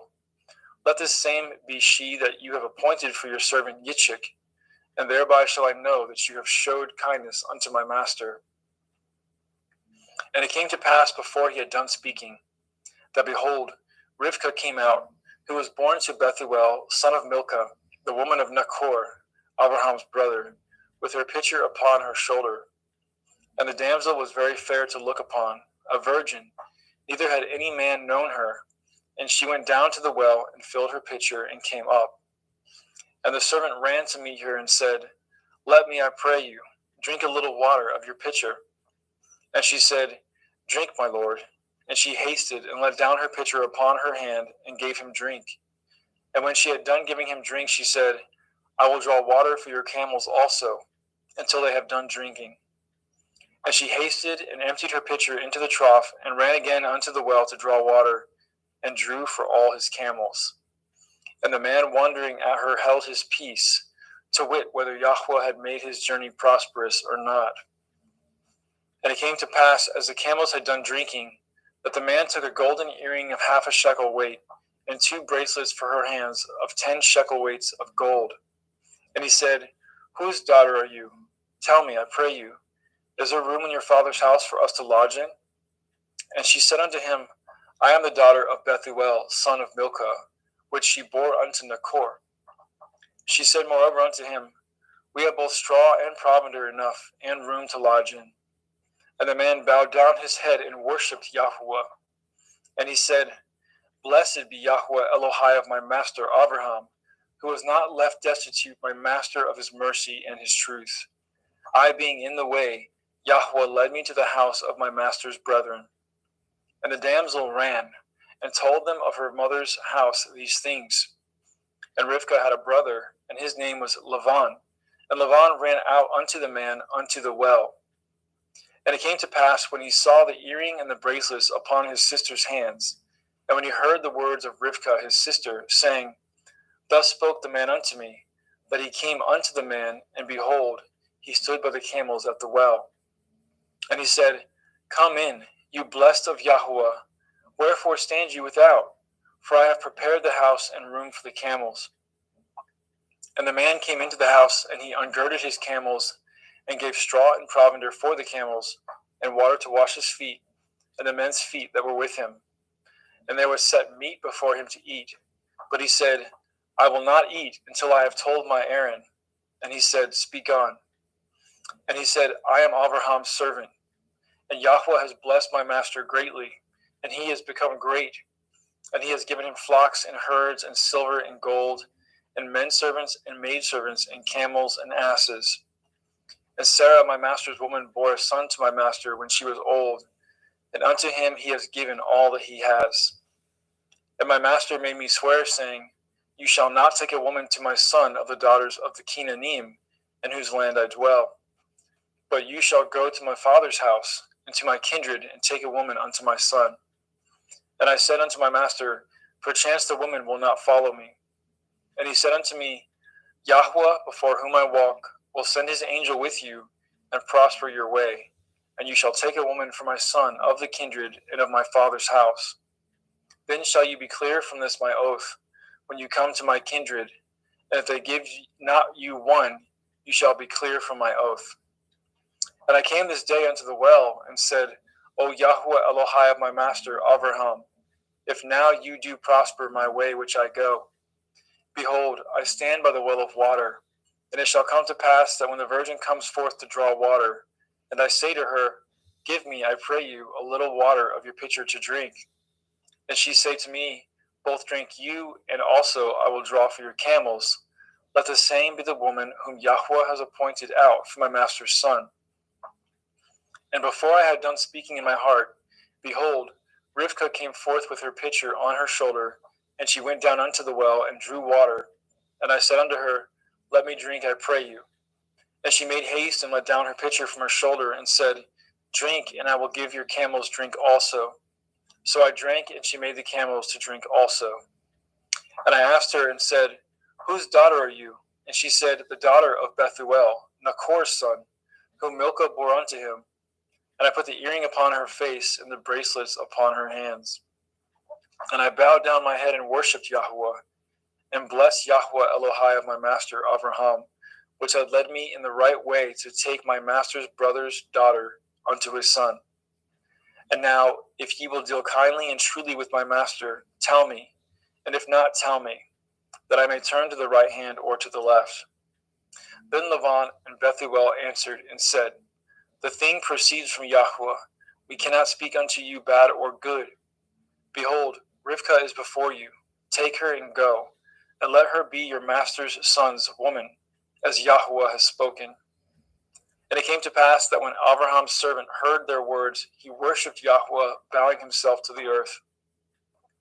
And the servant brought forth jewels of silver and jewels of gold, and raiment, and gave them to Rivkah. And he also gave to her brother and to her mother precious things. And they did eat and drink, he and the men that were with him, and tarried all night. And they rose up in the morning, and he said, Send me away unto my master. And her brother and her mother said, Let the damsel abide with us a few days, at the least 10. After that she shall go. And he said unto them, Hinder me not, seeing Yahweh has prospered my way. Send me away that I may go to my master. And they said, We will call the damsel and inquire at her mouth. And they called Rivkah and said unto her, Will you go with this man? And she said, I will go. And they sent away Rivkah their sister, and her nurse, and Abraham's servant, and his men. And they blessed Rivkah and said unto her, You are our sister. Be the mother of thousands of millions, and let your seed possess the gate of those which hate them. And Rivkah arose, and her damsels, and they rode upon the camels and followed the man. And the servant took Rivkah and went his way. And Yitzchak came from the way of the well of Beer-Lachoi-roi, for he dwelt in the country of the Negev. And Yitzchak went out to meditate in the field in the evening, and he lifted up his eyes and saw, and behold, the camels were coming. And Rivkah lifted up her eyes, and when she saw Yitzchak, she lighted off the camel. For she had said unto the servant, What man is this that walks in the field to meet us? And the servant had said, It is my master. Therefore she took a veil and covered herself. And the servant told Yitzchak all things that he had done. And Yitzchak brought her into his mother Sarai's tent, and took Rivkah, and she became his woman, and he loved her. And Yitzchak was comforted after his mother's death.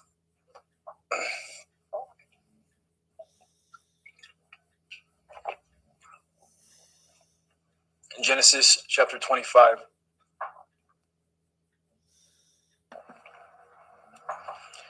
And again Abraham took a woman, and her name was Keturah, and she bore him Zimran,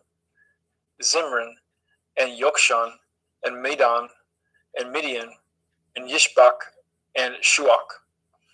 And Yokshan begot Shiva, and Dedan, and the sons of Dedan were Ashurim, Letushim, and Leumim.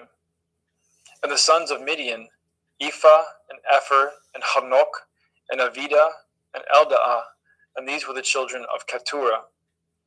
And Abraham gave all that he had unto Yitzchak. But unto the sons of the concubines which Abraham had, Abraham gave gifts, and sent them away from Yitzchak his son, while he yet lived, eastward unto the east country. And these are the days of the years of Abraham's life which he lived, 160 years. Then Abraham gave up his ruach, and died in a good old age, an old man and full of years, and was gathered to his people.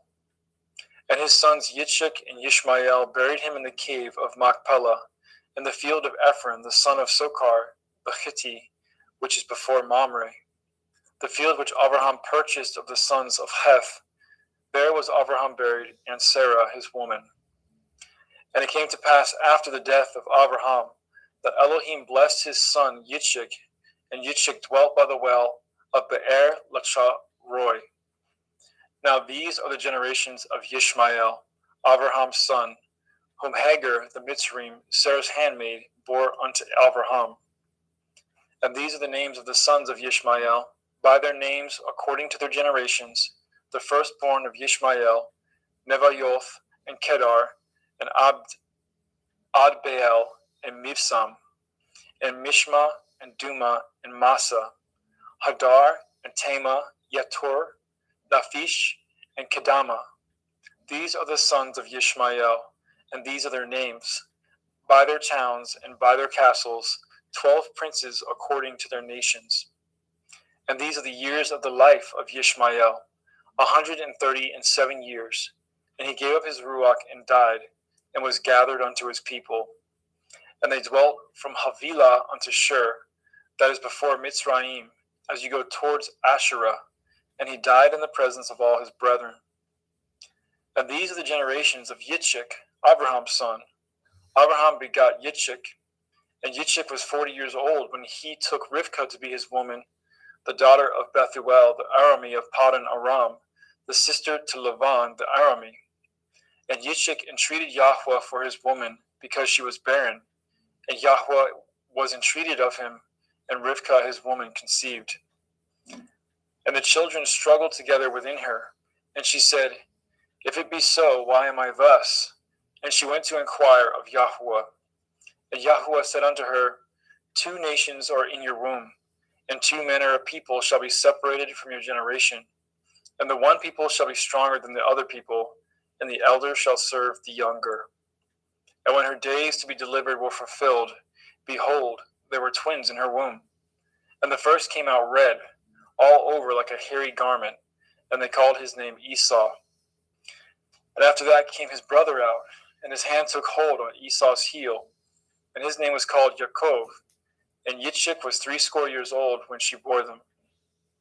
And the boys grew, and Esau was a cunning hunter, a man of the field, and Yaakov was an upright man, dwelling in tents.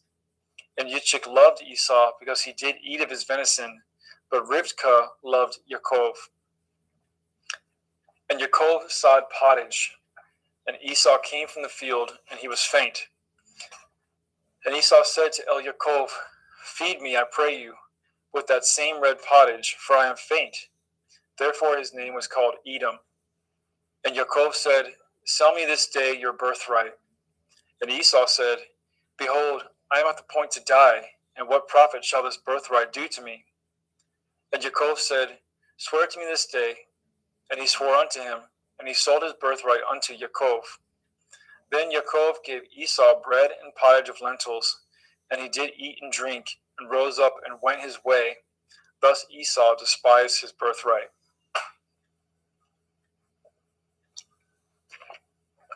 Genesis chapter 26. And there was a famine in the land beside the first famine that was in the days of Abraham. And Yitzchak went unto Abimelech, king of the Palestine, unto Gerar. And Yahweh appeared unto him and said, Go not down into Mitzrayim, dwell in the land which I shall tell you of. Sojourn in this land, and I will be with you, and I will bless you. For unto you and unto your seed I will give all these countries, and I will perform the oath which I swore unto Abraham your father. And I will make your seed to multiply as the stars of heaven, and I will give unto your seed all these countries, and in your seed shall all the nations of the earth be blessed. Because that Abraham obeyed my voice and did guard my watch, my commandments, my statutes, and my Torah. And Yitzchak dwelt in Gerar. And the men of the place asked him of his woman, and he said, She is my sister. For he feared to say, She is my woman, lest, said he, the men of the place should kill me for Rivkah, because she was fair to look upon. And it came to pass, when he had been there a long time, that Abimelech, king of the Palestine, looked out a window and saw, and behold, Yitzchak was sporting with Rivkah his woman. And Abimelech called Yitzchak and said, Behold, of a surety she is your woman, and how said you, She is my sister? And Yitzchak said unto him, Because I said, Lest I die for her. And Abimelech said, What is this you have done unto us? One of the people might lightly have lain with your woman, and you should have brought guiltiness upon us. And Abimelech charged all his people, saying, He that touches this man or his woman shall surely be put to death. Then Yitzchak sowed in that land, and received in the same year 100-fold, and Yahweh blessed him. And the man waxed great, and went forward, and grew until he became very great. For he had possession of flocks, and possession of herds, and great store of servants, and the Palestine envied him. For all the wells which his father's servants had dug in the days of Abraham his father, the Palestine had stopped them, and filled them with earth. And Abimelech said unto Yitzchak, Go from us, for you are much mightier than we. And Yitzchak departed thence, and pitched his tent in the valley of Gerar, and dwelt there. And Yitzchak dug the wells of water, which they had dug in the days of Abraham his father, for the Palestine had stopped them after the death of Abraham, and he called their names after the names by which his father had called them. And Yitzchak's servants dug in the valley, and found there a well of springing water. And the herdsmen of Gerar did strive with Yitzchak's herdsmen, saying, The water is ours. And he called the name of the well Esek, because they strove with him. And they dug another well, and strove for that also, and he called the name of it Sitnah. And he removed from thence, and dug another well, for that they strove not, and he called the name of it Rechoboth. And he said, For now Yahweh has made room for us, and we shall be fruitful in the land. And he went up from thence to Beersheba. And Yahweh appeared unto him the same night, and said, I am Elohai of Abraham your father. Fear not, for I am with you, and I will bless you, and multiply your seed for my servant Abraham's sake. And he built an altar there, and called upon the name of Yahweh, and pitched his tent there, and there Yitzchak's servants dug a well. Then Abimelech went to him from Gerar, and Akuzoth, one of his friends, and Pekol, the chief captain of his army. And Yitzchak said unto them, Wherefore come ye to me, seeing you hate me, and have sent me away from you? And they said, We saw certainly that Yahweh was with you. And we said, Let there be now an oath betwixt us, even betwixt us and you, and let us cut a covenant with you, that ye will do us no hurt, as we have not touched you, and as we have done unto you nothing but good, and have sent you away in peace. You are now the blessed of Yahweh. And he made them a feast, and they did eat and drink. And they rose up early in the morning, and swore to one another, and Yitzchak sent them away, and they departed from him in peace. And it came to pass the same day that Yitzchak's servants came, and told him concerning the well which they had dug, and said unto him, We have found water. And he called it Shavah. Therefore the name of the city is Beer Shavah unto this day. And Esau was 40 years old when he took to be his woman Yehudith, the daughter of Beri the Hittite, and Basmath, the daughter of Elon the Hittite, which were a grief of mind unto Yitzchak and to Rivkah.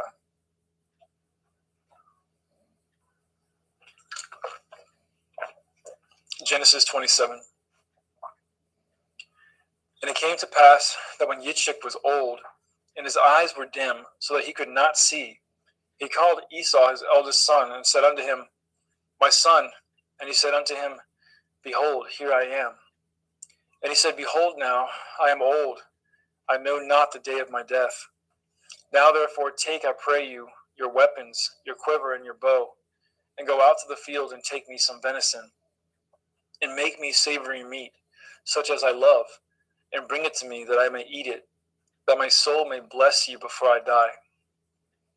And Rivkah heard when Yitzchak spoke to Esau his son, and Esau went to the field to hunt for venison and to bring it.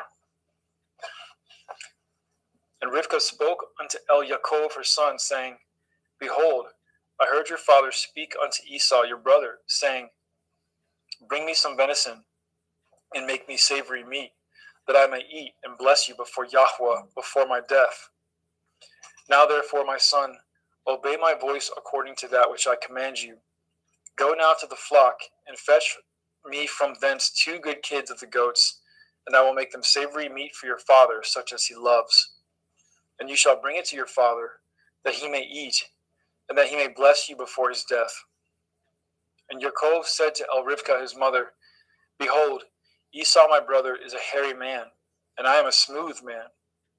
My father perchance will feel me, and I shall seem to him as a deceiver, and I shall bring a curse upon me, and not a blessing. And his mother said unto him, Upon me be your curse, my son. Only obey my voice, and go fetch me them. And he went, and he fetched, and brought them to his mother. And his mother made savory meat, such as his father loved. And Rivkah took goodly raiment from her eldest son Esau, which were with her in the house, and put them upon Yaakov her younger son. And she put the skins of the kids of the goats upon his hands, and upon the smooth of his neck. And she gave the savory meat, the bread, which she had prepared, into the hand of her son Yaakov. And he came unto his father, and said, My father. And he said, Here I am. Who are you, my son? And Yaakov said unto his father, I am Esau, your firstborn. I have done according as you bade me. Arise, I pray you, sit and eat of my venison, that your soul may bless me. And Yitzchak said unto his son, How is it that you have found it so quickly, my son? And he said, Because Yahweh Elohika brought it to me. And Yitzchak said unto Yaakov, Come near, I pray you, that I may feel you, my son, whether you be my very son Esau or not. And Yaakov went near unto Yitzchak his father, and he felt him, and said, The voice is Yaakov's voice, but the hands are the hands of Esau. And he discerned him not, because his hands were hairy, as his brother Esau's hands. So he blessed him. And he said, Are you my very son Esau? And he said, I am. And he said, Bring it near to me, and I will eat of my son's venison, that my soul may bless you. And he brought it near to him, and he did eat. And he brought him wine, and he drank. And his father Yitzchak said unto him, Come near now, and kiss me, my son. And he came near and kissed him. And he smelled the smell of his raiment. And he blessed him, and said, See, the smell of my son is as the smell of a field which Yahweh has blessed. Therefore Elohim give you the dew of heaven, and the fatness of the earth, and plenty of grain and wine. Let people serve you, and nations bow down to you. Be Lord over your brethren, and let your mother's sons bow down to you. Cursed be everyone that curses you, and blessed be he that blesses you.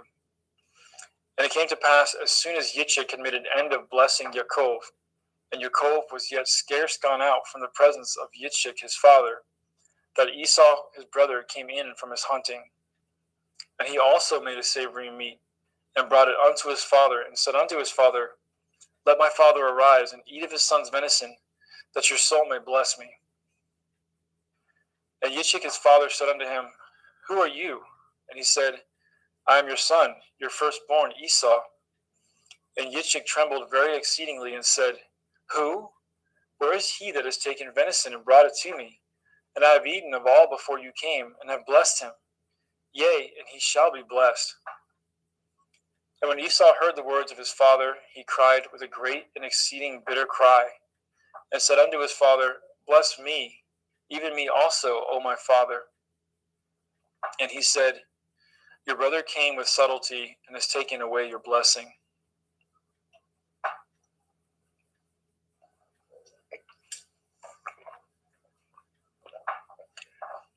And he said, Is not he rightly named Yaakov? For he has supplanted me these 2 times. He took away my birthright, and behold, now he has taken away my blessing. And he said, Have you not reserved a blessing for me?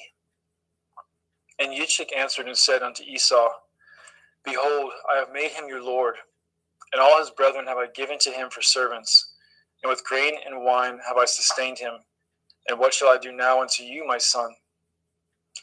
And Esau said unto his father, Have ye but one blessing, my father? Bless me, even me also, O my father. And Esau lifted up his voice and wept. And Yitzchak his father answered and said unto him, Behold, your dwelling shall be the fatness of the earth, and of the dew of heaven from above. And by your sword shall you live, and you shall serve your brother. And it shall come to pass, when you shall have the dominion, that you shall break his yoke from off your neck. And Esau hated Yaakov because of the blessing wherewith his father blessed him. And Esau said in his heart, The days of mourning for my father are at hand. Then will I slay my brother Yaakov. And these words of Esau, her elder son, were told to Rivkah. And she sent and called Yaakov, her younger son, and said unto him, Behold, your brother Esau, as touching you, comforts himself, purposing to kill you. Now therefore, my son, obey my voice and arise. Flee to Lavan, my brother, to Haran, and tarry with him a few days until your brother's fury turns away, until your brother's anger turn away from you, and he forget that which you have done to him. Then I will send and fetch you from thence. Why should I be deprived also of you both in one day? And Rivkah said to Yitzchak, I am weary of my life because of the daughters of Heth. If Yaakov take a woman of the daughters of Heth, such as these which are of the daughters of the land, what good shall my life do to me? Genesis 28. And Yitzchak called Yaakov and blessed him, and charged him, and said unto him, You shall not take a woman of the daughters of Canaan. Arise, go to Paddan Aram, to the house of Bethuel your mother's father, and take you a woman from thence of the daughters of Lavan your mother's brother.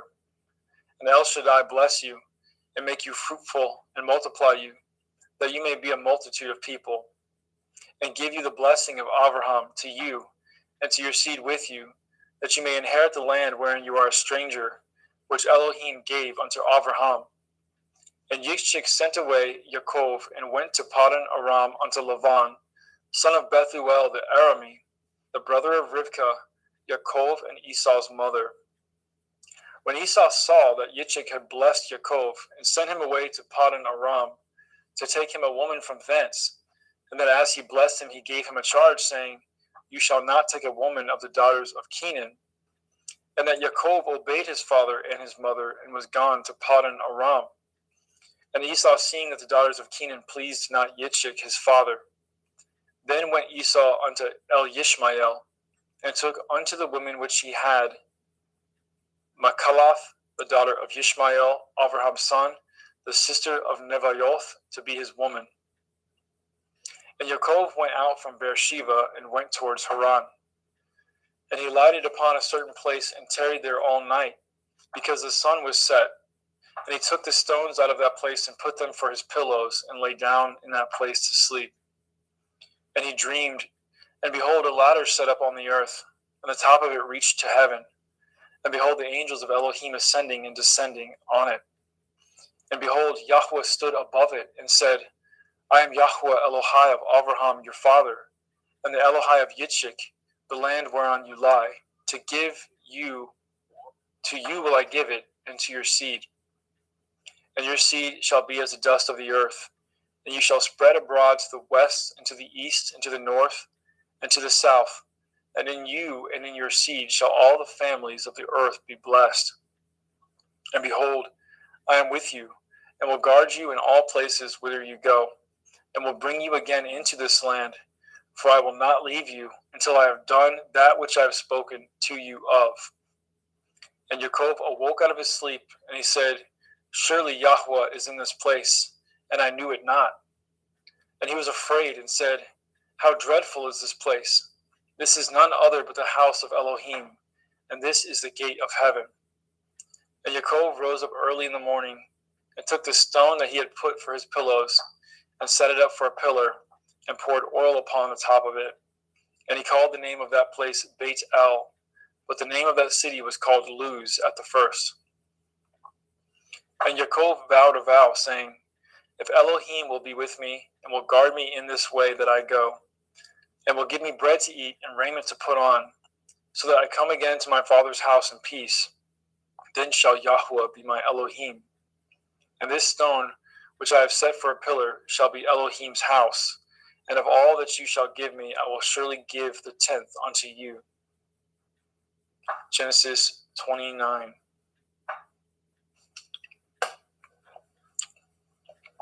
Then Yaakov went on his journey and came into the land of the people of the east.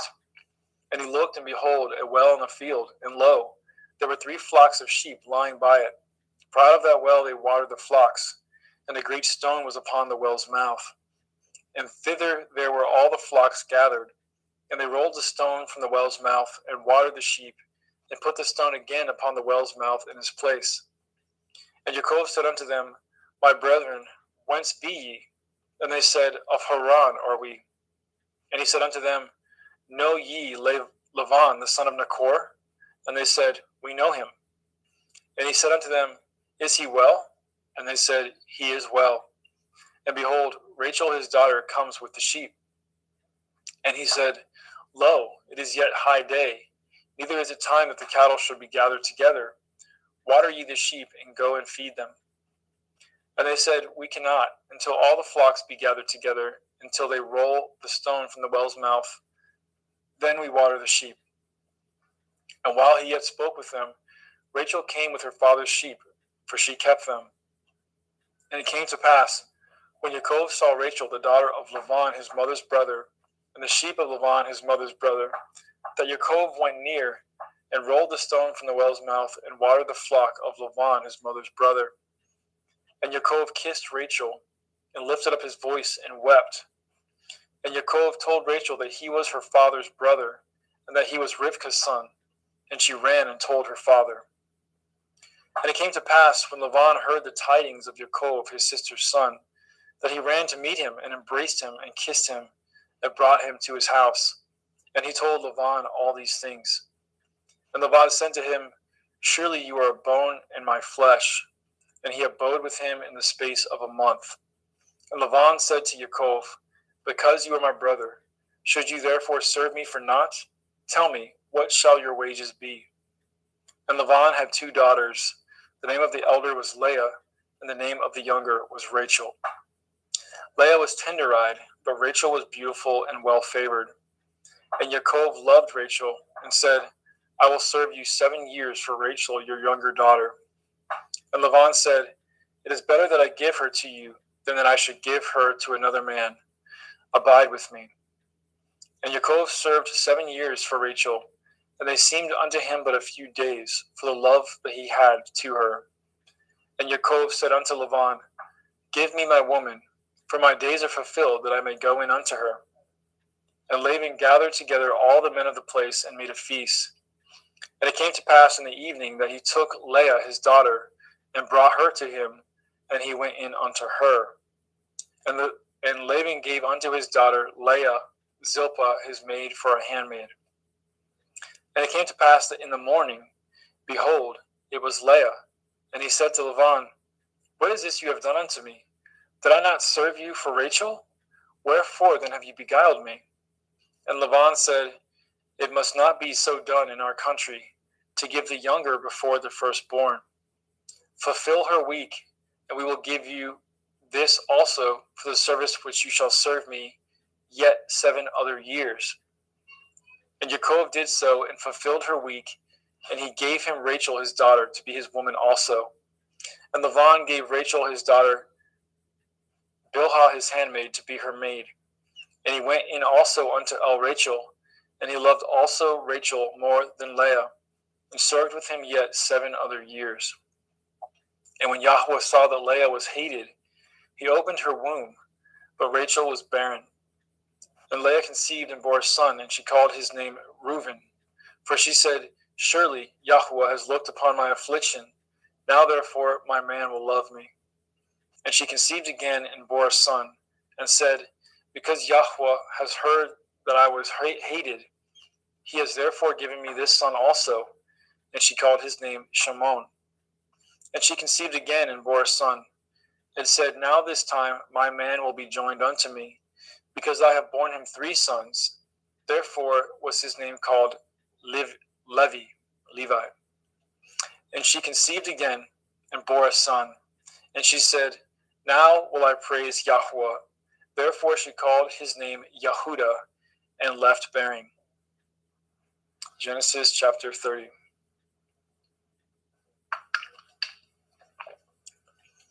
And when Rachel saw that she bore Yaakov no children, Rachel envied her sister, and said unto Yaakov, Give me children, or else I die. And Yaakov's anger was kindled against Rachel, and he said, Am I in Elohim's stead, who has withheld from you the fruit of the womb?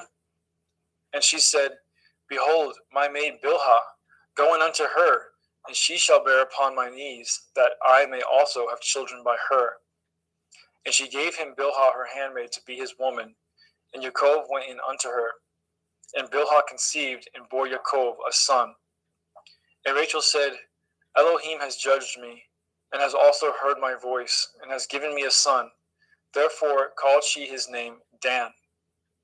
And Bilhah, Rachel's maid, conceived again, and bore Yaakov a second son.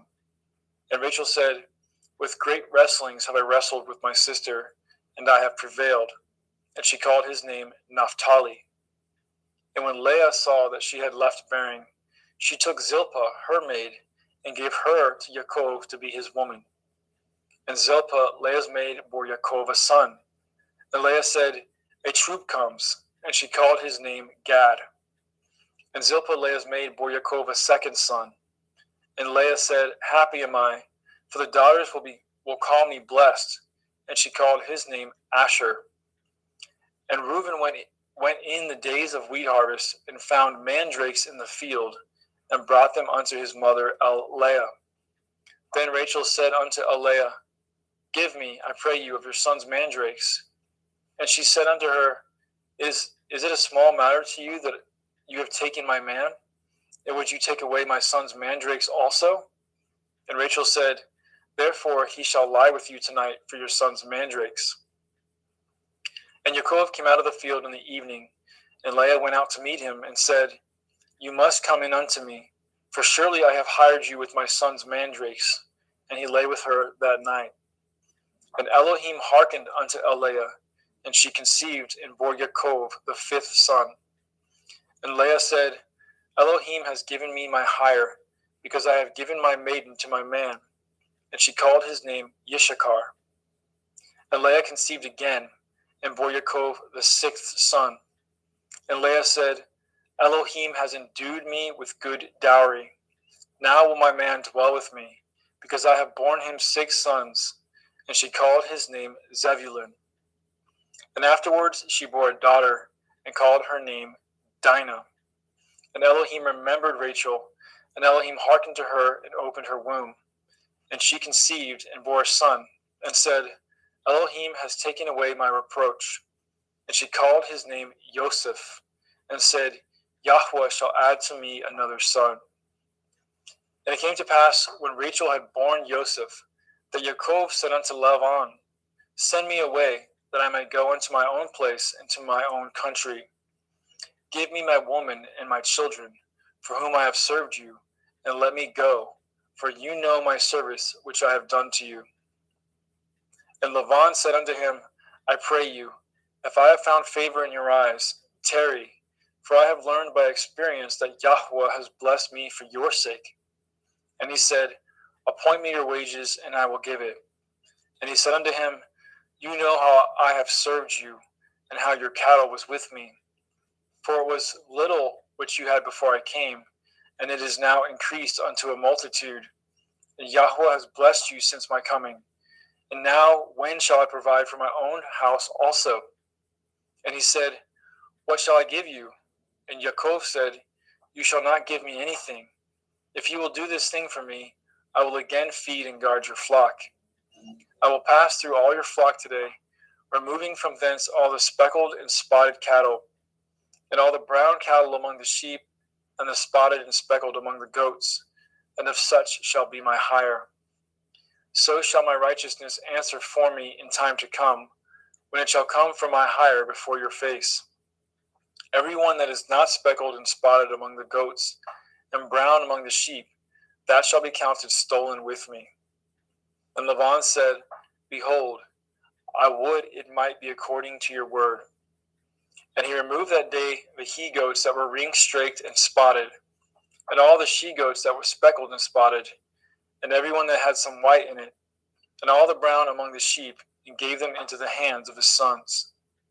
And he set 3 days' journey betwixt himself and Yaakov, and Yaakov fed the rest of Laban's flock. And Yaakov took him rods of green poplar, and of the hazel and chestnut tree, and piled white strakes in them, and made the white appear which was in the rods. And he set the rods which he had pilled before the flocks in the gutters and the watering troughs, when the flocks came to drink, that they should conceive when they came to drink. And the flocks conceived before the rods, and brought forth cattle ring-straked, speckled, and spotted.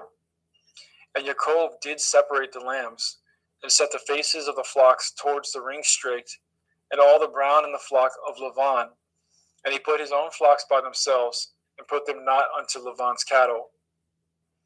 And it came to pass, whensoever the stronger cattle did conceive, that Yaakov laid the rods before the eyes of the cattle in the gutters, that they might conceive among the rods.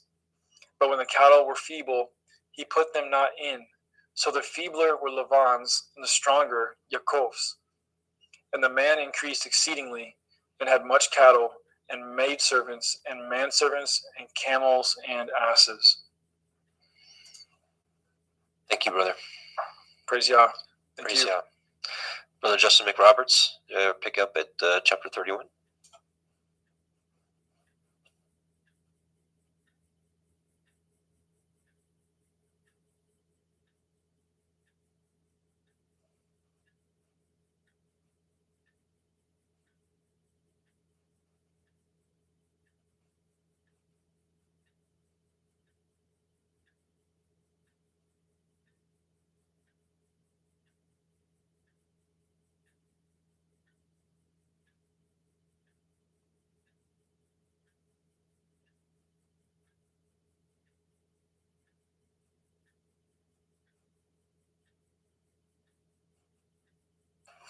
I apologize for that. Genesis 31. And he heard the words of Laban's son, saying, Yaakov has taken away all was our father's, and of that which was our father's has he gotten, and of all of his glory. And Yaakov beheld the countenance of Laban, and behold, it was not toward him as before. And Yahweh said unto Yaakov, return unto the land of your fathers, and to your kindred, and will be with you. And Yaakov sent and called Rachel and Leah to the field unto his flock, and said unto them, I seeth your father's countenance, that it is not toward me as before, but the Elohim of my father has been with me. And ye know that with all my power I have served your father. And your father has deceived me, and changeth my wages 10 times, but Elohim suffered him not to hurt me. And if he said thus, the speckle shall be your wages, then all the cattle bore speckled. And if he said thus, the ring-straked shall be your hire, then bore all the cattle ring-straked. Thus Elohim has taken away the cattle of your father and given them to me. And it came to pass at the time that the cattle conceived, that I lifted up my eyes, and I saw in a dream. And behold, the rams which leaped upon the cattle were ring-straked, speckled, and grizzled. And the angel of Elohim spoke unto me in a dream, saying, Yaakov. And I said, Here am I. And he said, lift up now your eyes and see. All the rams which leap upon the cattle are ring-streaked, speckled, and grizzled. For I have seen all that Laban does unto you. And he said, and I am the Elohim of Bedel, which you anointed the pillar and were vowed a vow unto me. Now arise, get you out from this land, and return unto the land of your kindred. And Rachel and Leah answered and said unto him, is there yet any portion or inheritance for us in your father's house? Are we not counted of him strangers? For he has told us, and has quite devoured also our money. For all the riches which Elohim has taken from our father, that is ours, and our children's. Now then, whatsoever Elohim has said unto you, do. Then Yaakov rose up and set at his sons, at his women upon camels, and he carried away all his cattle and all his goods which he had gotten, the cattle of his getting, which he had gotten in Paddan Aram, for to go to Yitzhak his father in the land of Canaan. And Laban went to shear at the sheep, and Rachel had stolen at the teraphim that were her father's. And Yaakov stole away at unawares to Laban the Aramean, in that he had told him not that he fled. So he fled with all that he had, and he rose up and passed over at the river, and set his face toward Mount Gilead. And it was told Laban on the third day that Yaakov was fled. And he tooketh his brethren with him, and pursued after him 7 days' journey, and they overtook him in Mount Gilead. And Elohim came to Laban the Aramean in the dream by night, and said unto him, take heed that you speak not to Yaakov, neither good or bad. Then Laban overtooketh Yaakov. Now Yaakov had pitched his tent in the mount, and Laban with his brethren pitched in the mount of Gilead. And Laban said to Yaakov, what have you done that you have stolen away as unawares to me, and carried away my daughters and captives, taken with the sword? Wherefore did you flee away secretly and steal away from me, and did not tell me, that I might have sent you away with mirth and with songs, with tabret and harp, and have not suffered me to kiss my sons and my daughters? You have now done foolishly in so doing. Is it in the power of my hand to do you hurt? But the Elohim of your father spoke unto me yesternight, saying, take heed that you speak not to Yaakov, either good or bad. And now, though you would needs be gone, because you sore longed after your father's house, yet wherefore have you stolen my Elohim?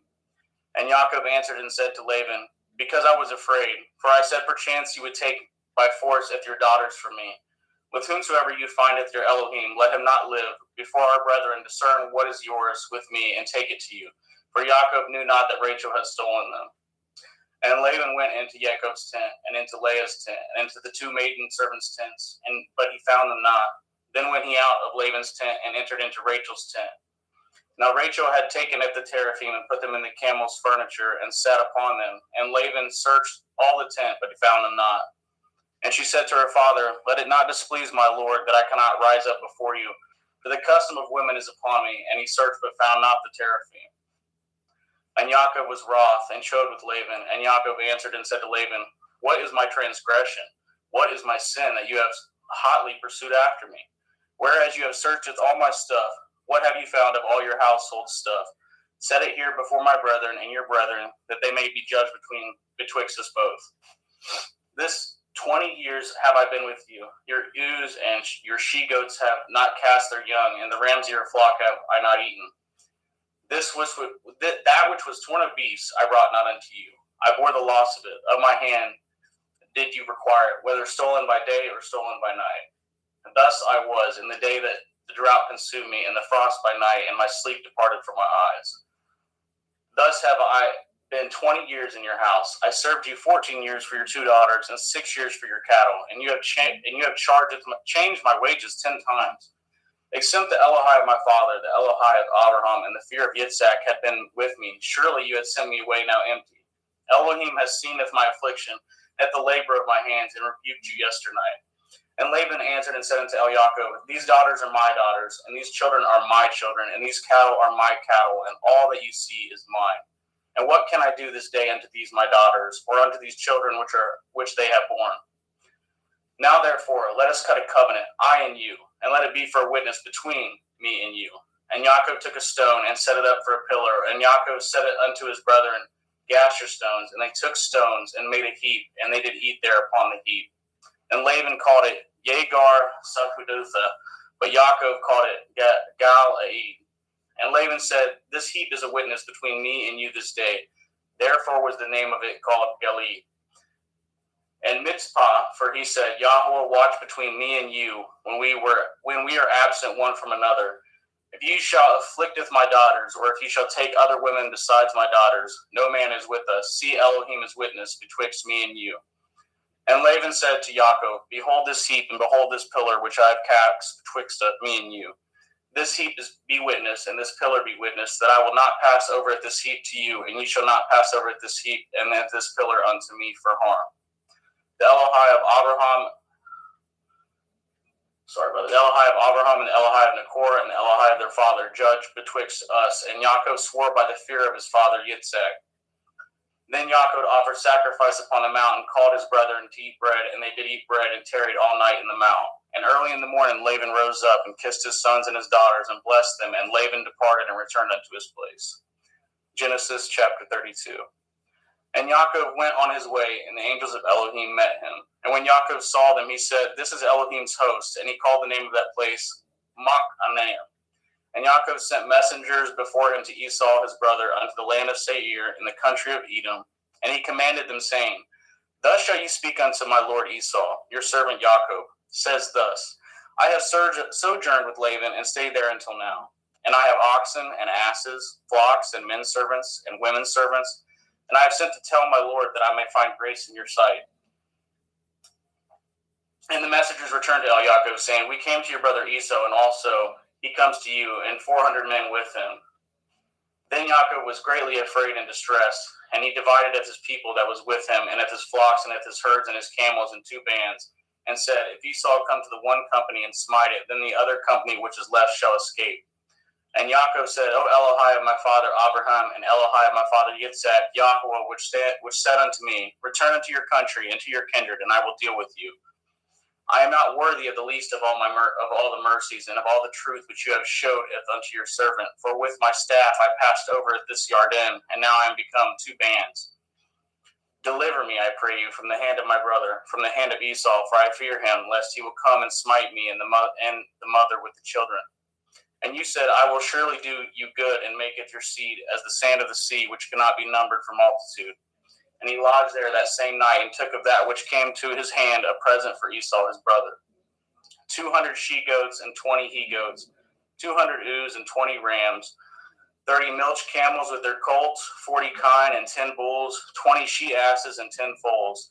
And he delivered them into the hand of his servants, every drove by themselves, and said unto his servants, Pass over before me, and put a space betwixt drove and drove.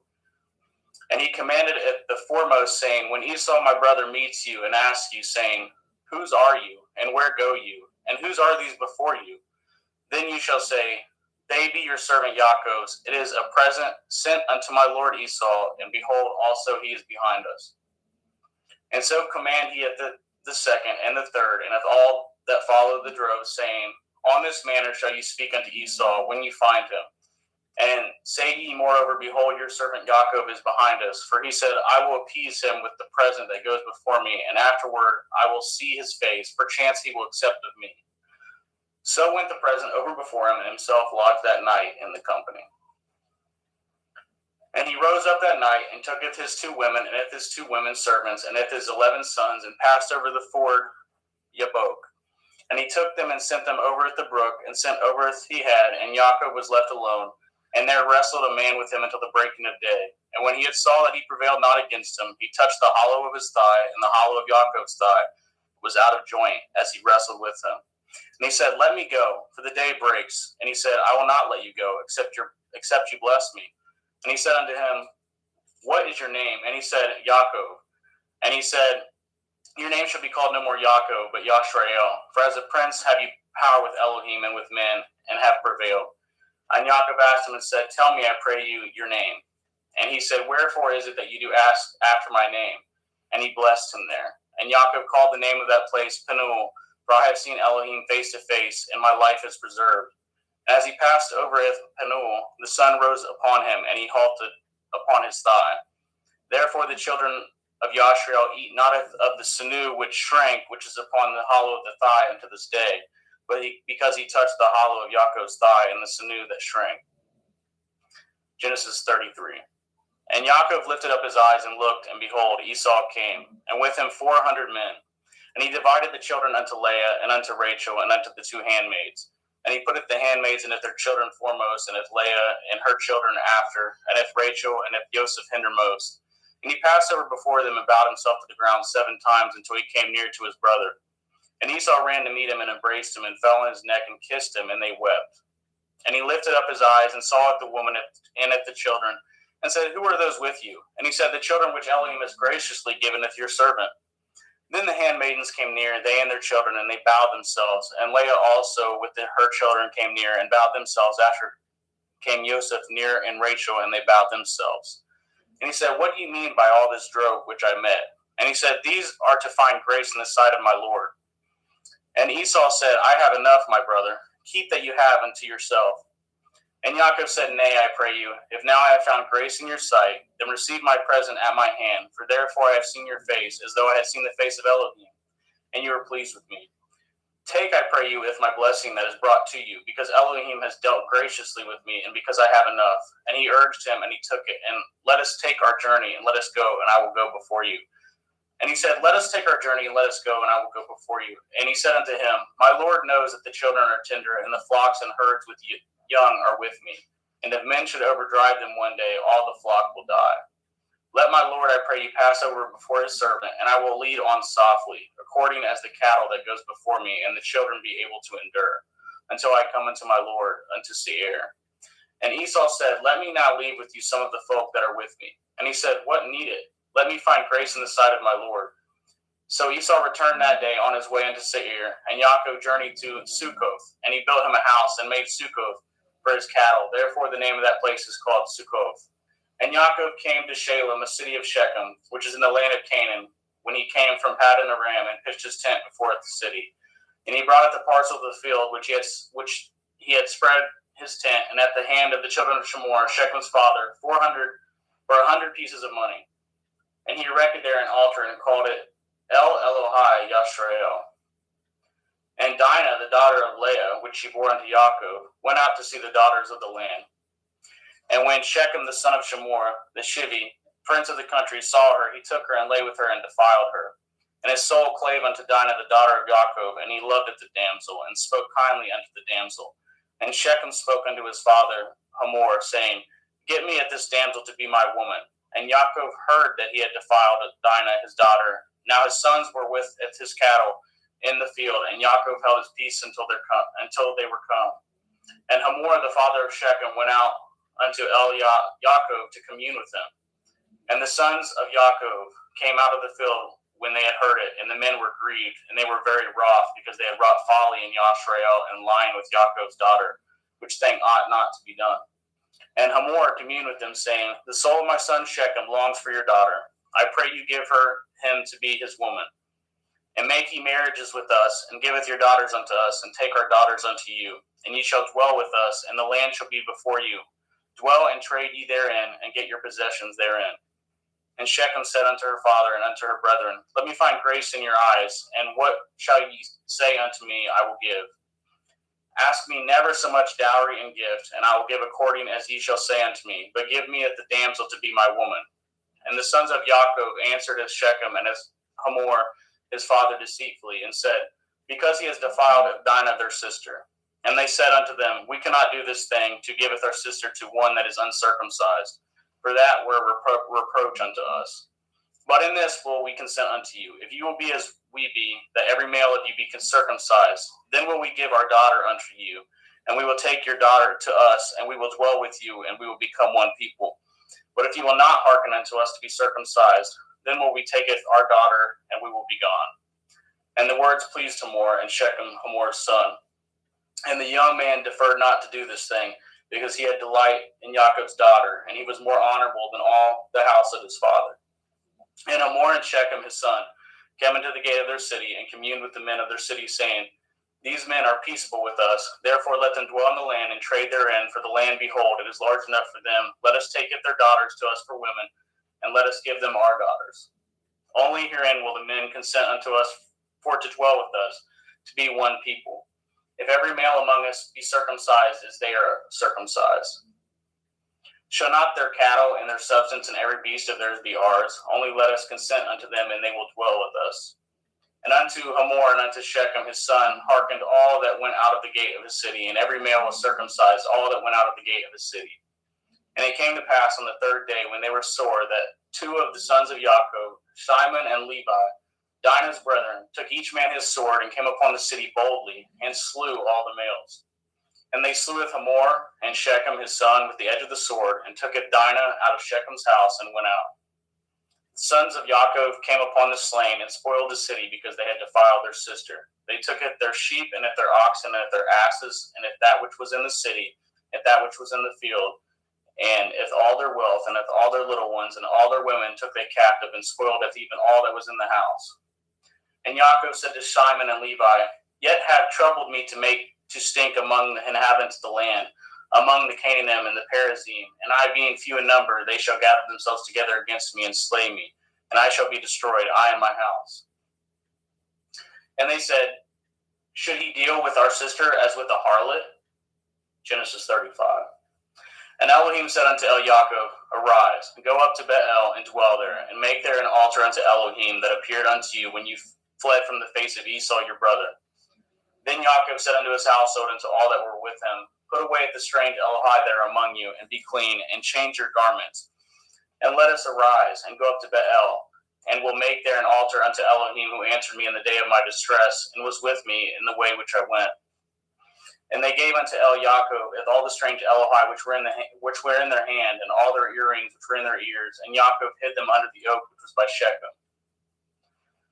And they journeyed, and the terror of Elohim was upon the cities which were round about them, and they did not pursue after the sons of Jacob. So Jacob came to Luz, which is in the land of Canaan, that is Bethel, and all the people that were with him.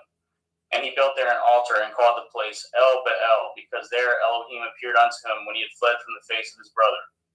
But Deborah, Rivkah's nurse, died, and she was buried beneath Bethel under an oak, and the name of it was called Alon Bakuth.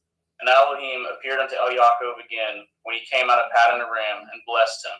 And Elohim said unto him, Your name is Jacob, your name shall not be called any more Jacob, but Yashrael shall be your name. And he calleth his name Yashrael. And Elohim said unto him, I am El Shaddai, be fruitful and multiply. A nation and a company of nations shall be of you, and kings shall come out of your loins.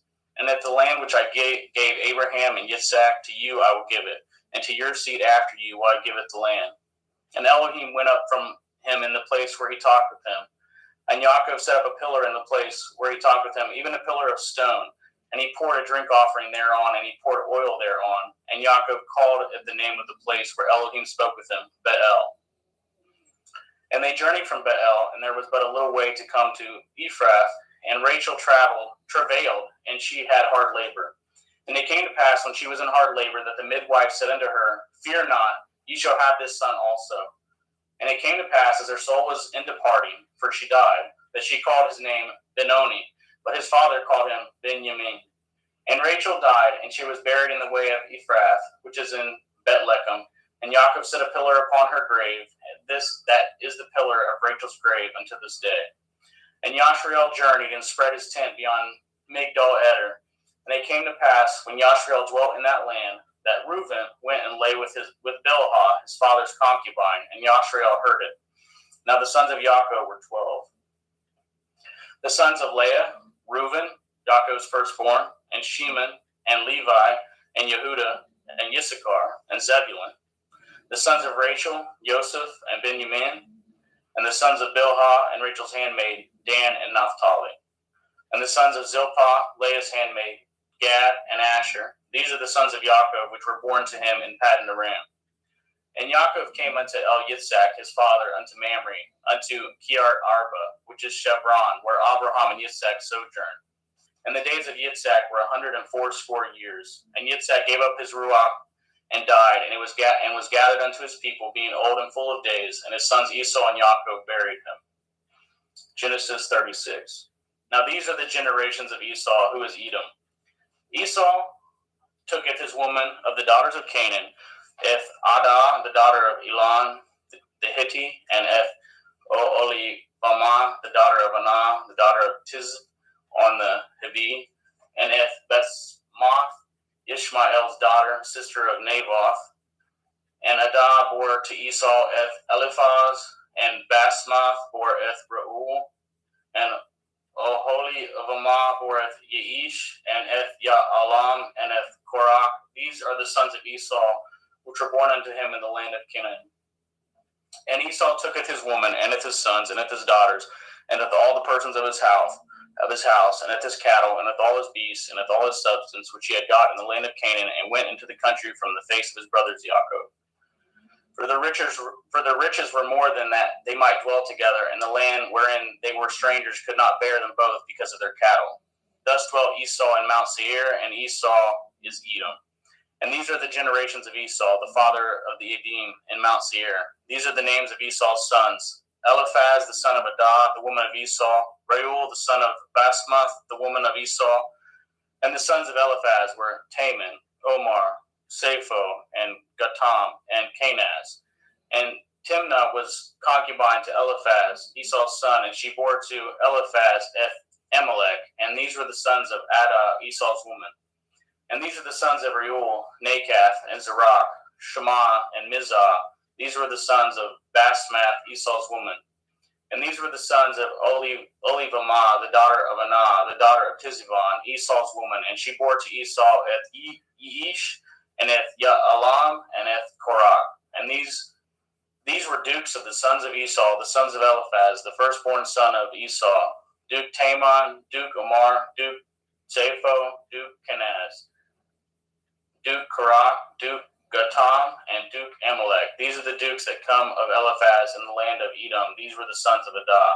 And these are the sons of Reuel, Esau's son: Duke Nakath, Duke Zerach, Duke Shema, Duke Mizah. These are the dukes that came of Reuel in the land of Edom. These are the sons of Basmath, Esau's woman. And these are the sons of Oholibamah, Esau's woman: Duke Yeish, Duke Ya'alam, Duke Korach. These were the dukes that came of Oholibamah, daughter of Anah, Esau's woman. These are the sons of Esau, who is Edom, and these are their dukes. These are the sons of Seir, the Hori, who inhabit the land: Lotan, and Shoval, and Tizivon, and Anah, and Dishon, and Etzer, and Dishon. These are the dukes of Horium, and the children of Seir in the land of Edom. And the children of Lotan were Harai and Haman, and Lotan's sister was Timnah. And the children of Shoval were these: Elion, Menakath, and Ebal, Shephi, and Onam. And these are the children of Tebion, both Ayah and Anah. And this was Anah that founded the mules in the wilderness, and he fed the asses of Tiziv on his father. And the children of Anah were these: Dishon and Oholibamah, the daughter of Anah. And these are the children of Dishon: Himdan, and Eshban, and Yithran, and Haran. The children of Etzer are these: Bilhan, and Zabon, and Akon. The children of Dishon are these: Uts and Aran. These are the dukes that came of the Chorim: Duke Lotan, Duke Shoval, Duke Sivon, Duke Anah, Duke Dishon, Duke Etzer, Duke Dishon. These are the dukes that came of Hori among their dukes in the land of Seir. And these are the kings that reigned in the land of Edom, before they reigned any king over the children of Yashrael. And Bela, the son of Beor, reigned in Edom, and the name of his city was Dinhabah. And Bela died, and Jovab, the son of Zerach of Botzrah, reigned in his stead. And Jovab died, and Shusham of the land of Taimani reigned in his stead. And Husham died, and Hadad, son of Bedad, who smoteth Midian in the field of Moab, reigned in his stead, and the name of his city was Aviath. And Hadad died, and Sumlah of Masrekah reigned in his stead. And Samlah died, and Shaul of Rechoboth by the river reigned in his stead. And Shaul died, and Baal-Shannon, the son of Achbor, reigned in his stead. And Baal-Hanan, the son of Achbor, died, and Hadar reigned in his stead. And the name of his city was Pau, and his woman's name was Mehetabel, and the daughter of Metred, the daughter of Mezahav. And these are the names of the dukes that came of Esau, according to their families, after their places, by their names: Dukes Timnah, Duke Eliah, Duke Yetheth, Duke Oholibamah, Duke Elah, Duke Peon, Duke Kenaz, Duke Taman, Duke Mithitzer, Duke Magdiel, Duke Eram. These be the dukes of Edom, according to their habitations in the land of their possessions. He is Esau, the father of the Edomim. Genesis chapter 37. And Yaakov dwelt in the land wherein his father was a stranger in the land of Canaan. These are the generations of Yaakov. Joseph, being 17 years old, was feeding a flock with his brethren, and the lad was with his sons of Bilhah, and with the sons of Zilpah, his father's woman. And Joseph broughteth unto his father their evil report. Now Yashrael loved Joseph more than all his children, because he was the son of his old age, and made him a coat of many colors. And when his brethren saw that their father loved him more than all his brethren, they hated him, and could not speak peaceably unto him. And Joseph dreamed a dream, and he told it his brethren, and they hated him yet the more. And he said unto them, Hear, I pray you, this dream which I have dreamed. For behold, we were binding sheaves in the field, and lo, my sheaf arose, and also stood upright. And behold, your sheaf stood round about, and made obeisance to my sheaf. And his brethren said to him, Shall you indeed reign over us, or shall you indeed have dominion over us? And they hated him yet the more for his dreams and for his words. And they dreamed yet another dream, and told it his brethren, and said, Behold, I have dreamed a dream more, and behold, the sun and the moon and 11 stars made obeisance to me. And he told it to his father and to his brethren, and his father rebuked him, and said unto him, What is this dream that you have dreamed? Shall I and your mother and your brethren indeed come bow down ourselves to you, to the earth? And his brethren envied him, but his father observed this saying. And his brethren went to feed their father's flock in Shechem. And Yashrael said unto Joseph, Do not your brethren feed the flock in Shechem? Come, and I will send you unto them. And he said to him, Here am I. And he said unto him, Go, I pray you, seeth whether it will be well with your brethren, and if well with your flocks, and bring me word again. So he sent him out of the valley of Chevron, and he came to Shechem. And a certain man found him, and behold, he was wandering in the field. And the man asked him, saying, What do you seek? And he said, I seeketh my brethren. Tell me, I pray you, where they feed their flocks. And the man said, They departed hence, for I heard them say, Let us go to Dothan. And Joseph went after his brethren, and found them in Dothan. And when they saw him afar off, even before he came near unto them, they conspired against him to slay him. And they said one to another, Behold, this dreamer comes. Come now, therefore, and let us slay him, and cast him into some pit. And we will say, Some evil beast has devoured him, and we shall see what will become of his dreams. And Reuben heard it, and delivered him out of their hands, and said, Let us not kill him. And Reuben said unto them, Shed no blood, but cast him into this pit that is in the wilderness, and lay no hand upon him, that he might rid him out of their hands, to deliver him to his father again. And it came to pass, when Joseph was come unto his brethren, that they stripped Joseph out of his coat, and the coat of many colors that was on him. And they took him and cast him into a pit, and the pit was empty. There was no water in it. And they sat down to eat bread, and they lifted up their eyes and looked, and behold, a company of Ishmaelim came from Gilead with their camels, bearing spicery and balm and myrrh, going to carry it down to Mitzrayim. And Yehudah said unto his brethren, What profit is it if we slayeth our brother and concealeth his blood? Come and let us sell him to the Ishmaelim, and let not our hand be upon him, for he is our brother and our flesh. And his brethren were content. Then there passed by Midianim merchantmen, and they drew and lifted up Joseph out of the pit, and sold Joseph to the Ishmaelim for 20 pieces of silver, and they brought Joseph into Mitzrayim. And Reuben returned into the pit, and beheld Joseph was not in the pit, and he returned his clothes, and he returned unto his brethren, and said, The child is not, and I, whither shall I go? And they took Joseph's coat, and killed a kid of the goats, and dipped the coat in the blood. And they sent the coat of many colors, and they brought it to their father, and said, This have we found. Know now whether it be your son's coat or no. And he knew it, and said, It is my son's coat. An evil beast has devoured him. Joseph is without doubt rent in pieces.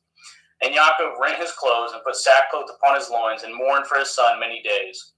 And all his sons and all his daughters rose up to comfort him, but he refused to be comforted. And he said, For I will go down into Sheol unto my son mourning. Thus his father wept for him.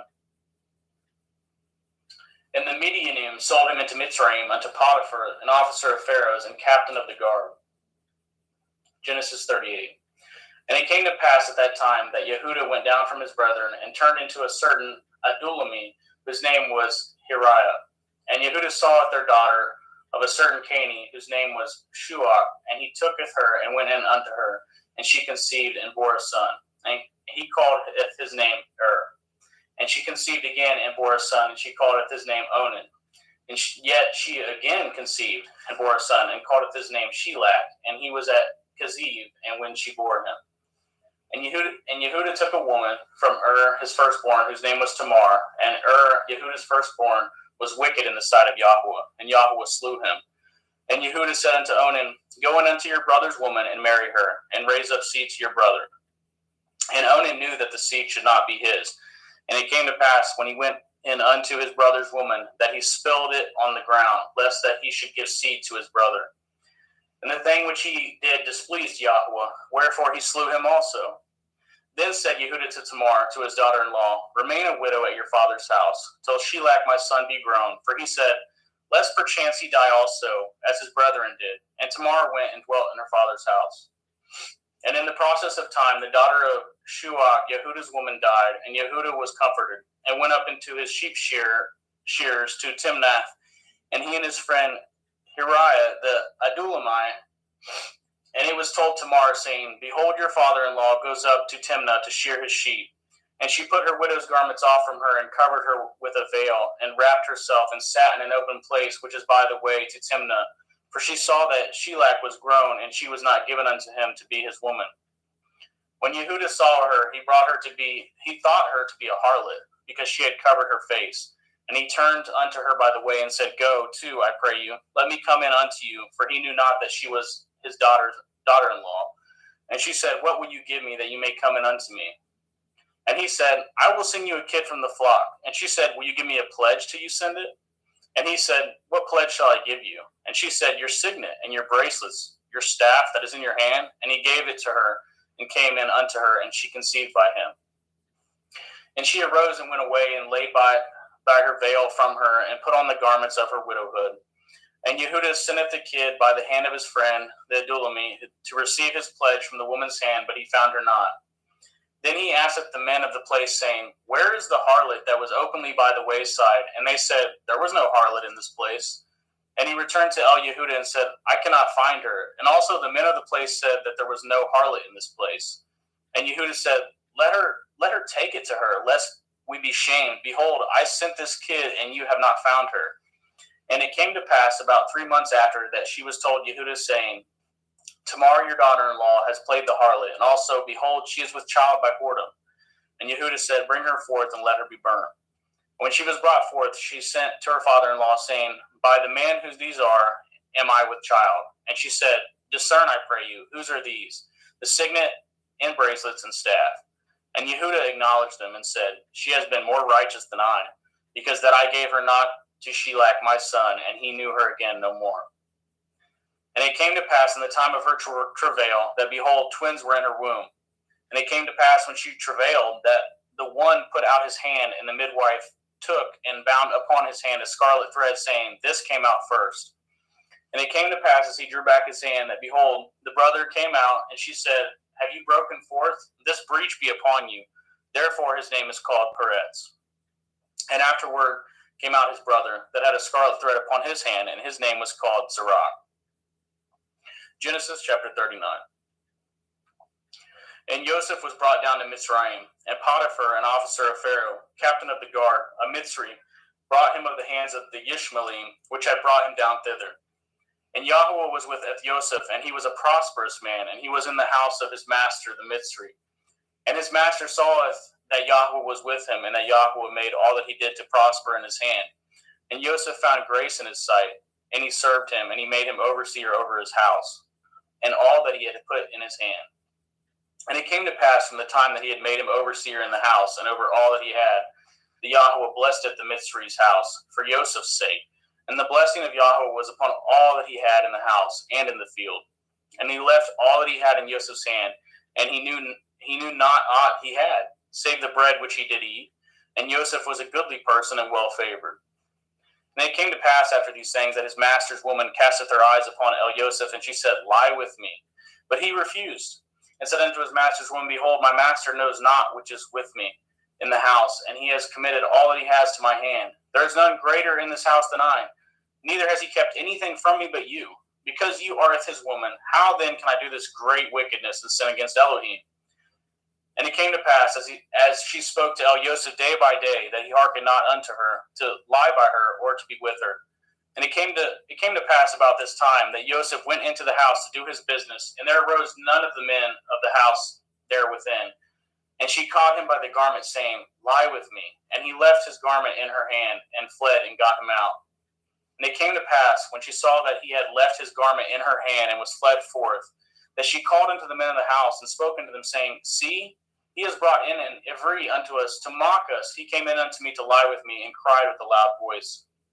And it came to pass, when he had heard that I lifted up my voice and cried, that he left his garment with me, and fled, and got him out. And she laid up his garment by her until his Lord came home. And she spoke unto him according to these words, saying, The Ivri servant which you have brought unto us came in unto me to mock me. And it came to pass, as I lifted up my voice and cried, that he left his garment with me, and fled out. And it came to pass, when his master heard the words of his woman, which she spoke unto him, saying, After this manner did your servant to me, that his wrath was kindled. And Joseph's master took him, and put him in the prison, a place where the king's prisoners were bound, and he was there in prison. But Yahweh was with Joseph, and showed him mercy, and gave him favor in the sight of the keeper of the prison. And the keeper of the prison committed to Joseph's hand all the prisoners that were in the prison, and if whatsoever they did there, he was the doer of it. The keeper of the prison looked as not to anything that was under his hand, because Yahweh was with him, and that which he did, Yahweh made him to prosper. Genesis chapter 40. And it came to pass after these things, that the butler of the king of Mitzrayim and his baker had offended the Lord, the king of Mitzrayim. And Pharaoh was wroth against two of his officers, against the chief of his butlers, and against the chief of his bakers. And he put them in ward in the house of the captain of the guard, into the prison, the place where Joseph was bound. And the captain of the guard was charged at Joseph with him, and he served them, and they continued a season in a ward. And they dreamed a dream, both of them, each man his dream in one night, each man according to the interpretation of his dream, the butler and the baker of the king of Mitzrayim, which were bound in the prison. And Joseph came in unto them in the morning, and looked upon them, and behold, they were sad. And he asked of Pharaoh's officers that were with him in the ward of the Lord's house, saying, Wherefore look ye so sadly today? And they said unto him, We have dreamed a dream, and there is no interpreter of it. And Joseph said unto them, Do not interpretations belong to Elohim? Tell me them, I pray you. And the chief butler tooketh his dream to Joseph, and said to him, In my dream, behold, a vine was before me. And in the vine were 3 branches, and it was as though it budded. And her blossoms shot forth, and the clusters thereof brought forth ripe grapes. And Pharaoh's cup was in my hand, and I took it the grapes, and pressed them into Pharaoh's cup, and gave it the cup into Pharaoh's hand. And Joseph said unto him, This is the interpretation of it. The 3 branches are 3 days. Yet within 3 days shall Pharaoh lift up your head, and restore unto your place, and you shall deliver Pharaoh's cup into his hand, after the former manner when you were his butler. But think on me when it shall be well with you, and show kindness, I pray you, unto me, and make mention of me unto Pharaoh, and bring me out of this house. For indeed I was stolen away out of the land of the Ivrim, and here also I have done nothing, that they should put me in this dungeon.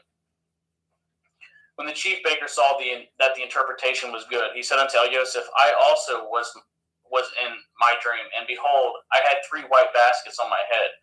And in the uppermost basket there was of all manner of baked meats for Pharaoh, and the birds did eat them out of the basket upon my head. And Joseph answered and said, This is the interpretation thereof. The 3 baskets are 3 days. Yet within 3 days shall Pharaoh lift up your head from off you, and shall hang you on a tree, and the birds shall eat your flesh from off you. And it came to pass the 3rd day, which was at Pharaoh's birthday, that he made a feast unto all his servants, and he lifted up his head off the chief butler and the chief baker among the servants. And he restored the chief butler unto his butlership again, and he gave the cup into Pharaoh's hand. But he hanged the chief baker, as Joseph had interpreted to them. Yet did not the chief butler remember Joseph, but forgot him. Genesis chapter 41. And it came to pass at the end of the 2 full years that Pharaoh dreamed, and beheld, he stood by the river. And behold, there came up out of the river 7 well-favored kine and fat-fleshed, and they fed in a meadow. And behold, 7 other kine came up after them out of the river, ill-favored and lean-fleshed, and stood by the other kine upon the bank of the river. And the ill-favored and the lean-fleshed kine did eat up at the 7 well-favored and fat kine. So Pharaoh awoke. And he slept and dreamed the 2nd time, and behold, 7 ears of grain came upon one stalk, rank and good. And behold, 7 thin ears, and blasted with the east wind sprung up after them. and 7 thin ears devoured at the 7 rank and full ears. And Pharaoh awoke, and behold, it was a dream. And it came to pass in the morning that his ruach was troubled, and he sent and called for the magicians of Mitzrayim and at the wise men thereof. And Pharaoh hath told them his dream, but there was none that could interpret them unto Pharaoh. Then spoke the chief butler and of Pharaoh, saying, I do remembereth my faults this day. Pharaoh was wroth with the servants and put me in ward in the captain of the guard's house, both me and the chief baker. And we dreamed a dream in one night, I and he. We dreamed each man according to the interpretation of his dream. And there was there with us a young man, and a servant to the captain of the guard. And we told him, and he interpreted to us with our dreams, to each man according to his dream he did interpret. And it came to pass, as he interpreted to us, so it was. Me he restored into my office, and him he hanged. Then Pharaoh sent and called Joseph, and they brought him hastily out of the dungeon, and shaved himself, and changed his raiment, and came in unto Pharaoh. And Pharaoh said unto Joseph, I have dreamed a dream, and there is none that can interpret it. I have heard say of you that you can understand a dream to interpret it. And Joseph answered the Pharaoh, saying, It is not in me. Elohim shall give Pharaoh an answer of peace. And Pharaoh said unto Joseph, In my dream, behold, I stood upon the bank of the river, and behold, there came up out of the river 7 kind, fat-fleshed, and well-favored, and they fed in a meadow. And behold, 7 other kind came up after them, poor and very ill-favored and lean-fleshed, such as I had never saw in the land of Mitzrayim for badness. And the lean and the ill-favored kind did eat up the first 7 fat kind. And when they had eaten them up, it could not be known that they had eaten them, but they were still ill-favored as at the beginning. So I awoke. And I saw in my dream, and behold, 7 ears came up in one stalk, full and good. And behold, 7 ears withered thin, and blasted with the east wind sprung up after them. And the thin ears devoured the 7 good ears. And I told this unto the magicians, but there was none that could declare it unto me. And Joseph said unto Pharaoh, The dream of Pharaoh it is one. Elohim has showed Pharaoh what he is about to do. The 7 kind are 7 years, and the 7 good ears are 7 years. The dream is one. And the 7 thin and ill-favored kind that come up after them are 7 years, and the 7 empty ears blasted with the east wind shall be 7 years of famine. This is the thing which I have spoken unto Pharaoh. Oh, what Elohim is about to do, he shows it unto Pharaoh. Behold, there come 7 years of great plenty throughout all the land of Mitzrayim, and there shall rise after them 7 years of famine, and all the plenty shall be forgotten in the land of Mitzrayim. And the famine shall consumeth the land. And the plenty shall not be known in the land by the reason of the famine following, for it shall be very grievous. And for that the dream was doubled unto Pharaoh twice. It is because the thing is established by Elohim, and Elohim will shortly bring it to pass. Now therefore let Pharaoh look out a man discreet and wise, and set him over the land of Mitzrayim. Let Pharaoh do this, and let him appoint officers over the land to take up a 5th part of the land of Mitzrayim in the 7 plenteous years. And let them gather all the food of those good years that come, and lay up grain under the hand of Pharaoh, and let them guard food in the cities. And that food shall be for store to the land against the 7 years of famine, which shall be in the land of Mitzrayim, that the land perish not through the famine. And the thing was good in the eyes of Pharaoh and in the eyes of his servants. And Pharaoh said unto his servants, Can we find such a one as this, a man in whom the Ruach Elohim is? And Pharaoh said unto Joseph, For as much as Elohim has showed you with all this, there is none so discreet and wise as you are. You shall be over my house, and according to your word shall all my people be ruled. Only in the throne will I be greater than you. And Pharaoh said unto Joseph, See, I have set over you all the land of Mitzrayim. And Pharaoh took off his ring from his hand, and put it upon Joseph's hand, and arrayed him in vestures of fine linen, and put a gold chain about his neck. And he made him to ride in the 2nd chariot which he had, and they cried before him, Bow the knee. And he made him ruler over all the land of Mitzrayim. And Pharaoh said unto Joseph, I am Pharaoh, and without you shall no man lift up this hand, at this foot in all the land of Mitzrayim. And Pharaoh called Joseph's name Sophath-Panah, and he gave him to be his woman, Asenath, the daughter of Potiphar's priest of On. And Joseph went out over all the land of Mitzrayim. And Joseph was 30 years old when he stood before Pharaoh, king of Mitzrayim. And Joseph went out from the presence of Pharaoh, and went throughout all the land of Mitzrayim. And in the 7 plenteous years the earth brought forth by handfuls. And he gathered up all the food of the 7 years which were in the land of Mitzrayim, and laid up the food in the cities, and the food of the field which was round about every city laid he up in the same. And Joseph gathered grain as the sand of the sea, very much, until he left numbering, for it was without number. And unto Joseph were born 2 sons before the years of famine came, which Asenath, the daughter of Potiphar, priest of On, bore unto him. And Joseph called it the name of the firstborn Manasseh, for Elohim said, He has made me forget my toil in all my father's house. And at the name of the second he called Ephraim, for Elohim has called me to be fruitful in the land of my affliction. And the 7 years of plenteous that was in the land of Mitzrayim were ended, and the 7 years of famine began to come, according as Joseph had said. And the famine was in all the lands, but in all the land of Mitzrayim there was bread. And when all the land of Mitzrayim was famished, the people cried to Pharaoh for bread. And Pharaoh said unto all the Mitzrayim, Go unto Joseph, what he says to you do. And the famine was over all the face of the earth, and Joseph opened all the storehouses and sold unto the Mitzrayim, and the famine was waxed sore in the land of Mitzrayim. And all the countries came into Mitzrayim to Joseph to buy grain, because that the famine was so sore in all the lands. Genesis 42. Now when Yaakov saw that there was grain in Mitzrayim, Yaakov said unto his sons, Why do ye look one upon another?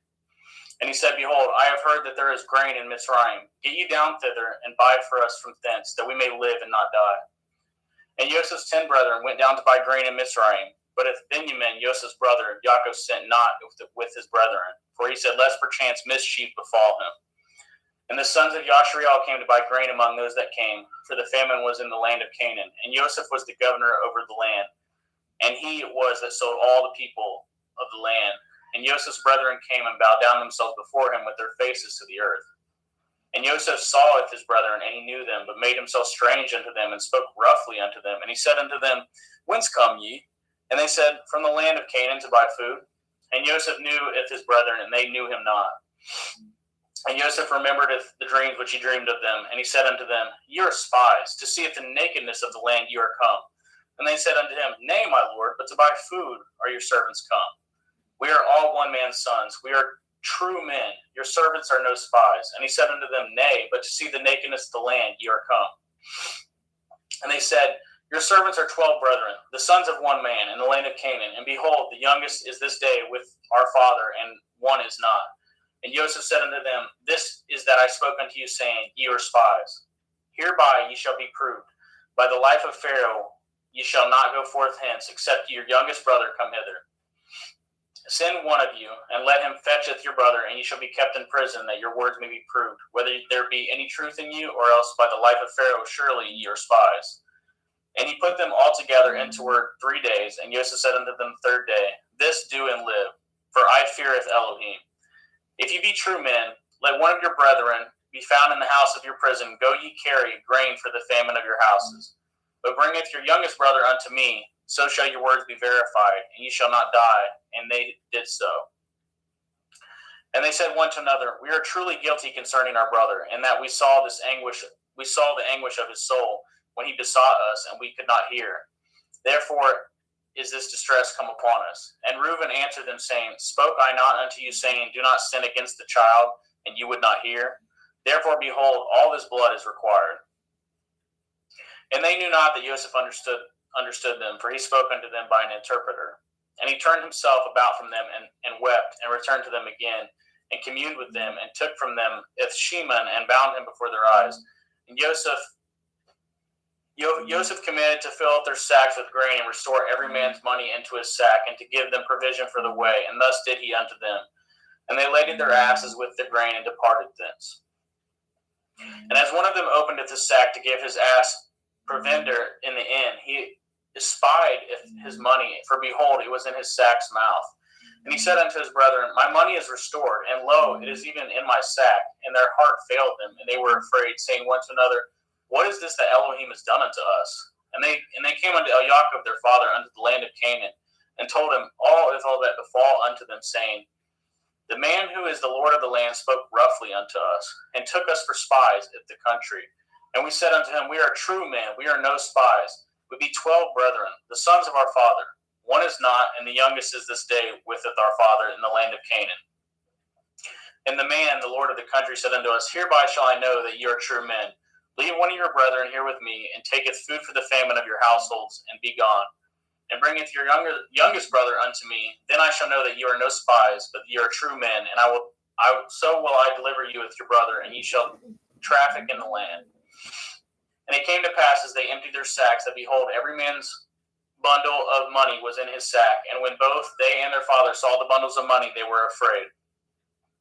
And Jacob saw their father and said unto them, Me have ye bereaved of my children. Joseph is not, and Shimon is not, and ye will take Benjamin away. All these things are against me. And Reuben spoke unto his father, saying, Slayeth my two sons, if I bring him not to you, deliver him into my hand, and I will bring him to you again.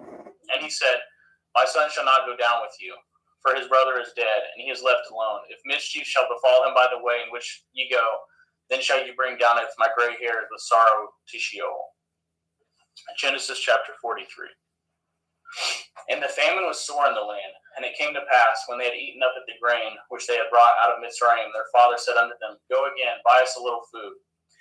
And Yehudah spoke unto him, saying, The man did solemnly protest unto us, saying, Ye shall not see my face, except your brother be with you. If you will sendeth our brother with us, we will go down and buy you food. But if you will not send him, we will not go down. For the man said unto us, Ye shall not see my face, except your brother be with you. And Yashrael said, Wherefore dealt ye so ill with me, as to tell the man whether ye had yet a brother? And they said, The man asked us strangely of our state and of our kindred, saying, Is your father yet alive? Have ye another brother? And we told him according to the tenor of these words. Do we certainly know that he would say, Bringeth your brother down? And Yehudah said unto Yashrael his father, Send the lad with me, and we will arise and go, that we may live and not die, both we and you, and also our little ones. I will be surety for him. Of my hand shall you require him. If I bring him not unto you, and set him before you, then let me bear the blame forever. For if we had lingered, surely now we had returned the second time. And their father Yashrael said unto them, If it must be so now, do this. Take of the best fruits in the land in your vessels, and carry down the man a present, a little balm, a little honey, spices and myrrh, nuts and almonds. And take a double money in your hand, and the money that was brought again in the mouth of your sacks. Carry it again in your hand, and perchance it was an oversight. Taketh your brother, and arise, go again unto the man. And El Shaddai give you mercy before the man, that he may send away with your other brother, and with Benjamin, if I be bereaved of my children, I am bereaved. And the men took that present, and they took double money in their hand, and Benjamin and rose up and went down to Mitzrayim and stood before Joseph. And when Joseph saw Benjamin with them, he said to the ruler of the house, Bring these men home and slay, and make ready, for at these men shall dine with me at noon. And the men did as Joseph bade, and the man brought the men into Joseph's house. And the men were afraid, because they were brought into Joseph's house. And they said, Because of the money that was returned in our sacks at the first time are we brought in, that he may seek occasion against us, and fall upon us, and take us for bondmen and with our asses. And they came near to the steward of Joseph's house, and they communed with him at the door of the house, and said, O sir, we came indeed down at the first time to buy food. And it came to pass, when we came to the inn, that we opened our sacks, and behold, every man's money was in the mouth of his sack, and our money is full weight, and we have brought it again in our hand. And other money have we brought down in our hand to buy food. We cannot tell who put our money in our sacks. And he said, Peace be to you. Fear not. Your Elohim and the Elohim of your father has given you the treasure in your sacks. I had your money, and he brought it Shimon out unto them. And the man brought the men into Joseph's house, and gave them water, and they washed their feet, and he gave their asses provender. And they made ready at the present against Joseph, came at noon, for they had heard that they should eat bread there. And when Joseph came home, they brought of him the present which was in their hand into the house, and bowed themselves to him in the earth. And he asked them of their welfare, and said, Is your father well? The old man of whom you spoke, is he yet alive? And they answered, Your servant our father is in good health. He is yet alive. And they bowed down their heads and made obeisance. And he lifted up his eyes and saw his brother, Benjamin, and his mother, and said, Is this your younger brother of whom you spoke unto me? And he said, Elohim be gracious unto you, my son. And Joseph made haste, for his heart did yearn upon his brother, and he sought where to weep. And he entered into his chamber and wept there. And he washed his face and went out and refrained himself, and said, Set on bread. And they set on for him by himself, and for them by themselves, and for the Mitzrayim which did eat with him by themselves, because the Mitzrayim might not eat bread with the Ephraim, for that is an abomination unto the Mitzrayim. And they sat before him, the firstborn according to his birthright, and the youngest according to his youth. And the men marveled one at another. And he took and sent messes unto them from before him. But Benjamin's mess was 5 times so much as any of theirs. And they drank and were merry with them. Genesis 44. And he commanded at the steward of the house, saying, Fill up the men's sacks with food, and as much as they can carry, and put every man's money in his sack's mouth. And putteth my cup, the silver cup, in the sack's mouth of the youngest, and with his grain money. And he did according to the word that Joseph had spoken. As soon as the morning was light, the men were sent away, they and their asses. And when they were gone out of the city, and not yet afar off, Joseph said unto his stewards, Follow after the men, and when you do overtake them, say unto them, Wherefore have you rewarded evil for good? Is not this it which my Lord drinks, and whereby indeed he divines? Ye have done evil in so doing. And he overtook them, and he spoke unto them at these same words. And they said unto him, Wherefore says my Lord these words? Far be it that your servants should do according to this thing. Behold the money which we found in our sacks' mouths, we brought again unto you out of the land of Canaan. How then should we steal out of your Lord's house silver or gold? With whomsoever of your servants it be found, both let him die, and we also will be my Lord's bondmen. And he said, Now also let it be according to your words. He with whom it is found shall be my servant, and ye shall be blameless. Then they speedily took down every man his sack to the ground, and opened every man his sack. And he searched and began at the eldest, and left at the youngest. And the cup was found in Benjamin's sack. Then they rent their clothes, and laded every man his asses, and returned to the city. And Yehudah and his brethren came to Joseph's house, for he was yet there, and they fell before him on the ground. And Joseph said unto them, What deed is this that ye have done? Know ye not that such a man as I can certainly divine? And Yehudah said, What shall we say unto my Lord? What shall we speak? Or how shall we clear ourselves? Elohim has found out the iniquity of your servants. Behold, we are my Lord's servants, both we and he also with whom the cup is found. And he said, Far be it that I should do so. But the man in whose hand the cup is found, he shall be my servant. And as for you, get up in peace unto your father. Then Yehudah came near unto him and said, O my Lord, let your servant, I pray you, speak a word of my Lord's ears, and let not your anger burn against your servant, for you are even as Pharaoh. My Lord asketh his servant, saying, Have ye a father or a brother? And we said unto my Lord, We have a father, and an old man, and a child of his old age, a little one, and his brother is dead, and he is alone, left of his mother, and his father loves him. And you said unto your servants, Bring down unto me, that I may set my eyes upon him. And we said unto my Lord, The lad cannot leaveth his father, for if he should leaveth his father would die. And you said unto your servants, Except your youngest brother come down with you, ye shall see my face no more. And it came to pass, when we came up unto your servant my father, we told him the words of my Lord. And our father said, Go again, and buy us a little food. And we said, We cannot go down. If our youngest brother be with us, then we will go down, for we may not see the man's face, except our youngest brother be with us. And your servant my father said unto us, Ye know that my woman bore me 2 sons, and the one went out from me, and I said, Surely he is torn in pieces, and I saw him not since. If ye take this also from me, and mischief befall him, ye shall bring downeth my gray hairs with sorrow to Sheol.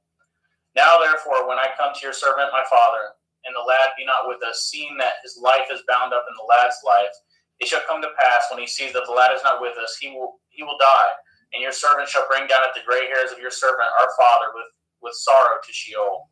For your servant became surety for the lad unto my father, saying, If I bring him not unto you, then I shall bear the blame to my father forever. Now therefore I pray you, let your servant abide instead of the lad in a bondman to my Lord, and let the lad go up with his brethren. For how shall I go up to my father, and the lad be not with me, lest perchance I see the evil that shall come on my father? Genesis 45. Then Joseph could not refrain himself before all them that stood by him, and he cried, caused every man to go out from me. And there stood no man with him, while Joseph made himself known unto his brethren. And he wept at the loud, and the Mitzrayim in the house of Pharaoh heard. And Joseph said unto his brethren, I am Joseph. Does my father yet live? And his brethren could not answer him, for they were troubled at his presence. And Joseph said unto his brethren, come near to me, I pray you. And they came near. And he said, I am Joseph your brother, whom you sold into Mitzrayim. Now therefore be not grieved nor angry with yourselves that you sold me hither, for Elohim did send me before you to preserve life. For these 2 years has the famine been in the land, and yet there are 5 years in the which that there shall neither be earing nor harvest. And Elohim sent me before you to preserve you a posterity in the earth, and to save your life by a great deliverance. So now it was not you that sent me hither, but Elohim, and he has made me a father to Pharaoh, and the Lord of all his house, and the ruler throughout all the land of Mitzrayim. Haste ye, and go up to my father, and say unto him, Thus says your son Joseph, Elohim has made me the Lord of Mitzrayim. Come down unto me, tarry not. And ye shall dwell in the land of Goshen, and ye shall be near unto me, you and your children, and your children's children, and your flocks, and your herds, and all that you have.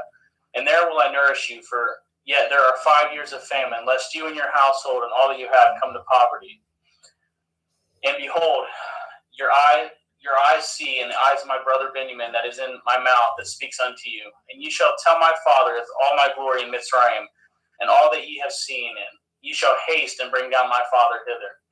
And he fell upon his brother Benjamin's neck and wept, and Benjamin wept upon his neck. Moreover, he kissed all his brethren and wept upon them, and after that his brethren talked with him. And the fame thereof was heard in Pharaoh's house, saying, Joseph's brethren are come, and it pleased Pharaoh well and his servants. And Pharaoh said unto Joseph, Say unto your brethren, This do ye, ladeth your beasts, and go get you unto the land of Canaan, and taketh your father and if your households, and come unto me, and I will give you the good of the land of Mitzrayim, and ye shall eat the fat of the land. Now you are commanded, this do ye, take your wagons out of the land of Mitzrayim for your little ones and for your women, and bringeth your father, and come. Also regard not your stuff, for the good of all the land of Mitzrayim is yours. And the children of Yashriel did so, and Joseph gave them wagons according to the commandment of Pharaoh, and gave them provision for the way.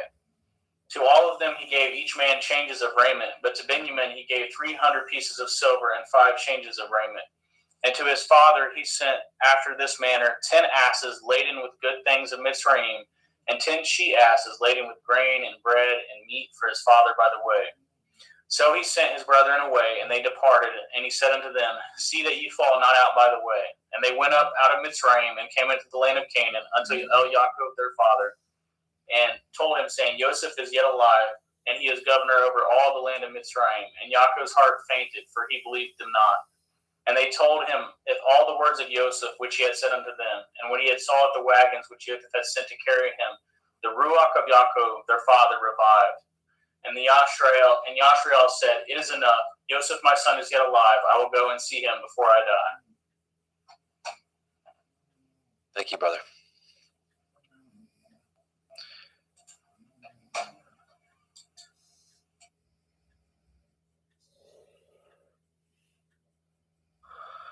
Genesis 46. And Yashrael took his journey with all he had, and came to Beersheba, and offered sacrifices unto the Elohim of his father Yitzchak. And Elohim spoke unto Yashrael in the visions of the night, and said, Yaakov, Yaakov. And he said, Here am I. And he said, I am El, the Elohai of your father. Fear not to go down into Mitzrayim, for I will there make of you a great nation. And I will go down with you into Mitzrayim, and I will also surely bring you up again, and Joseph shall put his hand upon your eyes. And Yaakov rose up from Beersheba, and the sons of Yashrael carried Yaakov their father, and their little ones, and their women, in the wagons which Pharaoh had sent to carry him. And he took their cattle and their goods, which they had gotten in the land of Canaan, and came into Mitzrayim, Yaakov and all his seed with him. His sons and his sons' sons with him, his daughters and his sons' daughters, and all his seed brought he with him into Mitzrayim. And these are the names of the children of Yashrael, which came into Mitzrayim, Yaakov and his sons, Reuben, Yaakov's firstborn. And the sons of Reuben, Hanok, and Palu, and Chetzron, and Carmi. And the sons of Shimon, Yemuel, Yamin, Ohad, and Yakin, and Sochar, and Shaul, the son of a Canaanite woman. And the sons of Levi, Gershon, Kohath, and Merari. And the sons of Yehuda, and Onan, and Shelach, and Peretz, and Zerach. But and Onan died in the land of Canaan. And the sons of Peretz were Chetzron and Hamul. The sons of Issachar, Tola, Pua, and Yov, and Shimron. The sons of Zebulun, Sered, and Elion, and Yachael. These be the sons of Leah, which she bore unto Yaakov in Padan Aram, with his daughter Dinah. All the souls of his sons and daughters were 33. And the sons of Gad, Siphon, Haggai, Shunai, and Etzbon, and Eri, and Arodai, and Arelai. The sons of Asher, Yimna, Yitzchav, and Yishvai, and Berai, and Serach, their sister. The sons of Beriah, Hever, and Malkiel. These are sons of Zilpah, whom Laban to Leah his daughter, who gave to Leah his daughter. And these she bore unto Yaakov, even 16 souls. The sons of Rachel, Yaakov's woman, Joseph and Benjamin. And unto Joseph in the land of Mitzrayim were born Manasseh and Ephraim, with Asenath, the daughter of Potipharah, priest of On, bore unto him. And the sons of Benjamin were Bela, Becher, Ashbel, Gera, Naaman, Echai, Rosh, Mupim, and Shupim, and Ard. These are the sons of Rachel, which were born unto Yaakov. All the souls were 14. And the sons of Dan, Cushim. The sons of Naphtali, Yachzeel, and Gunai, and Yetzer, and Shilem. These are the sons of Bilhah, which Laban gave unto Rachel his daughter, and she bore these unto Yaakov. All the souls were 7. All the souls that came with Yaakov into Mitzrayim were, which came out of his loins, besides Yaakov's women, all the souls were 66. And the sons of Joseph, which were born him in Mitzrayim, were 2 souls. All the souls of the house of Yaakov, which came into Mitzrayim, were 10. And he sent Yehuda before him unto El-Yosef to direct his face unto Goshen. And they came into the land of Goshen. And Yosef made ready his chariot, and went up to meet Yashrael his father to Goshen, and presented himself unto him. And he fell on his neck, and he wept on his neck a good while. And Yashrael said unto El-Yosef, Now let me die, since I have seen your face, because you are yet alive. And Yosef said unto his brethren and unto his father's house, I will go up and show Pharaoh, and say unto him, My brethren and my father's house, which were in the land of Canaan, are come unto me. And the men are shepherds, for their trade has been to feed cattle, and they have brought their flocks and their herds and all that they have. And it shall come to pass, when Pharaoh shall call you, and shall say, What is your occupation? That you shall say, Your servant's trade has been about cattle from our youth even until now, both we and also our fathers, that you may dwell in the land of Goshen. For every shepherd is an abomination unto the Mitzrayim. Genesis 47. Then Joseph came and told Pharaoh, and said, My father and my brethren and their flocks and their herds and all that they have are come out of the land of Canaan, and behold, they are in the land of Goshen. And he took some of his brethren, even 5 men, and presented them unto Pharaoh. And Pharaoh said unto his brethren, What is your occupation? And they said unto Pharaoh, Your servants are shepherds, both we and also our fathers. They said moreover unto Pharaoh, For to sojourn in the land are we come, for your servants have no pasture for their flocks, for the famine is sore in the land of Canaan. Now therefore, we pray you, let your servants dwell in the land of Goshen. And Pharaoh spoke unto El-Yosef, saying, Your father and your brethren are come unto you. The land of Mitzrayim is before you. In the best of the land make your father and your brethren to do well. In the land of Goshen let them dwell. And if you know any men of activity among them, then make them rulers over my cattle. And Joseph brought in Yaakov his father, and set him before Pharaoh, and Yaakov blessed Pharaoh. And Pharaoh said unto Yaakov, How old are you? And Yaakov said unto Pharaoh, The days of the years of my pilgrimage are 130 years. Few and evil have the days of the years of my life been, and have not attained unto the days of the years of the life of my fathers, in the days of their pilgrimage. And Yaakov blessed Pharaoh, and went out from before Pharaoh. And Joseph placed his father and his brethren, and gave them a possession in the land of Mitzrayim, and the best of the land, in the land of Ramesses, as Pharaoh had commanded. And Joseph nourished his father and his brethren, and all his father's household, with bread according to their families. And there was no bread in all the land, for the famine was very sore, so that the land of Mitzrayim and all the land of Canaan fainted by reason of the famine. And Joseph gathered all the money that was found in the land of Mitzrayim and in the land of Canaan for the grain which they bought.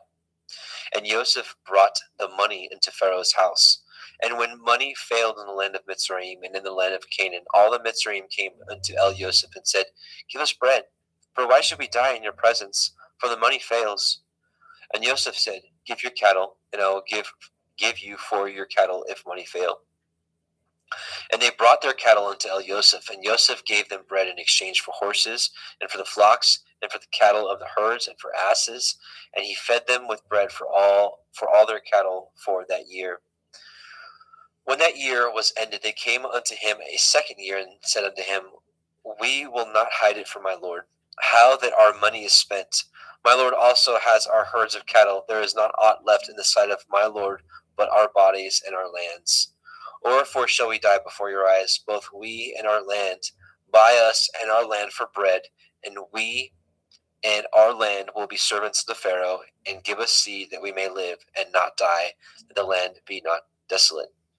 And Joseph bought all the land of Mitzrayim for Pharaoh, and the Mitzrayim sold every man his field, because of the famine prevailed over them. So the land became Pharaoh's. And as for the people, he removed them to cities from one end of the borders of Mitzrayim, even to the other end thereof. Only the land of the priests bought he not, for the priests had a portion assigned them of Pharaoh, and did eat their portion which Pharaoh gave them, wherefore they sold not their lands. Then Joseph said unto the people, Behold, I have bought you this day and your land for Pharaoh. Lo, here is seed for you, and ye shall sow the land. And it shall come to pass in the increase that you will give the fifth part unto Pharaoh, and 4 parts shall be your own, for seed of the field, and for your food, and for them of your household, and for food for your little ones. And they said, You have saved our lives. Let us find grace in the sight of my Lord, and we will be Pharaoh's servants. And Joseph made it a law over the land of Mitzrayim unto this day, that Pharaoh should have a 5th part, except the land of the priests only, which became not Pharaoh's. And Yashrael dwelt in the land of Mitzrayim, in the country of Goshen, and they had possessions therein, and grew and multiplied exceedingly. And Yaakov lived in the land of Mitzrayim 17 years. So the whole age of Yaakov was 147 years. And the time drew nigh that Yashrael must die. And he called his son Joseph, and said unto him, If now I have found grace in your sight, put, I pray you, your hand under my thigh, and deal kindly and truly with me. Bury me not, I pray you, in Mitzrayim. But I will lie with my fathers, and ye shall carry me out of Mitzrayim, and bury me in their burying place. And he said, I will do as you have said. And he said, Swear unto me. And he swore unto him. And Yashrael bowed himself upon the bed's head. Genesis 48. And it came to pass after these things, that one told Joseph, Behold, your father is sick. And he took him with him his 2 sons, Manasseh and Ephraim. And one told Yaakov and said, Behold, your son Joseph comes unto you. And Yashrael strengthened himself and sat upon the bed. And Yaakov said unto Joseph, El Shaddai appeared unto me at Luz in the land of Canaan, and blessed me, and said unto me, Behold, I will make you fruitful and multiply you, and I will make of you a multitude of people, and will give this land to your seed after you for an everlasting possession. And now your 2 sons, Ephraim and Manasseh, which were born unto you in the land of Mitzrayim, before I came unto you in Mitzrayim, are mine. As Reuben and Shimeon, they shall be mine. And your issue, which you beget after them, shall be yours, and shall be called after the name of their brethren in their inheritance. And as for me, when I came from Padan Aram, Rachel died by me in the land of Canaan in the way, when yet there was but a little way to come unto Ephratah. And I buried her there in the way of Ephratah, the same as Bethlehem. And Yashrael beheld Joseph's sons, and said, Who are these? And Joseph said unto his father, These are my sons, whom Elohim has given me in this place. And he said, Bring them, I pray you, unto me, and I will bless them. Now the eyes of Yashrael were dim for age, so that he could not see. And he brought them near unto him, and he kissed them, and embraced them. And Yashrael said unto Joseph, I had not thought to see your face, and lo, Elohim has showed me also your seed. And Joseph brought them out from between his knees, and he bowed himself with his face to the earth. And Joseph took them both, Ephraim in his right hand toward Yasharel's left hand, and Manasseh in his left hand toward Yasharel's right hand, and brought them near unto him. And Yasharel stretched out his right hand and laid it upon Ephraim's head, who was the younger, and his left hand on Manasseh's head, guiding his hands wittingly, for Manasseh was the firstborn. And he blessed Joseph and said, Elohim, before whom my fathers Abraham and Yitzchak did walk, the Elohim which fed me all my life long until this day, the angel which redeemed me from all evil, bless the lads, and let my name be named on them, and the name of my fathers Abraham and Yitzchak, and let them grow into a multitude in the midst of the earth. And when Joseph saw that his father had laid his right hand upon the head of Ephraim, it displeased him. And he held up his father's hand to remove it from Ephraim's head unto Manasseh's head. And Joseph said unto his father, Not so, my father, for this is the firstborn. Put your right hand upon his head. And his father refused and said, I know it, my son, I know it. He shall also become a people, and he also shall be great. But truly his younger brother shall be greater than he, and his seed shall become a multitude of nations. And he blessed them that day, saying, In you shall Yasharel bless, saying, Elohim make you as Ephraim and as Manasseh. And he set Ephraim before Manasseh. And Yasharel said unto Elioseph, Behold, I die, but Elohim shall be with you, and bring you again into the land of your fathers. Moreover, I have given to you one portion above your brethren, which I took out of the hand of the Emori with my sword and with my bow. Genesis 49. And Yaakov called unto his sons and said, Gather yourselves together, that I may tell you that which shall befall you in the last days. Gather yourselves together, and hear, ye sons of Yaakov, and hearken unto Yasharel your father.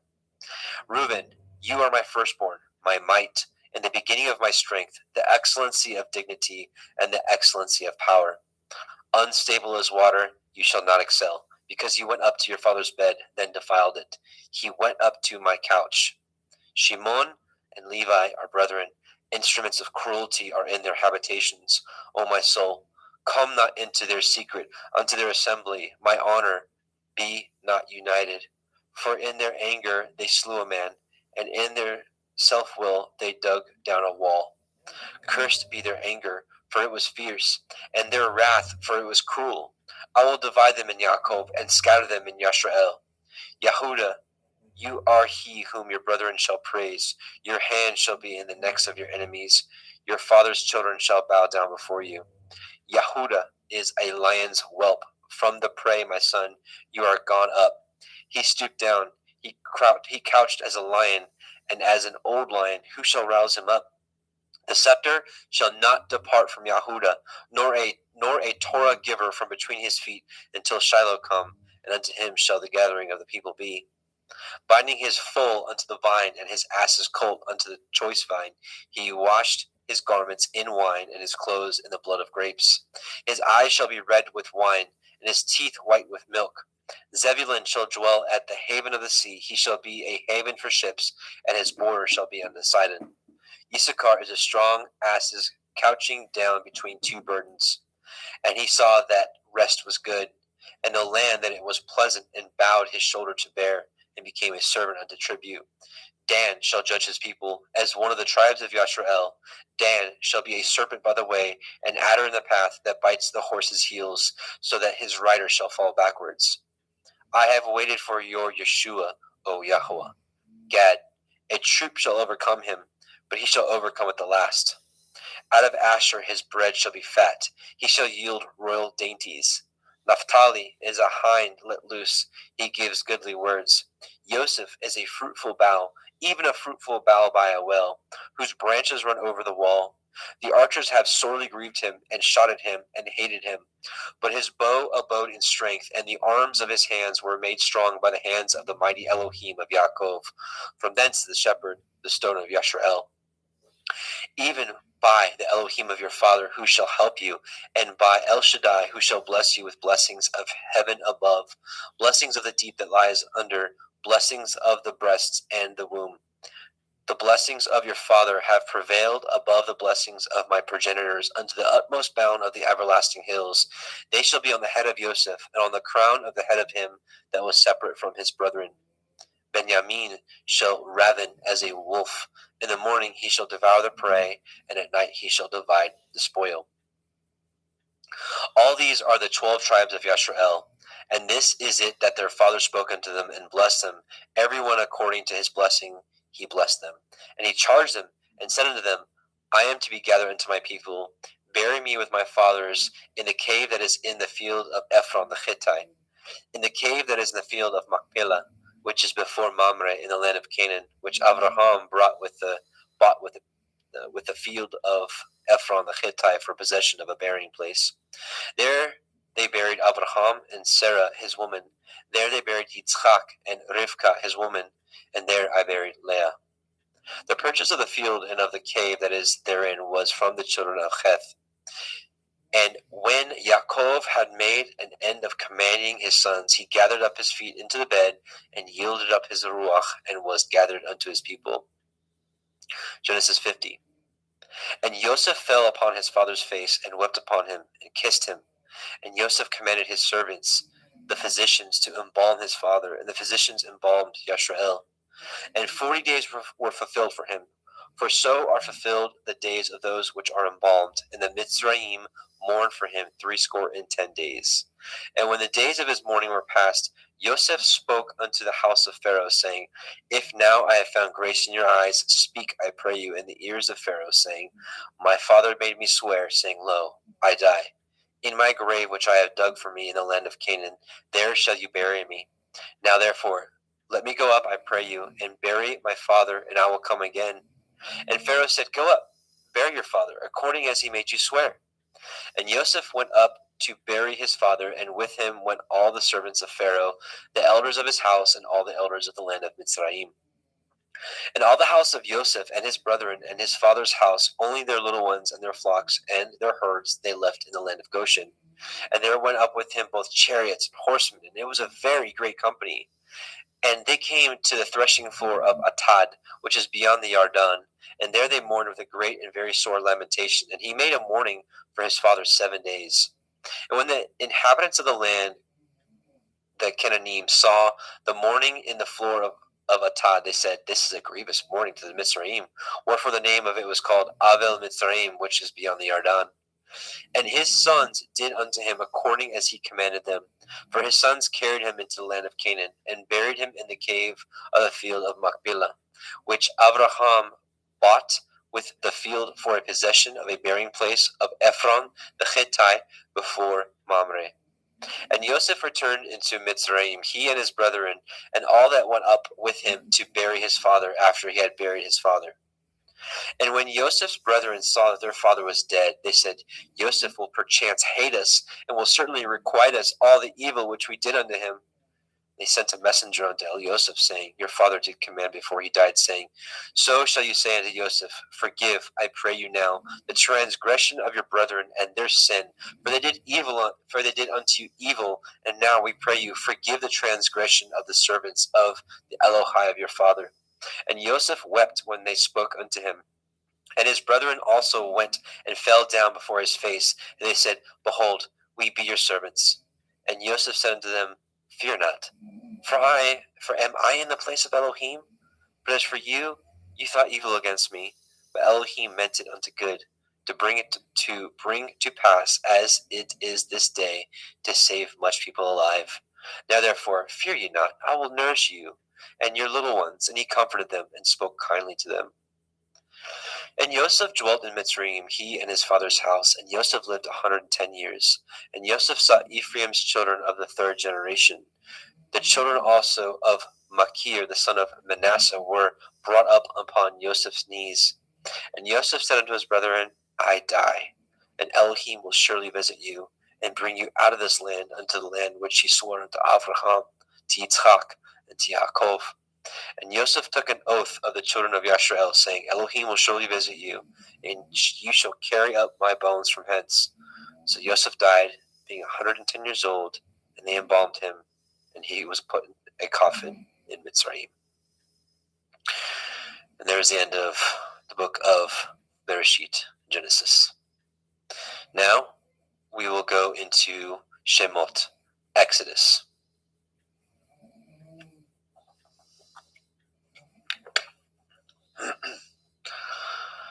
Exodus 1:1. Now these are the names of the children of Yashar'el, which came into Mitzrayim. Every man in his household came with Yaakov: Reuben, Shimon, Levi, Yehuda, Issachar, Zebulun, and Benjamin, Dan, Naphtali, Gad, and Asher. And all the souls that came out of the loins of Yaakov were 70 souls. For Joseph was in Mitzrayim already. And Joseph died, and all his brethren, and all that generation. And the children of Yashar'el were fruitful and increased abundantly, and multiplied, and waxed exceedingly mighty, and the land was filled with them. Now there arose up a new king over Mitzrayim, which knew not Joseph. And he said unto his people, Behold, the people of the children of Yashar'el are more and mightier than we. Come on, let us deal wisely with them, and lest they multiply. And it come to pass that, when there falls out any war, they join also unto our enemies, and fight against us, and so get them up out of the land. Therefore they did set over them taskmasters, to afflict them with their burdens. And they built for Pharaoh treasure cities, Pithom and Ramesses. But the more they afflicted them, the more they multiplied and grew, and they were grieved because of the children of Yashar'el. And the Mitzrayim made the children of Yashar'el to serve with rigor, and they made their lives bitter with hard bondage, in mortar and in brick, and in all manner of service in the field. All their service wherein they made them serve was with rigor. And the king of Mitzrayim spoke to the Ivri midwives, of which the name of the one was Shifra, and the name of the other was Pua. And he said, When you do the office of a midwife to the Ivrith women, and see them upon the stools, if it be a son, then you shall kill him. But if it be a daughter, then she shall live. But the midwives feared Elohim, and did not as the king of Mitzrayim commanded them, but saved the men children alive. And the king of Mitzrayim called for the midwives, and said unto them, Why have ye done this thing, and have saved the men children alive? And the midwives said unto Pharaoh, Because the Ivrith women are not as the Mitzri women, for they are lively, and are delivered before the midwives come in unto them. Therefore Elohim dealt well with the midwives, and the people multiplied and waxed very mighty. And it came to pass, because the midwives feared Elohim, that he made them houses. And Pharaoh charged all his people, saying, Every son that is born ye shall cast into the river, and every daughter ye shall save alive. Exodus 2. There went a man of the house of Levi, and took to be his woman a daughter of Levi. And the woman conceived, and bore a son. And when she saw him that he was a goodly child, she hid him 3 months. And when she could no longer hide him, she took for him an ark of bulrushes, and daubed it with slime and with pitch, and put the child therein, and she laid it in the reeds by the river's brink. And his sister stood afar off, to wit what would be done to him. And the daughter of Pharaoh came down to wash herself at the river, and her maidens walked along the riverside. When she saw the ark among the reeds, she sent her maid to fetch it. And when she had opened it, she saw the child, and behold, the babe wept. And she had compassion on him, and said, This is one of the Ephraim children. Then said his sister to Pharaoh's daughter, Shall I go and call to you a nurse of the Evrith woman, that she may nurse the child for you? And Pharaoh's daughter said to her, Go. And the maid went and called the child's mother. And Pharaoh's daughter said unto her, Take this child away, and nurse it for me, and I will give you your wages. And the woman took the child, and nursed it. And the child grew, and she brought him unto Pharaoh's daughter, and became her son. And she called his name Moshe. And she said, Because I drew him out of the water.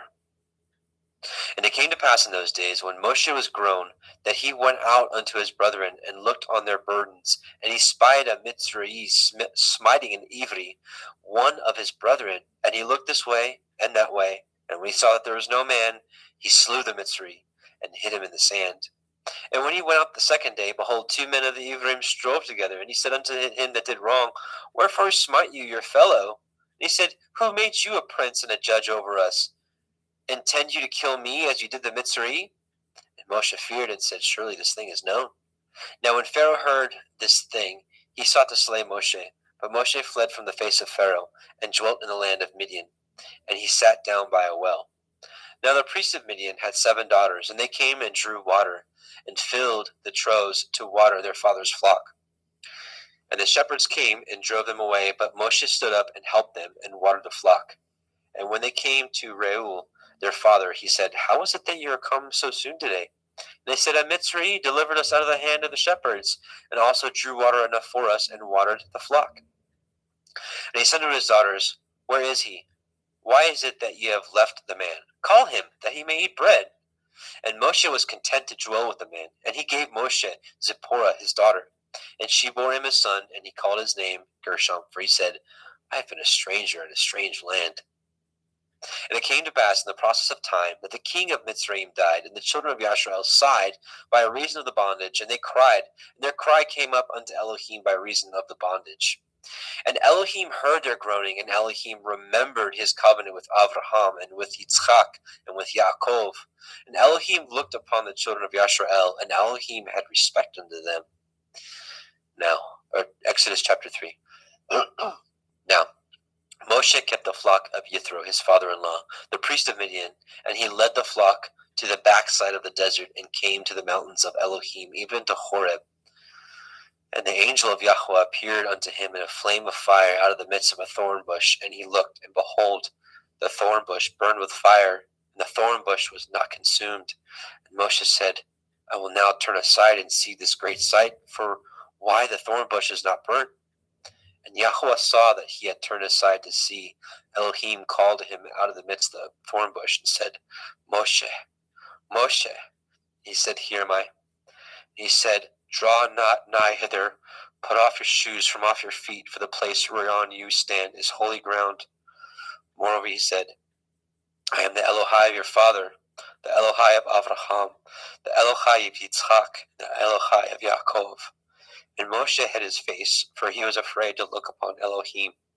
And Yahweh said, "I have surely seen the affliction of my people, which are in Mitzrayim, and have heard their cry by reason of their taskmasters, for I know their sorrows. And I come down to deliver them out of the hand of the Mitzrayim, and to bring them up out of the land unto a good land, and a large, and unto a land flowing with milk and honey, unto the place of the Canaanim, and the Chittim, and the Amorim, and the Perizim, and the Chivim, and the Yebusim. Now therefore, behold, the cry of the children of Yashrael is come unto me, and I have also seen the oppression wherewith the Mitzrayim oppress them. Come now therefore, and I will send you unto Pharaoh, that you may bring forth my people, the children of Yashrael, out of Mitzrayim." And Moshe said unto Elohim, "Who am I, that I should go unto Pharaoh, that I should bring forth the children of Yashrael out of Mitzrayim?" He said, "Certainly, I will be with you, and this shall be a sign unto you that I have sent you. When you have brought forth the people out of Mitzrayim, you shall serve Elohim upon this mountain."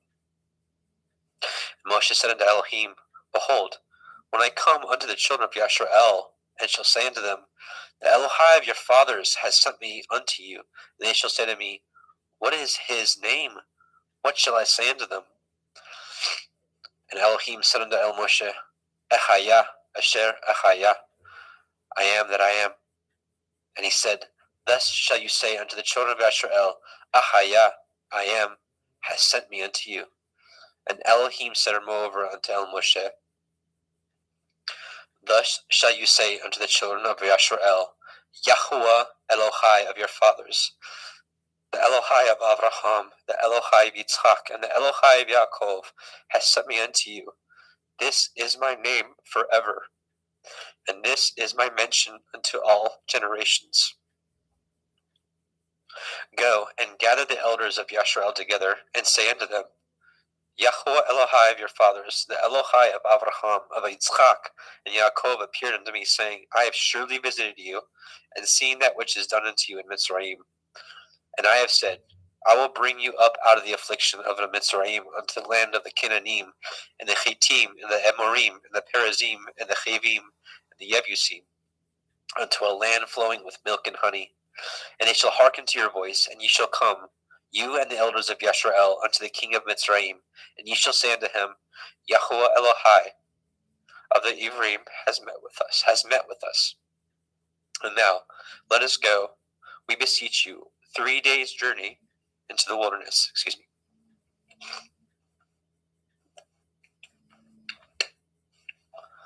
That we may sacrifice to Yahuwah Eloheinu. And I am sure that the king of Mitzrayim will not let you go. No, not by a mighty hand. And I will stretch out my hand and smite the Mitzrayim with all my wonders, which I will do in the midst thereof. And after that, he will let you go. And I will give this people favor in the sight of the Mitzrayim. And it shall come to pass that when you go, you shall not go empty. But every woman shall borrow of her neighbor and of her that sojourns in her house jewels of silver and jewels of gold and raiment, and ye shall put them upon your sons and upon your daughters, and ye shall spoil the Mitzrayim. Exodus 4. And Moshe answered and said, But behold, they will not believe me, nor hearken unto my voice, for they will say, Yahuwah has not appeared unto you. And Yahuwah said unto him, What is that in your hand? And he said, A rod.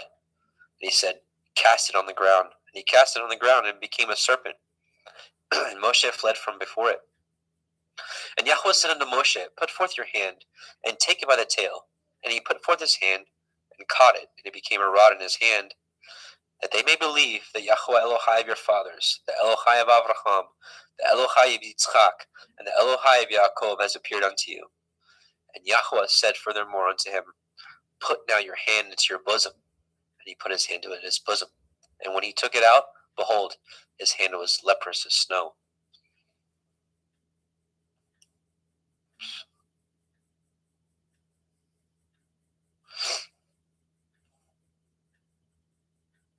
And he said, Put your hand into your bosom again. And he put his hand into his bosom again, and plucked it out of his bosom.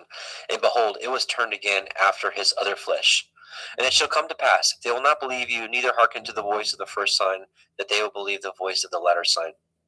And it shall come to pass, if they will not believe also these two signs, neither hearken unto your voice, that you should take of the water of the river, and pour it upon the dry land, and the water which you take out of the river shall become blood upon the dry land.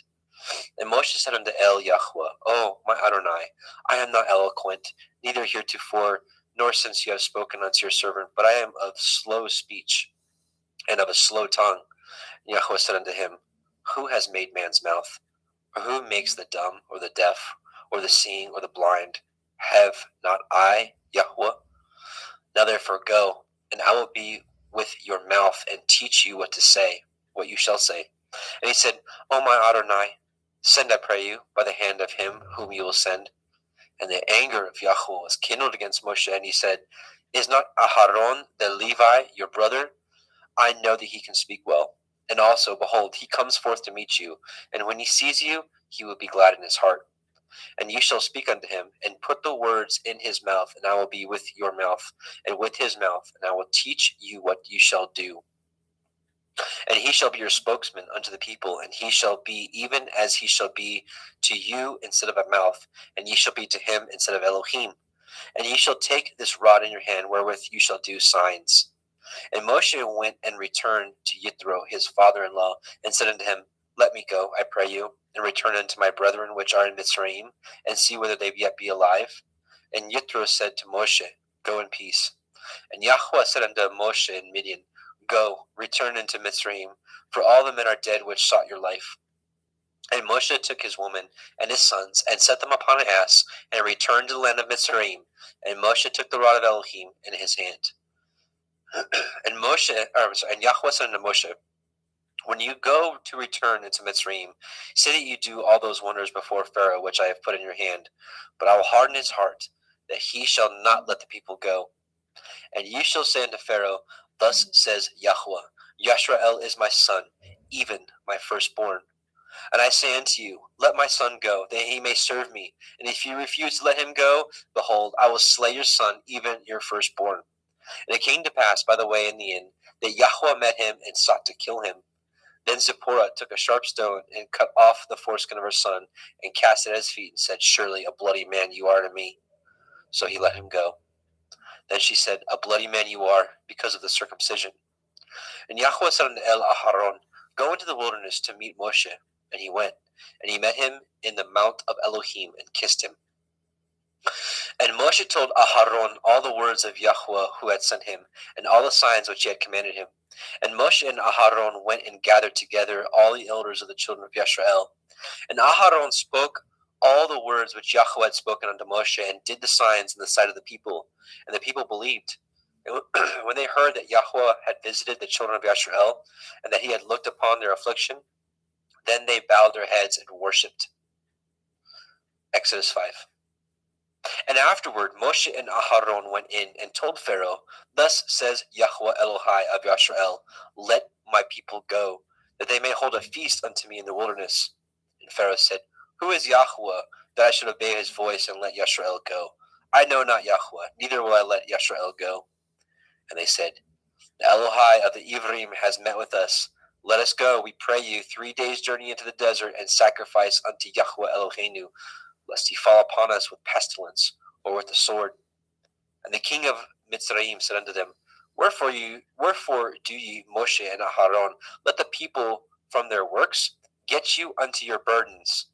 And Pharaoh said, Behold, the people of the land now are many, and ye make them rest from their burdens. And Pharaoh commanded the same day the taskmasters of the people and their officers, saying, Ye shall no more give the people straw to make brick, as heretofore. Let them go and gather straw for themselves. And the tale of the bricks which they did make heretofore ye shall lay upon them. Ye shall not diminish aught thereof, for they be idle. Therefore they cry, saying, Let us go and sacrifice to our Elohim. Let their more work be laid upon the men, that they may labor therein, and let them not regard vain words. And their taskmasters of the people went out, and their officers, and they spoke to the people, saying, Thus says Pharaoh, I will not give you straw. Go ye, get you straw where you can find it, yet not aught of your work shall be diminished. So the people were scattered abroad throughout all the land of Mitzrayim to gather stubble instead of straw. And the taskmasters hasted them, saying, Fulfill your works, your daily tasks, as when there was when there was straw. And the officers of the children of Yashrael, which Pharaoh's taskmasters had set over them, were beaten and demanded, Wherefore have ye not fulfilled your task in making brick both yesterday and today as heretofore? Then the officers of the children of Yashrael came and cried unto Pharaoh, saying, Wherefore deal you thus with your servants? There is no straw given unto your servants.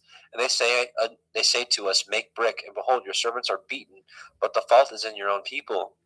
And he said, Ye are idle.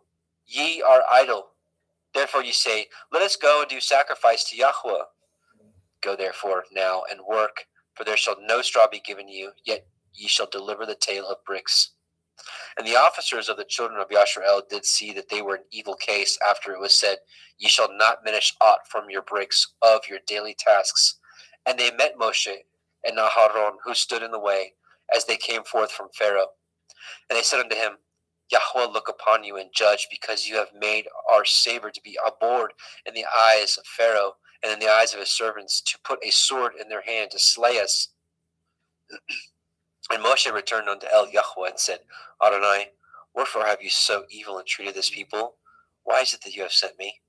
For since I came to Pharaoh to speak in your name, he has done evil to this people, neither have you delivered your people at all.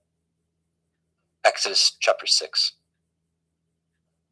Then Yahweh said unto Moshe, Now you shall see what I will do to Pharaoh, for with a strong hand shall he let them go, and with a strong hand shall he drive them out of his land. And Elohim spoke unto Moshe and said to him, I am Yahweh. And I appeared unto El Avraham, unto El Yitzchak, and unto El Yaakov by El Shaddai. But by the name of Yahweh was I not known to them. And I have also established my covenant with them, to give them the land of Canaan, the land of their pilgrimage, wherein they were strangers. And I have also heard the groaning of the children of Yashrael, whom the Mitzrayim keep in bondage, and I have remembered my covenant. Wherefore say unto the children of Yashrael, I am Yahweh, and I will bring you out from under the burdens of the Mitzrayim, and I will rid you out of their bondage, and I will redeem you with a stretched out arm with great judgments. And I will take you to me for a people, and I will be to you Elohim, and ye shall know that I am Yahweh Elohaikim, which brings you out from under the burdens of the Mitzrayim.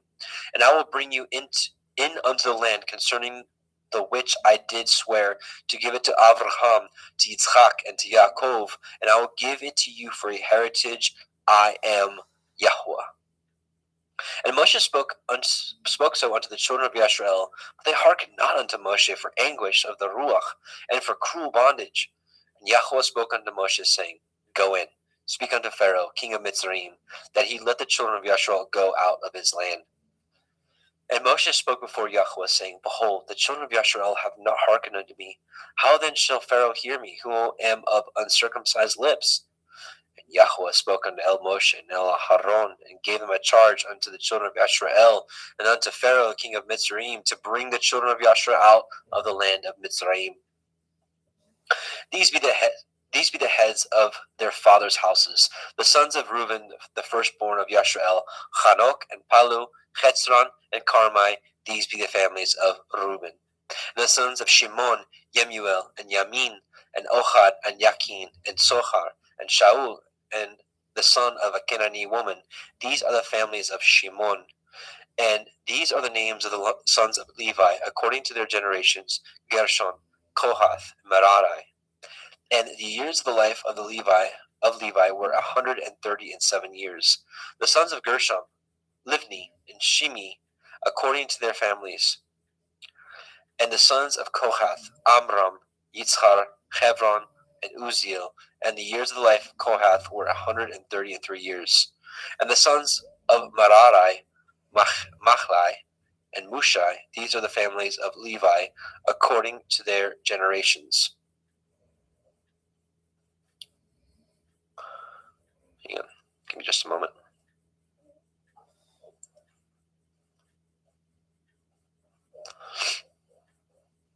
And Amram took him Jochebed, his father's sister, to be his woman, and she bore him Aharon and Moshe. And the years of the life of Amram were 137 years. And the sons of Yitzchar, Korach, and Nepheg, and Zikri. And the sons of Uziel, Mishael, and Elishaphan, and Chithrai. And Aharon took him Elisheva, daughter of Aminadab, sister of Nachshon, to be his woman. And she bore him Nadab, and Abihu, and Eleazar, and Ithamar. And the sons of Korach, Achir, Elkanah, Avisachaf. These are the families of Korchai. And Eleazar, Aharon's son, took him one of the daughters of Petuel to be his woman, and she bore him Pinechach. These are the heads of the fathers of the Leviim, according to their families. These are that Aharon and Moshe, to whom Yahweh said, Bring out the children of Yisrael from the land of Mitzrayim, according to their armies. These are they which spoke to Pharaoh, king of Mitzrayim, to bring out the children of Yisrael from Mitzrayim. These are that Moshe and Aharon. And it came to pass on that day, when Yahweh spoke unto Moshe in the land of Mitzrayim, that Yahweh spoke unto Moshe, saying, I am Yahweh. Speak you unto Pharaoh, king of Mitzrayim, all that I say unto you. And Moshe said before Yahweh, Behold, I am of uncircumcised lips. How shall Pharaoh hearken unto me?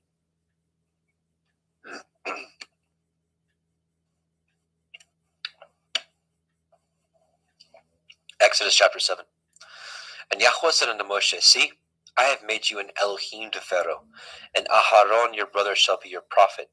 You shall speak all that I command you, and Aharon your brother shall speak unto Pharaoh, that he send the children of Yisrael out of his land. And I will harden Pharaoh's hearts, and multiply my signs and my wonders in the land of Mitzrayim. But Pharaoh shall not hearken unto you, that I may lay my hand upon Mitzrayim, and bring forth my armies and my people, the children of Yisrael, out of the land of Mitzrayim by great judgments. And the Mitzrayim shall know that I am Yahweh, when I stretch forth my hand upon Mitzrayim, and bring out the children of Yisrael from among them. And Moshe and Aharon did as Yahweh commanded them, so did they. And Moshe was 80 years old, and Aharon 83 years old, when they spoke unto Pharaoh. And Yahweh spoke unto El Moshe and unto El Aharon, saying, When Pharaoh shall speak unto you, saying, Show a miracle for you, and then you shall say unto El Aharon, Take your rod and cast it before Pharaoh, and it shall become a serpent. And Moshe and Aharon went unto Pharaoh, and they did so as Yahweh had commanded. And Aharon cast down his rod before Pharaoh, and before his servants, and it became a serpent. Then Pharaoh also called the wise men and the sorcerers, now the magicians of Mitzrayim. They also did in like manner with their enchantments, for they cast down every man his rod, and they became serpents. But Aharon's rod swallowed up their rods. And he hearkened and he hardened Pharaoh's heart, that he hearkened not unto them, as Yahweh had said. And Yahweh said unto Moshe, Pharaoh's heart is hardened. He refuses to let the people go. Get you unto Pharaoh in the morning. Lo, he goes out into the water, and you shall stand by the river's brink against he come. And the rod which was turned to a serpent shall you take in your hand. And you shall say unto him, Yahweh Elohai of the Ivrim has sent me unto you, saying, Let my people go, that they may serve me in the wilderness. And behold, hitherto you would not hear. Thus says Yahweh, and this you shall know that I am Yahweh. Behold, I will smite with the rod that is in my hand upon the waters which are in the river, and they shall be turned to blood. And the fish that is in the river shall die, and the river shall stink, and the Mitzrayim shall loathe to drink of the water of the river. And Yahweh spoke unto Moshe, saying, Moshe, say unto Aharon, take your rod, and stretch out your hand upon the waters of Mitzrayim, upon their streams, upon their rivers, and upon their ponds, and upon all their pools of water, that they may become blood, and all that here may be blood throughout all the land of Mitzrayim, both in vessels of wood and in vessels of stone. And Moshe and Aharon did so, and Yahweh commanded, and he lifted up the rod, and smote the waters that were in the river in the sight of Pharaoh, and in the sight of his servants, and all the waters that were in the river were turned to blood. And the fish that was in the river died, and the river stank, and the Mitzrayim could not drink of the water of the river, and there was blood throughout all the land of Mitzrayim. And the magicians of Mitzrayim did so with their enchantments, and Pharaoh's heart was hardened, neither did he hearken unto them, as Yahweh had said. And Pharaoh turned and went into his house, neither did he set his heart to this also. And all the Mitzrayim dug round about the river for water to drink, for they could not drink of the water. And 7 days were fulfilled after that Yahweh had smitten the river. Exodus chapter 8. And Yahweh spoke unto Moshe, Go unto Pharaoh, and say unto him, Thus says Yahweh, Let my people go, that they may serve me. And if you refuse to let them go, behold, I will smite all your borders with frogs. And the river shall bring forth frogs abundantly, which shall go up and come into your house, and into your bedchamber, and upon your bed, and into the house of your servants, and upon your people, and into your ovens, and in your kneading troughs. And the frogs shall come up both on you, and upon your people, and upon all your servants.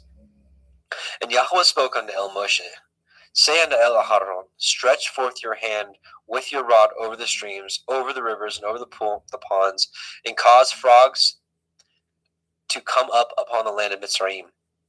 And Aharon stretched out his hand over the waters of Mitzrayim, and the frogs came up and covered the land of Mitzrayim.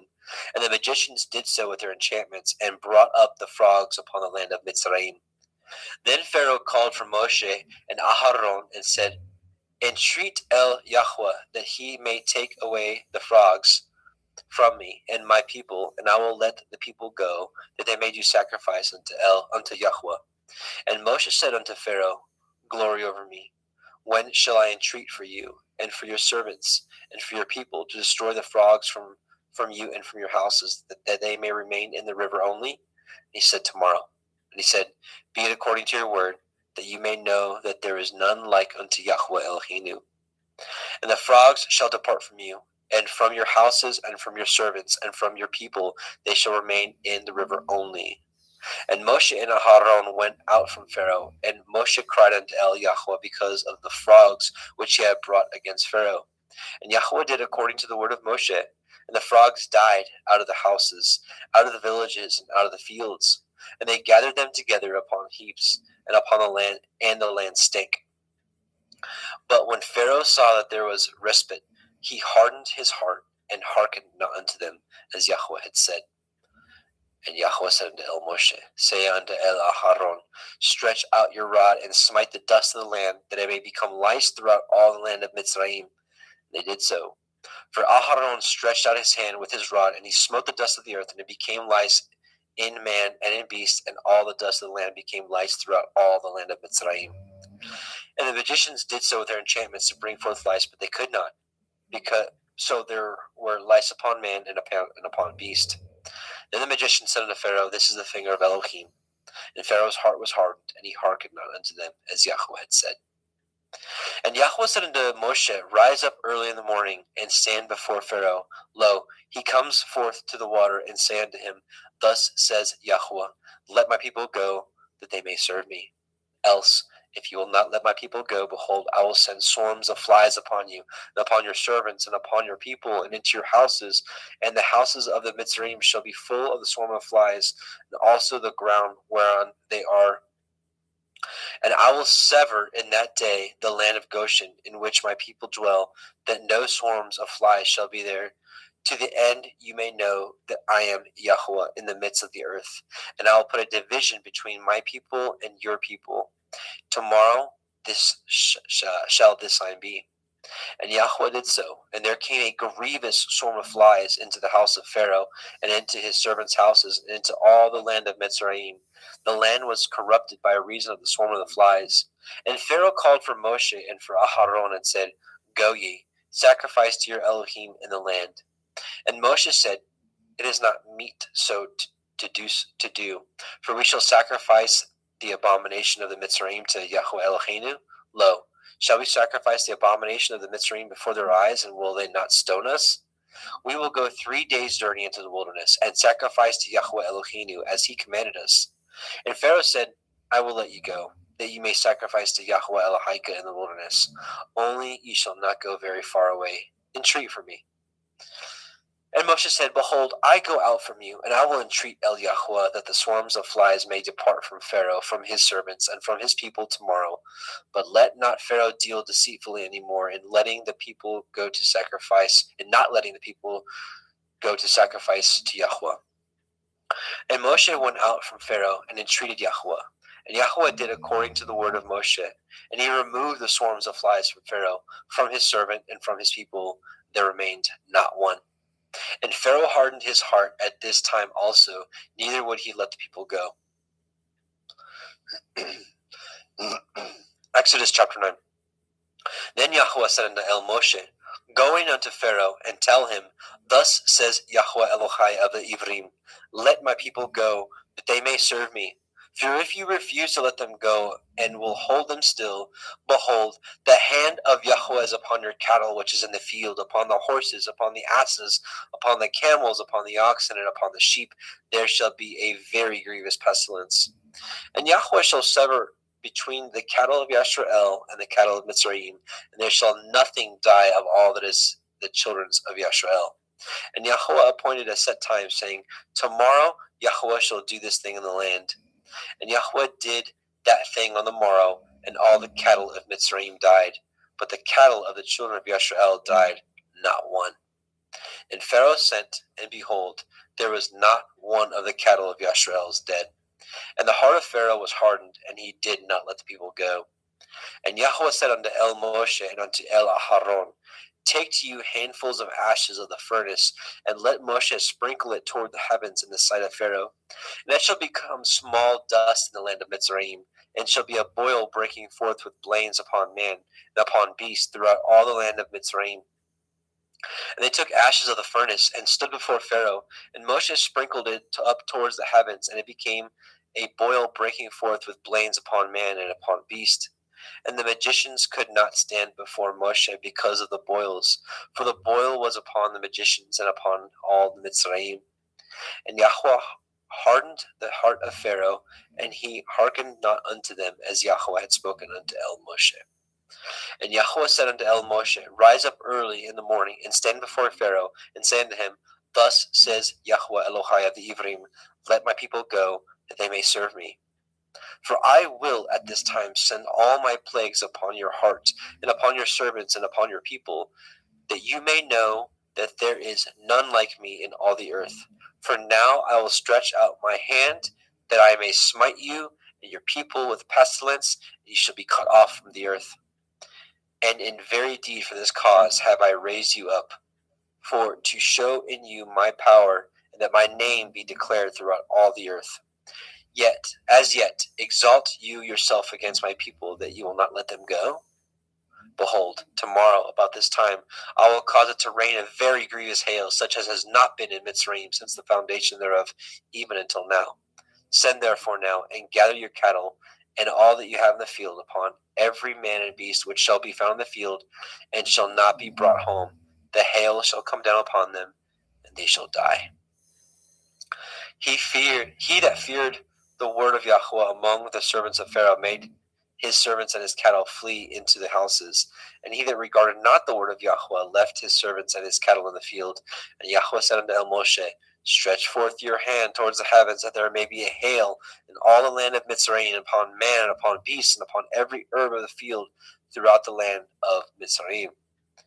And Moshe stretched forth his rod toward the heavens, and Yahweh sent thunder and hail, and the fire ran along upon the ground, and Yahweh rained hail upon the land of Mitzrayim.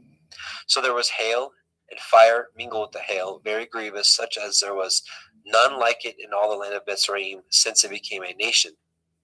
And the hail smote through all the land of Mitzrayim, and all that was in the field, both man and beast, and the hail smote every herb of the field, and broke every tree of the field. Only in the land of Goshen, where the children of Yasharel were, was there no hail. And Pharaoh sent and called for Moshe and Aharon, and said unto them, I have sinned this time. Yahweh is righteous, and I and my people are wicked. Entreat El Yahweh, for it is enough, that there be no more mighty thunderings and hail, and I will let you go, and ye shall stay no longer. And Moshe said unto him, As soon as I am gone out of the city, I will spread abroad my hands unto El Yahweh, and the thunder shall cease, neither shall there be any more hail, that you may know how that the earth is Yahweh's. But as for you and your servants, I know that you will not yet fear Yahweh Elohim. And the flax and the barley was smitten, for the barley was in the ear, and the flax was bold.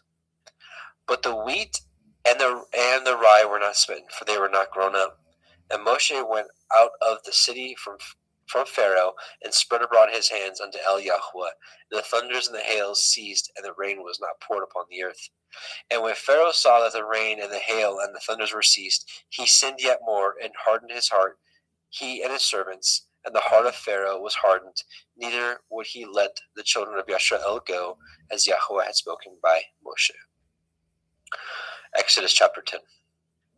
And Yahweh said unto El Moshe, Go in unto Pharaoh, for I have hardened his heart, and the heart of his servants, that I might show these my signs before him, and that you may tell in the ears of your son, and of your son's son, that what things I have wrought in Mitzrayim, and my signs which I have done among them, that ye may know how that I am Yahweh. And Moshe and Aharon came in unto Pharaoh, and said unto him, Thus says Yahweh Elohai of the Ivrim, How long will you refuse to humble yourselves before me?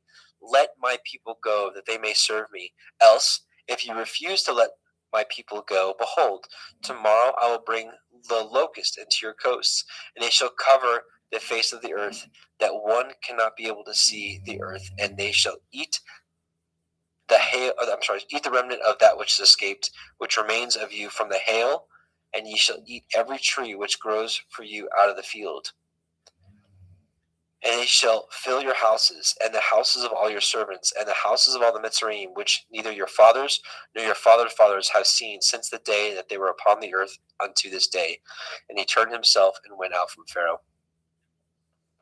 And Pharaoh's servant said unto him, How long shall this man be a snare unto us? Let the men go, that they may serve Yahweh Elohim. Know you not that Mitzrayim is destroyed? And Moshe and Aharon were brought again unto Pharaoh, and he said unto them, Go, serve Yahweh Elohim. But who are they that shall go?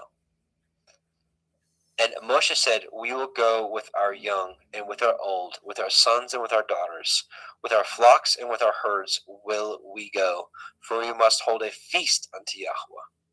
And he said unto them, Let Yahweh be so with you, as I will let you go, and your little ones. Look to it, for evil is before you.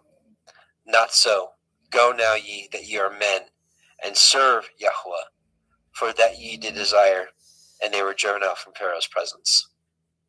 And Yahweh said unto Moshe, Stretch out your hand over the land of Mitzrayim for the locusts, that they may come up upon the land of Mitzrayim, and eat every herb of the land, even all that the hail has left. And Moshe stretched forth his rod over the land of Mitzrayim, and Yahweh brought an east wind upon the land all that day and all that night, and when it was morning, the east wind brought the locust, and the locust went up over all the land of Mitzrayim, and rested in the coasts of Mitzrayim. Very grievous were they. Before them there were no such locusts as they, neither after them shall there be any such. For they covered the face of the whole earth, so that the land was darkened. They did eat of every herb of the land, and fruit of the trees which the hail had left, and there remained not any green thing in the trees or in the herbs of the field through all the land of Mitzrayim. Then Pharaoh called for Moshe and Aharon in haste, and he said, I have sinned against Yahweh Elohim and against you. Now therefore forgive, I pray you, my sin only this once, and entreat Yahweh Elohim that he may take away from me this death only. And he went out from Pharaoh and entreated Yahweh. And Yahweh turned a mighty strong west wind, which took away the locusts and cast them into the Red Sea. There remained not one locust in all the coast of Mitzrayim. But Yahweh hardened Pharaoh's heart, so that he would not let the children of Yisrael go. And Yahweh said unto Moshe, stretch out your hand toward the heavens, that there may be a darkness over the land of Mitzrayim, even darkness which may be felt. And Moshe stretched forth his hand toward the heavens, and there was a thick darkness in all the land of Mitzrayim 3 days. They saw not one another, neither rose any from his place for 3 days, but all the children of Yisrael had light in their dwellings. And Pharaoh called unto Moshe and said, Go ye, serve Yahweh, only let your flocks and your hearts be stayed. Let your little ones also go with you. And Moshe said, You must give us also sacrifices and burnt offerings, that we may sacrifice unto Yahweh Eloheinu. Our cattle also shall go with us. There shall not a hoof be left behind, for thereof must we take to serve Yahweh Eloheinu. And we know not whether what we must serve Yahweh until we have come hither. But Yahweh hardened Pharaoh's heart, and he would not let them go. And Pharaoh said unto him, Get you from me, take heed to yourselves, see my face no more, for in that day you shall see my face, you shall die. And Moshe said, You have spoken well. I will see your face again no more. Oops.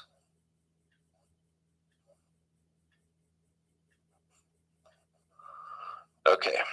And Brother Jeremy? Yes, sir. Okay. I'm going to pick it back up at chapter 11, verse 1. Yep.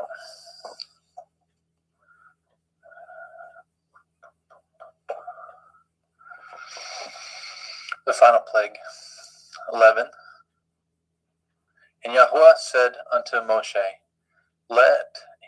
Yet will I bring one plague more upon Pharaoh and upon Mitzrayim. Afterwards he will let you go hence. When he shall let you go, he shall surely thrust you out hence altogether. Speak now in the ears of the people, and let every man borrow of his neighbor, and every woman of her neighbor, jewels of silver and jewels of gold. And Yahweh gave the people favor in the sight of the Mitzrayim. Moreover, the man Moshe was very great in the land of Mitzrayim, in the sight of Pharaoh's servants and in the sight of the people. And Moshe said, Thus says Yahweh, about midnight will I go out into the midst of Mitzrayim, and all the firstborn in the land of Mitzrayim shall die, from the firstborn of Pharaoh who sits upon his throne, even unto the firstborn of the maidservant that is behind the mill, and all the firstborn of beasts. And there shall be a great cry throughout all the land of Mitzrayim, such as there was none like it, nor shall be like it any more. But against any of the children of Yasharel shall not a dog move his tongue, against man or beast, that ye may know how that Yahweh put a difference between the Mitzrayim and Yasharel. And all these your servants shall come down unto me, and bow down themselves unto me, saying, Get you out, and all the people that follow you. After that I will go out. And he went out from Pharaoh in great anger. And Yahuwah said unto Moshe, Pharaoh shall not hearken unto you, that my wonders may be multiplied in the land of Mitzrayim.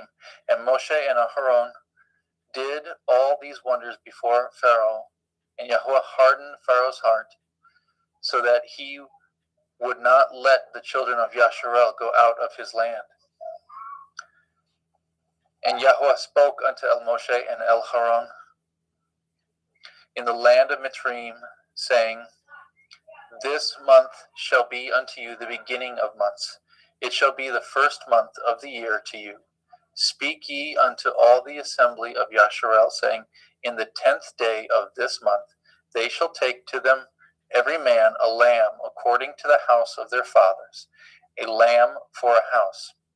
And if a household be too little for the lamb, let him and his neighbor next unto his house take it according to the number of souls.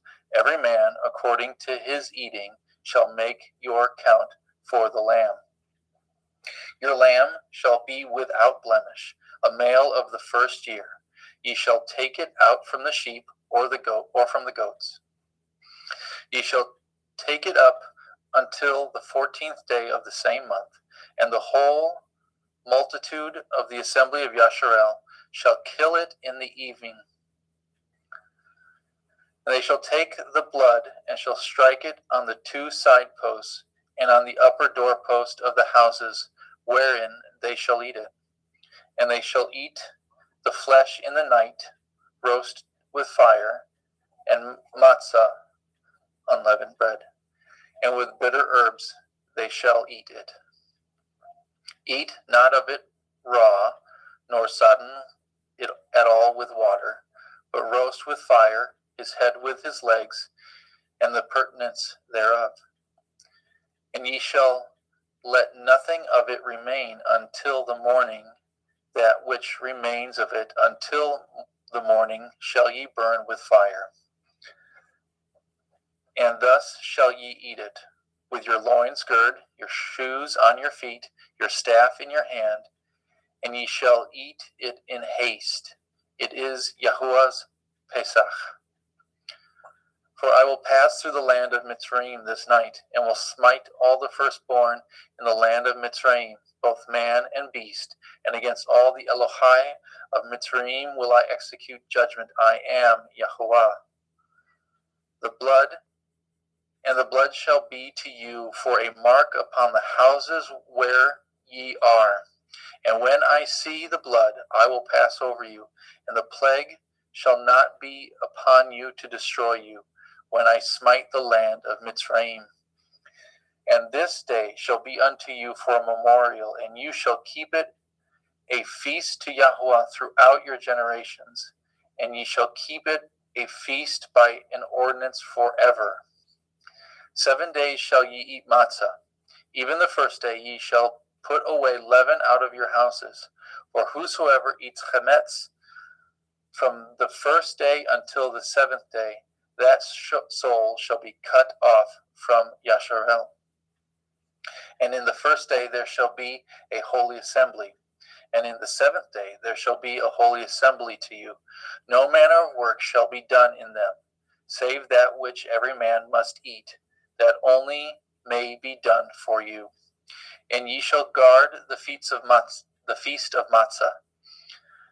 For in this selfsame day have I brought your armies out of the land of Mitzrayim. Therefore shall ye guard this day in your generations by an ordinance forever.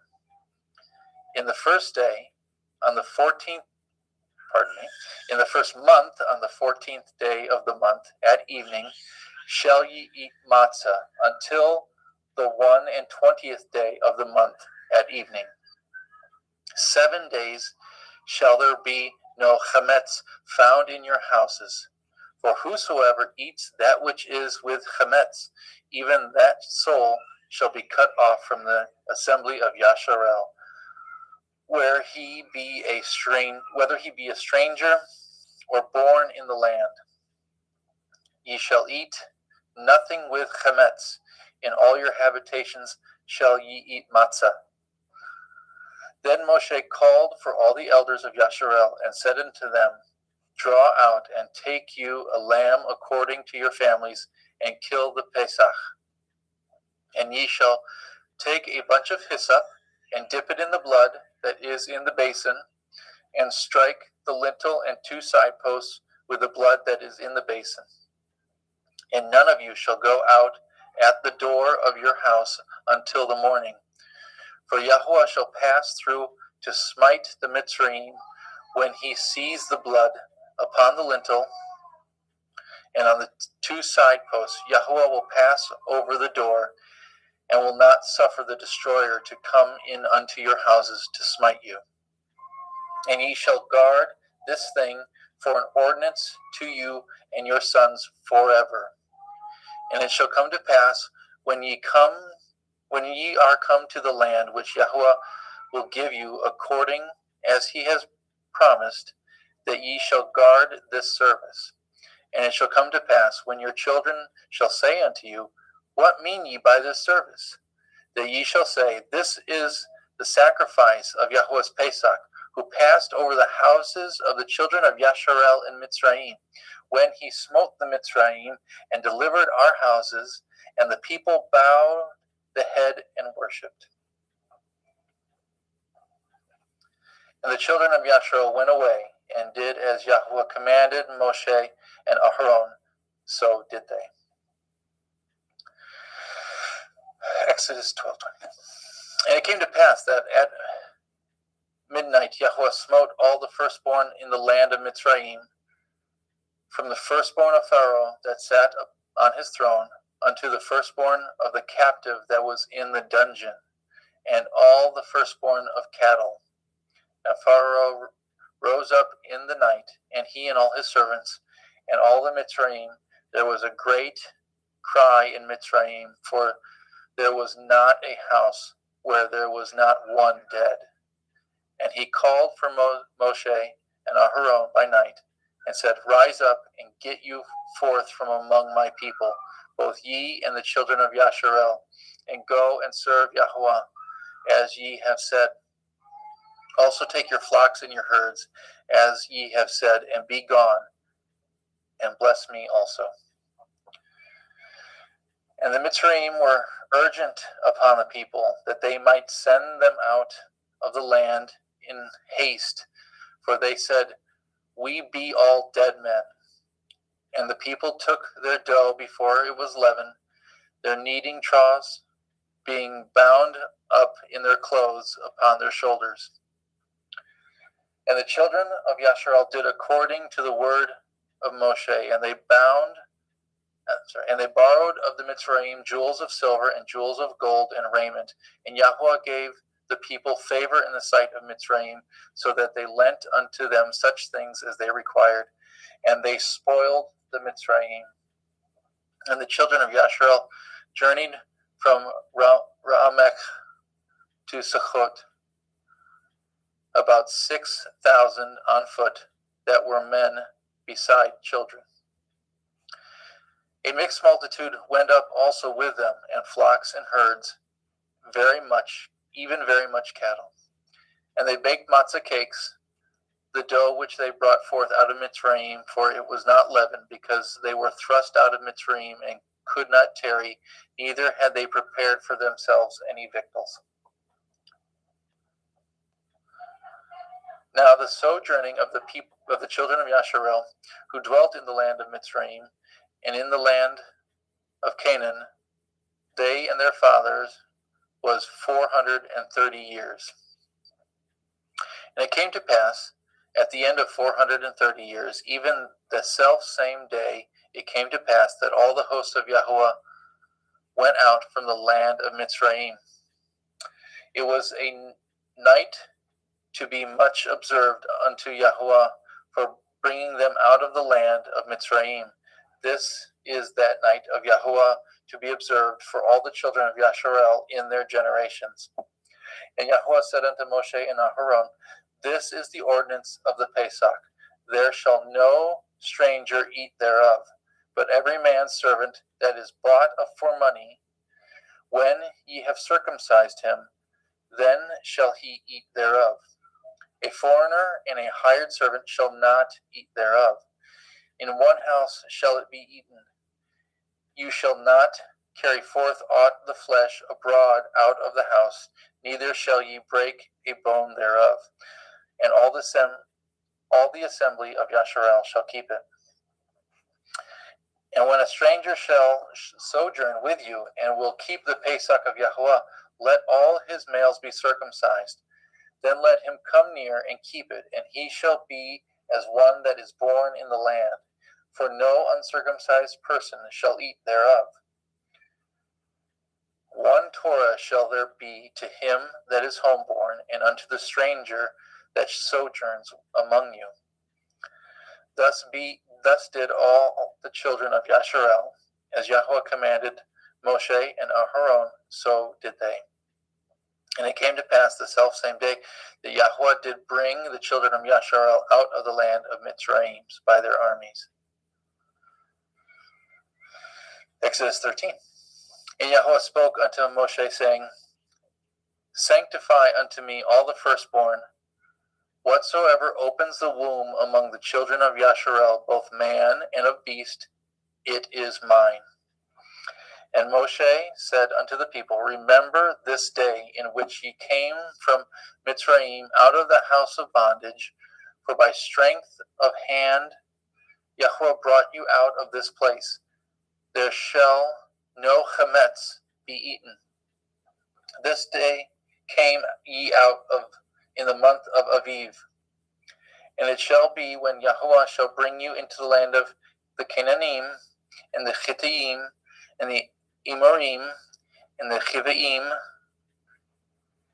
and the Yevusim, which he swore unto your father, to give you a land flowing with milk and honey, that you shall keep this service in this month. 7 days you shall eat matzah, and in the seventh day there shall be a feast to Yahweh. Matzah shall be eaten 7 days, and there shall be no chametz be seen with you, neither shall there be leaven seen with you in all your quarters.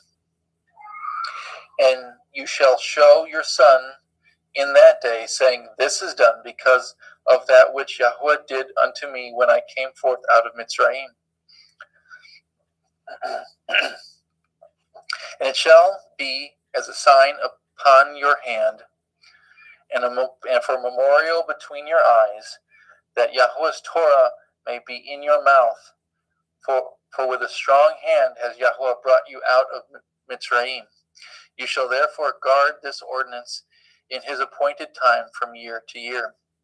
And it shall be when Yahweh shall bring you into the land of the Canaanim, as he swore unto you and to your fathers, shall give it to you, that you shall set apart unto Yahweh all that open the womb, and every firstling that comes of a beast which you have. The males shall be Yahweh's. And every firstling of an ass you shall redeem with a lamb. And if you will not redeem it, then you shall break his neck. And all the firstborn of man among your children shall you redeem. It shall be when your son asks you in time to come, saying, What is this? That you shall say unto him, By strength of hand Yahweh brought us out of Mitzrayim from the house of bondage. And it came to pass, when Pharaoh would hardly let us go, that Yahweh slew all the firstborn in the land of Mitzrayim, both the firstborn of man and the firstborn of beast. Therefore I sacrifice to Yahweh all that opens the womb, being males. But all the firstborn of my children I redeem. And it shall be for a mark upon your hand, and for frontlets between your eyes, for by strength of hand Yahweh brought us forth out of Mitzrayim. And it came to pass, when Pharaoh had let the people go, that Elohim led them not through the way of the land of the Pelishtim, although it was near. For Elohim said, Lest perchance the people repent when they see war, and they return to Mitzrayim. But Elohim led the people about through the way of the wilderness of the Red Sea. And the children of Yasharel went up harnessed out of the land of Mitzrayim. And Moshe took the bones of Yosef with him, for he had straitly sworn the children of Yasharel, saying, Elohim will surely visit you, and shall carry you, and ye shall carry up my bones away hence with you. And they took their journey from Sukkot, and encamped in Ethem, in the edge of the wilderness. And Yahuwah went before them by day in a pillar of a cloud, and led them the way. To lead them the way. And by night in a pillar of fire to give them light to go by day and night. He took not away the pillar of the cloud by day, nor the pillar of fire by night from before the people. And Yahuwah spoke to Moshe, saying, Speak unto the children of Yasharel that they turn and encamp before Hikroth, between Migdol and the sea, over against Baal Zephon. Before it shall ye encamp by the sea.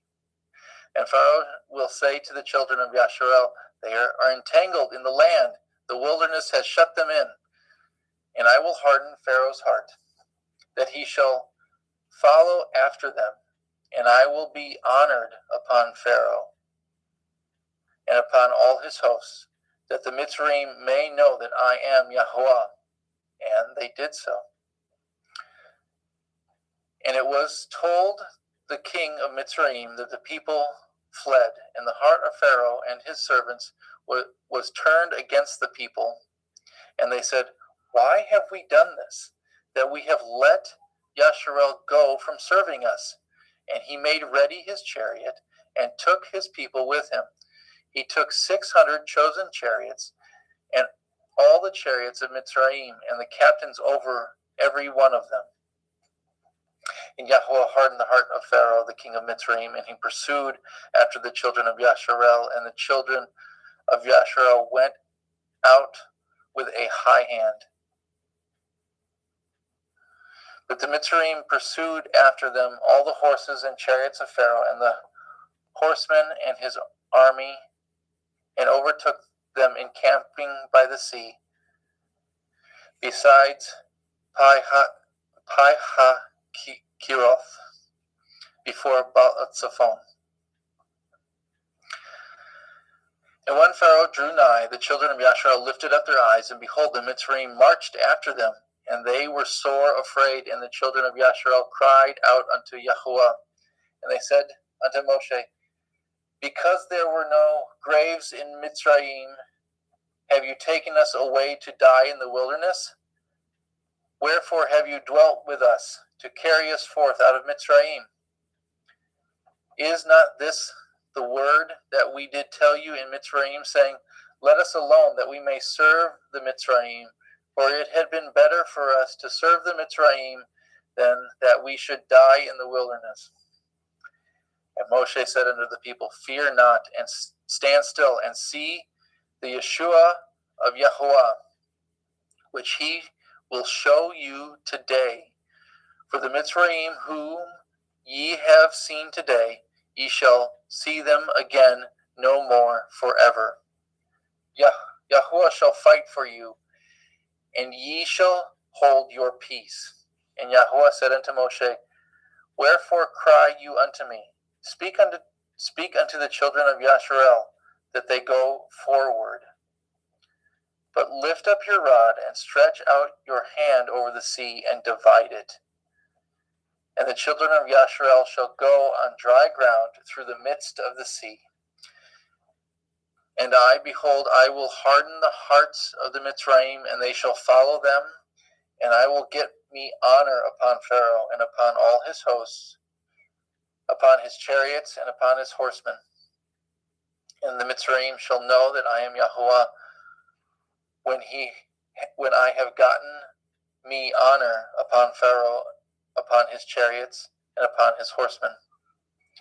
And the angel of Elohim, which went before the camp of Yasharel, removed and went before them, and the pillar of cloud went from before their face and stood behind them. And it came to pass, and it came between the camp of Mitzrayim and the camp of Yasharel, and it was a cloud and a darkness to them, but it gave light by night to these, so that the one came not near the other all the night. And Moshe stretched out his hand over the sea, and Yahweh caused the sea to go back by a strong east wind all that night, and made the sea dry land, and the waters were divided. And the children of Yasharel went into the midst of the sea upon the dry ground, and the waters were a wall unto them on their right hand and on their left. And the Mitzrayim pursued and went in after them in the midst of the sea, even all Pharaoh's horses, his chariots, and his horsemen. And it came to pass that in the morning watch Yahweh looked unto the host of Mitzrayim through the pillar of fire and the cloud, and troubled the host of Mitzrayim, and took off their chariot wheels, that they drove them heavily, so that the Mitzrayim said, Let us flee from the face of Yasharel, for Yahweh fights for them against the Mitzrayim. And Yahweh said unto Moshe, Stretch out your hand over the sea, that the waters may come again upon the Mitzrayim, upon their chariots, and upon their horsemen. And Moshe stretched forth his hand over the sea, and the sea returned to his strength when the morning appeared. And the Mitzrayim fled against it, and Yahweh overthrew the Mitzrayim in the midst of the sea. And the waters returned and covered the chariots and the horsemen, and all the host of Pharaoh that came into the sea after them. There remained not so much as one of them. But the children of Yasharel walked upon dry land in the midst of the sea, and the waters were a wall unto them on their right hand and on their left. Thus Yahweh saved Yasharel that day out of the hand of Mitzrayim, and Yasharel saw the Mitzrayim dead upon the seashore. And Yasharel saw that great work which Yahweh did upon the Mitzrayim, and the people feared Yahweh and believed Yahweh and his servant Moshe. The Song of Moshe. Adam, did you want me to read it, or did you want to? What happened? Yeah, let's just keep it a reading. Okay. As exciting the other would be, let's just keep it a reading. Okay. Then sang Moshe and the children of Yasharel this song unto Yahweh, and spoke, and sang, I will sing unto Yahweh, for he has triumphed gloriously. The horse and his rider has he thrown into the sea. Yahweh, Yah is my strength and song, and he is become my Yeshua. He is my El, and I will prepare him a habitation, my father's Elohai, and I will exalt him. Yahweh is a man of war. Yahweh is his name. Pharaoh's chariots and his host has he cast into the sea. His chosen captains are also drowned in the Red Sea. The depths have covered them. They sank into the bottom as a stone. Your right hand, O Yahweh, is become glorious in power. Your right hand, O Yahweh, has dashed in pieces the enemy. In the greatness of your excellence, in the greatness of your excellence have you overthrown them that rose up against you. You set forth your wrath, which consumed them as stubble.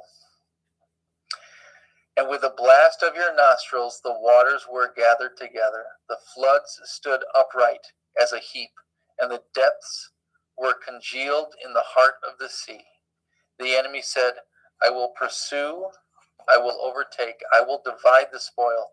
My lust shall be satisfied upon them. I will draw my sword, my hand shall destroy them. You blew with your ruach, the sea covered them. They sank as lead in the mighty waters. Who is like unto you, O Yahweh, among the Elohim? Who is like you, glorious in holiness, fearful in praise, doing wonders? You stretch out your right hand, the earth swallowed them. You in your mercy have led forth the people which you have redeemed. You have guided them in your strength unto your holy habitation. The people shall hear and be afraid. Sorrow shall take hold of the inhabitants of Pelisheth. The dukes of Edom shall be amazed. The mighty men of Moab trembling shall take hold upon them. All the inhabitants of Canaan shall melt away. Fear and dread shall fall upon them. By the greatness of your arm, they shall be as still as a stone, till your people pass over, O Yahweh, till the people pass over, which you have purchased. You shall bring them in and plant them in the mountain of your inheritance, in the place, O Yahweh, which you have made for you to dwell in the sanctuary, O Yahweh, which your hands have established. Yahweh shall reign forever and forever. For the horse of Pharaoh went in with his chariots and with his horsemen into the sea, and Yahweh brought again the waters of the sea upon them. But the children of Yasharel went on dry land in the midst of the sea. And Miriam, the prophetess, the sister of Aharon, took a timbrel in her hand, and all the women went out after her with timbrels and with dancing. And Miriam answered them, Sing ye to Yahweh, for he has triumphed gloriously. The horse and his rider has he thrown into the sea. So Moshe brought Yasharel from the Red Sea, and they went out into the wilderness of Shur. And they went 3 days in the wilderness and found no water. And when they came to Marah, they could not drink the waters of Marah, for they were bitter. Therefore, the name of it was called Marah. The people murmured against Moshe, saying, What shall we drink? And he cried unto Yahweh, and Yahweh showed him a tree, which when he had cast it into the waters were made sweet. There he made for them a statute and an ordinance, and there he proved them, and said, If you will diligently hearken unto the voice of Yahweh Elohechem, and will do that which is right in his sight, and will give ear to his commandments, and guard all his statutes, I will put none of these diseases upon you, which I have brought upon the Mitzrayim, for I am Yahweh Rapha, Yahweh who heals you.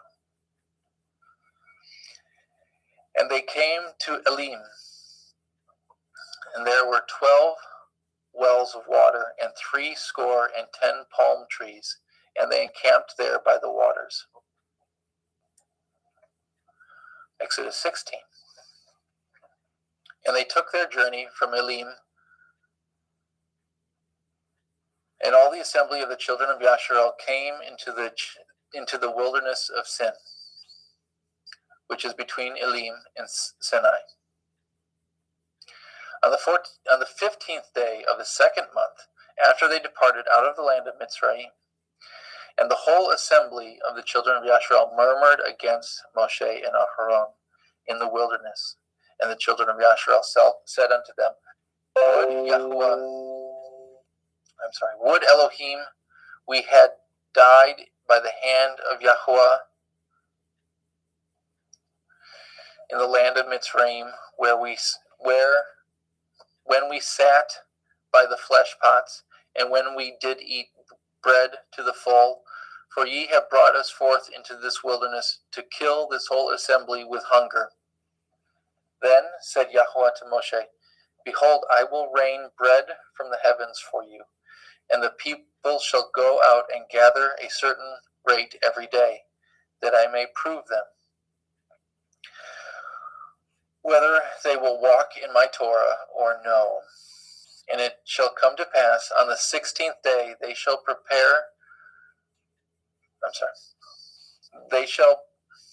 come to pass that on the 6th day they shall prepare that which they bring in, and it shall be twice as much as they gather daily. And Moshe and Aharon said unto the children of Yasharel, At evening, when ye shall know that Yahweh has brought you out of the then you shall know that Yahweh has brought you out of the land of Mitzrayim.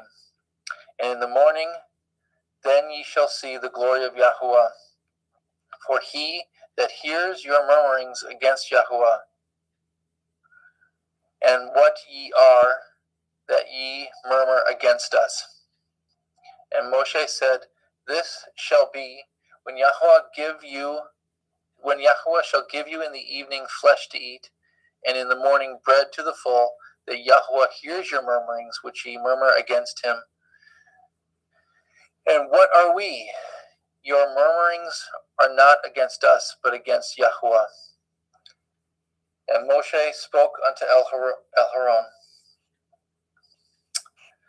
Say unto all the assembly of the children of Yasharel, Come near before Yahweh, for he has heard your murmurings. And it came to pass, as Aharon spoke unto the whole assembly of the children of Yasharel, that they looked toward the wilderness, and behold, the glory of Yahweh appeared in the cloud. And Yahweh spoke unto Moshe, saying, I have heard the murmurings of the children of Yasharel. Speak unto them, saying, At evening ye shall eat flesh, and in the morning ye shall be filled with bread. And ye shall know that I am Yahweh Elohechem. And it came to pass that at evening the quails came up and covered the camp, and in the morning the dew lay around about the host. And when the dew that lay was gone up, behold, upon the face of the wilderness there lay a small round thing, as small as the hoarfrost on the ground. And the children of Yasharel saw it, and said one to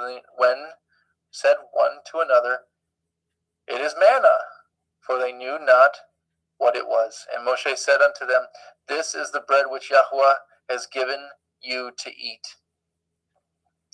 This is the thing which Yahweh has commanded. Gather of it each man according to his eating, an omer for every man, according to the number of your persons. Take ye every man for them which are in his tents. And the children of Yasharel did so, and gathered some more and some less. And when they did meet it with an omer, he that gathered much had nothing over, and he that gathered little had no lack. They gathered every man according to his eating. And Moshe said, Let no man leave it till the morning. Notwithstanding they hearkened not unto Moshe, but some of them left of it until the morning. And it bred worms and stank, and Moshe was wroth with them. And they gathered it every morning, every man according to his eating, and when the sun waxed hot, it melted. And it came to pass that on the sixth day they gathered twice as much bread, 2 omers for one man. And all the rulers of the assembly came and told Moshe. And he said unto them, This is that which Yahweh said, Tomorrow is the rest of the holy Shabbat unto Yahweh. Bake that which ye will bake today, and seethe that which ye will seethe, and that which remains over lay up for you to be kept until the morning. And they laid it up till the morning, and as Moshe bade, and it did not stink, neither was there any worm therein. And Moshe said, Eat that today, for today is a Shabbat unto Yahuwah. Today ye shall not find it in the field. 6 days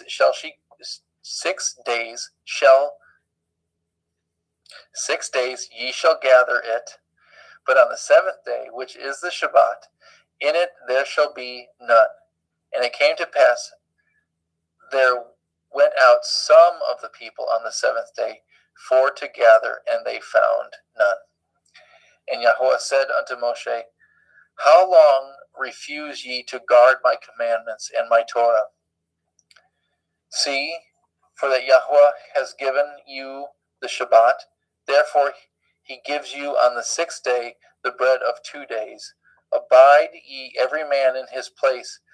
Let no man go out of his place on the seventh day. So the people rested on the seventh day. And the house of Yasharel called the name thereof manna, and it was like coriander seed, white, and the taste of it was like wafers made with honey. And Moshe said, This is the thing which Yahuwah commands. Fill an omer of it to be kept for your generations, that they may see the bread wherewith I have fed you in the wilderness, when I brought you forth from the land of Mitzrayim. And Moshe said unto Aharon, Take a pot, and fill an omer full of manna therein, and lay it up before Yahuwah to be kept for your generations. As Yahuwah commanded Moshe, so Aharon laid it up before the testimony to be kept. And the children of Yasharel did eat manna 40 years, until they came into the land inhabited.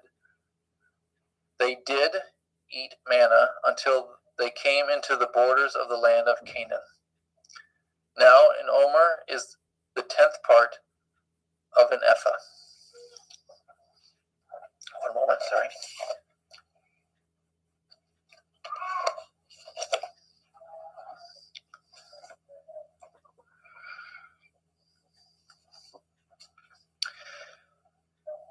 And all the assembly of the children of Yasharel journeyed from the wilderness of Sin after their journeys, according to the commandment of Yahuwah, and pitched in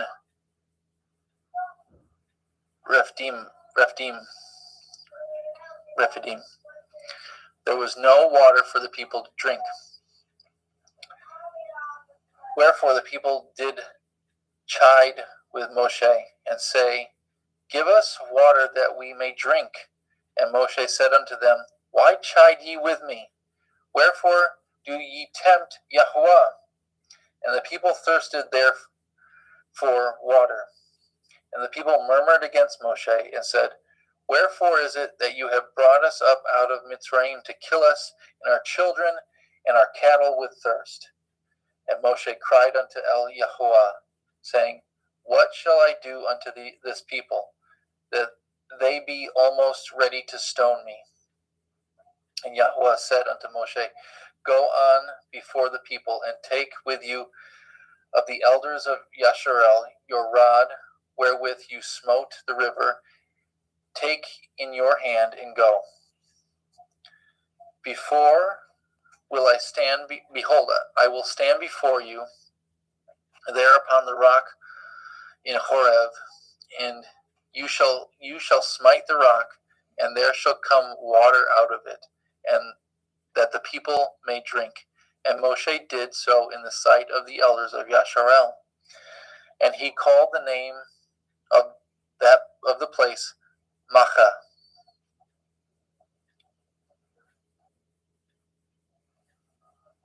And Meribah, because the children and because of the chiding of the children of Yasharel, and because they tempted Yahuwah, saying, Is Yahuwah among us or not? Then came Amalek and fought with Yasharel in Rephidim.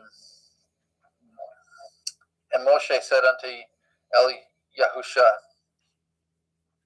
Choose us out men and go out and fight with Amalek. Tomorrow I will stand on the top of the hill with the rod of Elohim in my hand.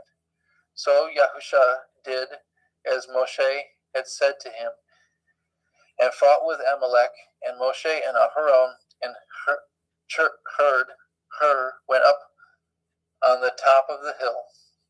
And it came to pass, when Moshe held up his hand, that Yasharel prevailed, and when he let down his hand, Amalek prevailed. But Moshe's hands were heavy, and they took a stone and put it under him, and he sat thereon. And Aharon and Hur stayed up his hands, the one on the one side and the other on the other side, and his hands were steady until the going down of the sun. And I apologize, I need to pause for just a moment, if I can, and I can't. Daddy, I love you. Or, It's a George. no. I'm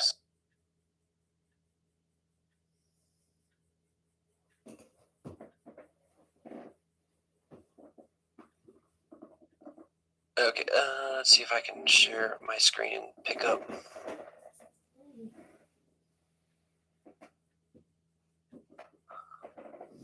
He was at 17, what was it? Justin, did you see he was at 17 what? I believe he just started at 17-2. Okay. Okay, so 17:3 or 17:2. Wherefore the people did chide with Moshe, say, Give us water that we may drink. And Moshe said unto them, Why chide ye with me? Wherefore do ye tempt Yahuwah? And the people thirsted there for water, and the people murmured against Moshe and said, Wherefore is it that you have brought us up out of Mitzrayim to kill us and our children and our cattle with thirst? And Moshe cried unto Yahuwah, saying, What shall I do unto these people? They be almost ready to stone me. And Yahuwah said unto Moshe, Go on before the people, and take with you of the elders of Yasharel and your rod, wherewith you smote the river, take in your hand, and go. Behold, I will stand before you there upon the rock in Horeb, and ye shall smite the rock, and there shall come water out of it, that the people may drink.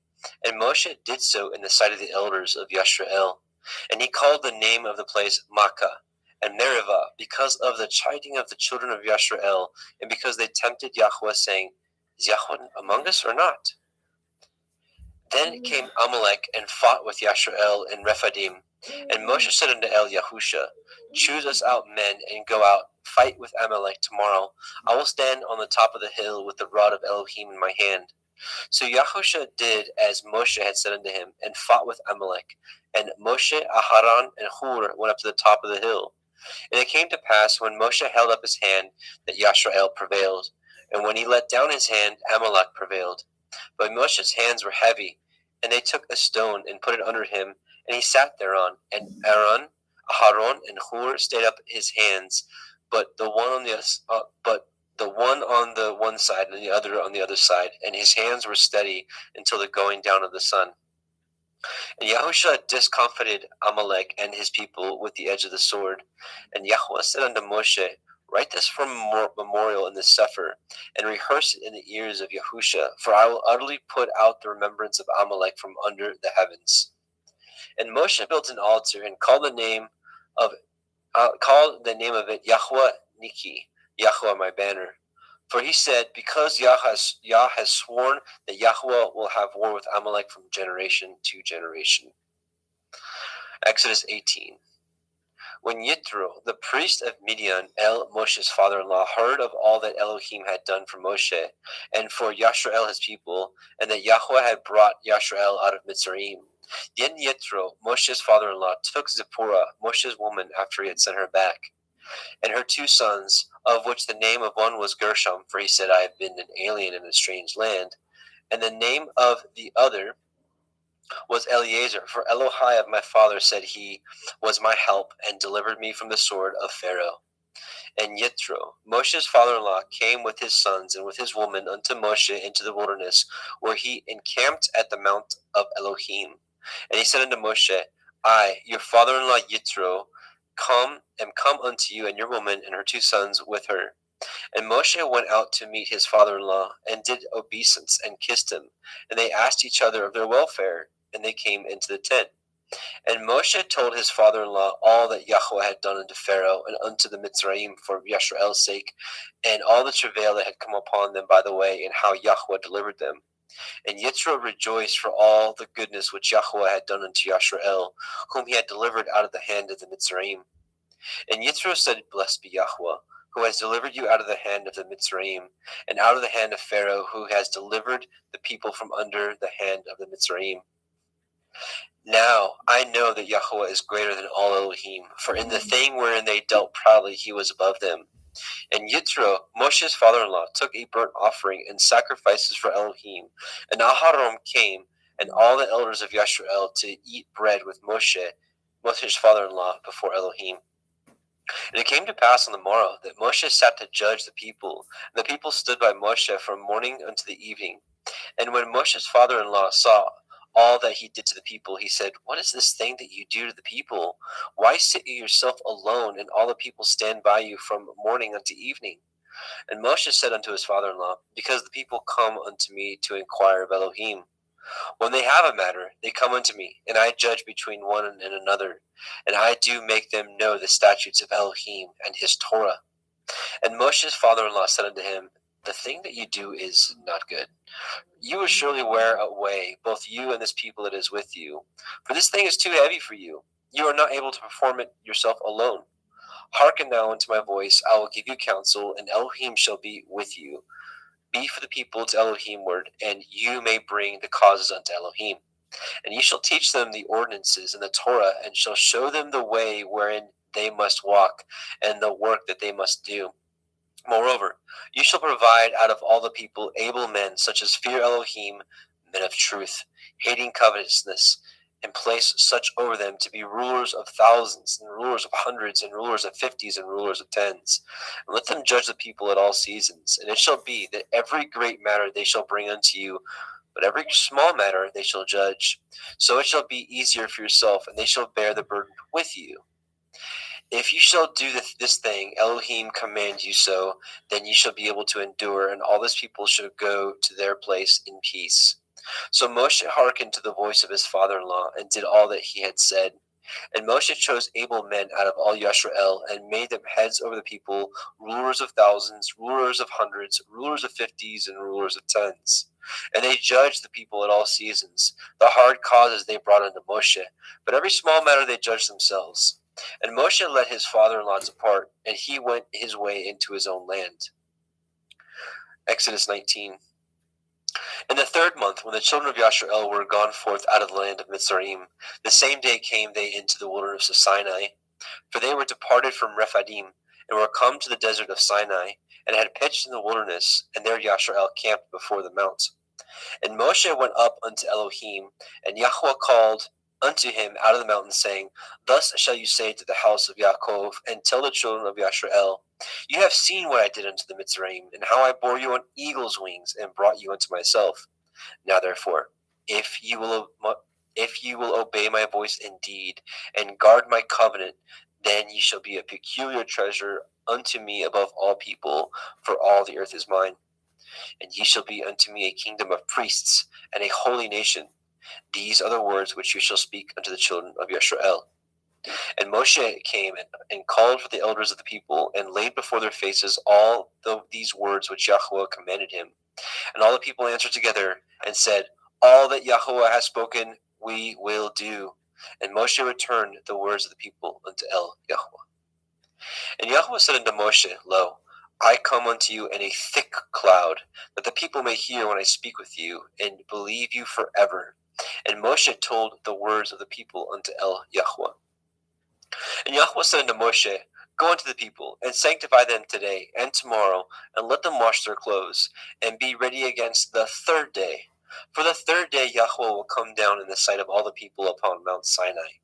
And ye shall set bounds unto the people round about, saying, Take heed to yourselves, that you not go up unto the mount, or touch the border of it. Whosoever touches the mount shall surely be put to death. There shall not a hand touch it, but he shall surely be stoned, or shot through, whether it be beast or man, it shall not live. When the shofar sounds long, they shall come unto the mount. And Moshe went down from the mount unto the people, and sanctified the people, and they washed their clothes. And he said unto the people, Be ready against the third day. Come not at your women.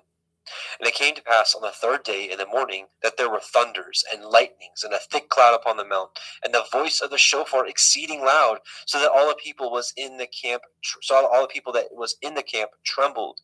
And Moshe brought forth the people out of the camp to meet with Elohim. And they stood at the nether part of the mount. And Mount Sinai was altogether on a smoke, because Yahweh descended upon it in fire. And the smoke thereof ascended as the smoke of a furnace, and the whole mount quaked greatly. And when the voice of the shofar sounded long and waxed louder and louder, Moshe spoke, and Elohim answered him by a voice.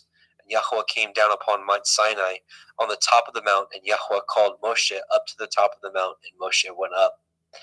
And Yahweh said unto Moshe, Go down, charge the people, lest they break through unto El Yahweh to gaze, and many of them perish. And let the priests also which come near to El Yahweh sanctify themselves, lest Yahweh break forth upon them. And Moshe said unto El Yahweh, The people cannot come up to Mount Sinai. For you charged us, saying, Set bounds about the mount, and sanctify it. And Yahweh said unto him, Away, get you down, and you shall come up, you and Aharon with you. But let not the priests and the people break through to come up unto El Yahweh, lest he break forth upon them. So Moshe went down unto the people, and spoke unto them. Exodus 20. And Elohim spoke all these words, saying, I am Yahweh Elohika, which have brought you out of the land of Mitzrayim, out of the house of bondage. You shall have no other Elohim before me. You shall not make unto you any graven image, or any likeness of anything that is in the heavens above, or that is in the earth beneath, or that is in the water under the earth. You shall not bow down yourself to them, nor serve them. For I, Yahweh Elohika, am an jealous El, visiting the iniquity of the fathers upon the children unto the third and fourth generations of them that hate me, and showing mercy unto thousands of them that love me and guard my commandments. You shall not take the name of Yahweh Elohika in vain, for Yahweh will not hold him guiltless that takes his name in vain. Remember the day of the Shabbat, to keep it holy. 6 days you shall labor and do all your work, but the seventh day is the Shabbat of Yahweh Elohika. In it you shall not do any work, you, nor your son, nor your daughter, nor your manservant, nor your maidservant, nor your cattle, nor your stranger that is within your gates. For in 6 days Yahweh made the heavens and the earth, the sea, and all that is in them, and rested the seventh day. Wherefore Yahweh blessed the day of the Shabbat and hallowed it. Honor your father and your mother, that your days may be long upon the land which Yahweh Elohika gives you. You shall not kill. You shall not break wedlock. You shall not steal. You shall not bear false witness against your neighbor. You shall not lust after your neighbor's house. You shall not lust after your neighbor's woman, nor his manservant, nor his maidservant, nor his ox, nor his ass, nor anything that is your neighbor's. And all the people saw the thunderings and the lightnings and the noise of the shofar and the mountain smoking. And when the people saw it, they removed and stood afar off. And they said unto Moshe, Speak with us, and we will hear. But let not Elohim speak with us, lest we die. And Moshe said unto the people, Fear not, for Elohim is come to prove you, and that his fear may be before your faces, that you sin not. And the people stood afar off, and Moshe drew near the thick darkness where Elohim was. And Yahweh said unto Moshe, Thus you shall say unto the children of Yisrael, You have seen that I have talked with you from heaven. You shall not make with me Elohai of silver, neither shall you make unto you Elohai of gold. An altar of earth you shall make unto me, and shall sacrifice thereon your burnt offerings, and your peace offerings, your sheep, your oxen. In all places where I record my name, I will come unto you, and I will bless you. And if you will make me an altar of stone, you shall not build it of hewn stone. For if you lift up your tool upon it, you have polluted it. Neither shall you go up by steps unto my altar, that your nakedness be not discovered thereon. Let's see. Just a moment here.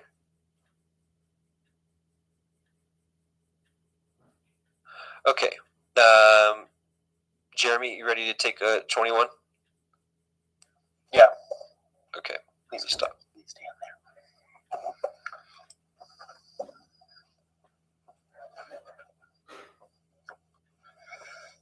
Get to 21, goodness.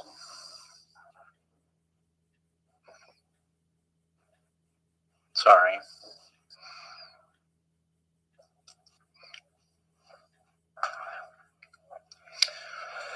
Now these are the judgments which you shall set before them.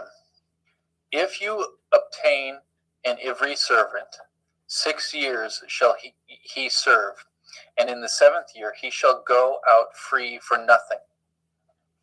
If he came in by himself, he shall go out by himself. If he were married, then his woman shall go out with him. If his master have given him a woman, and she have borne him sons or daughters, the woman and her children shall be her master's, and he shall go out by himself. And if the servant shall plainly say, I love my master and my woman and my children, I will not go free. Then his master shall bring him unto the judges, and he shall also bring him to the door, or unto the door post, and his master shall pierce his ear with an awl, and he shall serve him forever. And if a man surrender his daughter to be a maidservant, she shall not go out as the men servants do.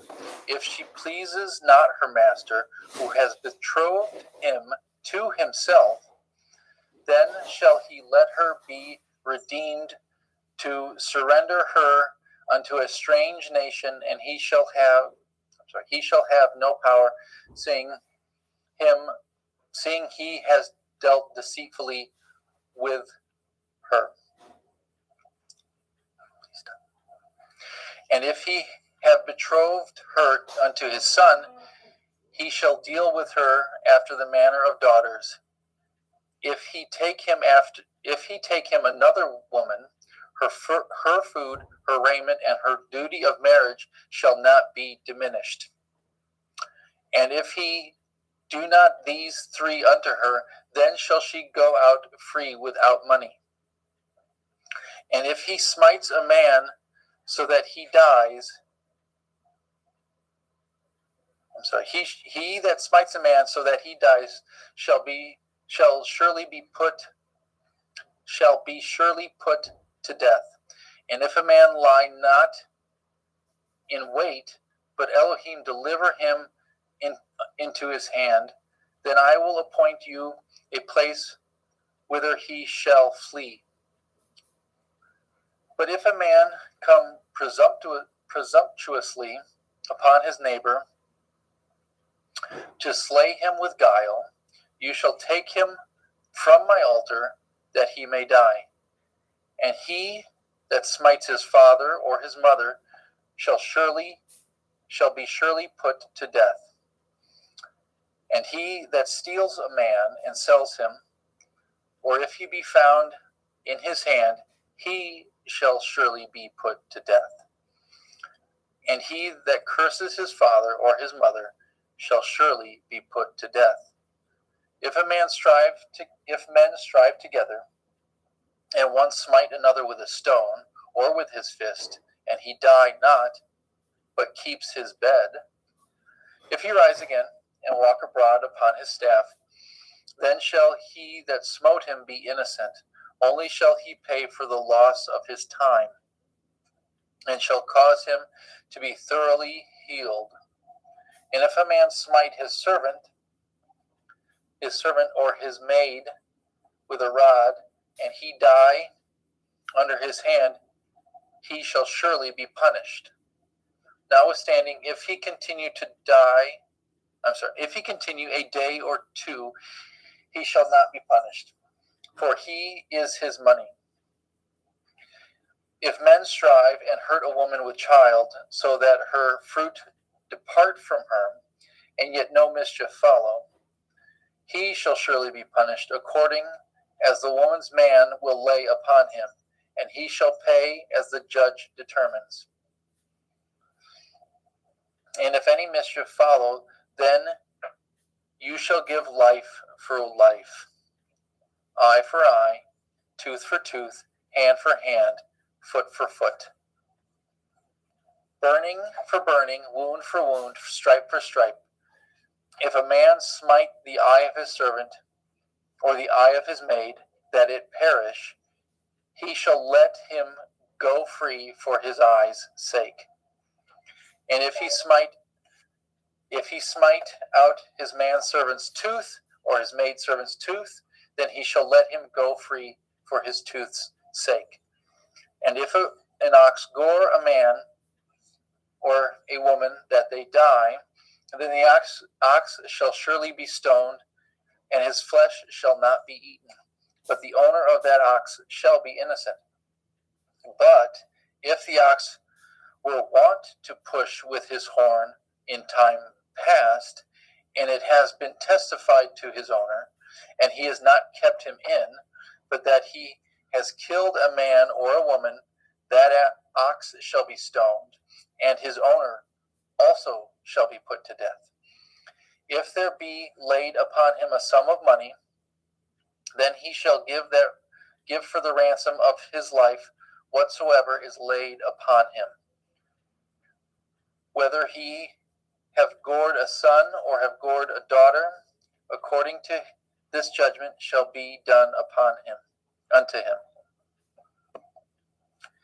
If the ox shall push a manservant or maidservant, he shall give unto their master 30 shekels of silver, and the ox shall be stoned. And if a man shall open a pit, or if a man shall dig a pit and not cover it, and an ox or an ass fall therein, the owner of the pit shall make it good and give the money unto the owner, and the dead beast shall be his. And if the ox of one man hurts the ox of another, that he die, then they shall sell the live ox and divide the money of it, and the dead ox also shall they divide. Or if it be known that the ox has used to push in time past, his owner has not kept him in, he shall surely pay ox for ox, the dead shall be his own. If a man shall steal an ox or a sheep, and kill it or sell it, he shall restore 5 oxen for an ox, and 4 sheep for a sheep. If a thief be found breaking up, and being smitten that he die, there shall be no blood be shed for him. If the sun be risen upon him, there shall be blood shed for him, for he should make full restitution. If he have nothing, then he shall be sold for his theft. If the theft be certainly found in his hand alive, whether it be ox or ass or sheep, he shall restore double. If a man shall cause a field or vineyard to be eaten, and shall put in his beast, and shall feed in another man's field, of the best of his own field and of the best of his own vineyard shall he make restitution.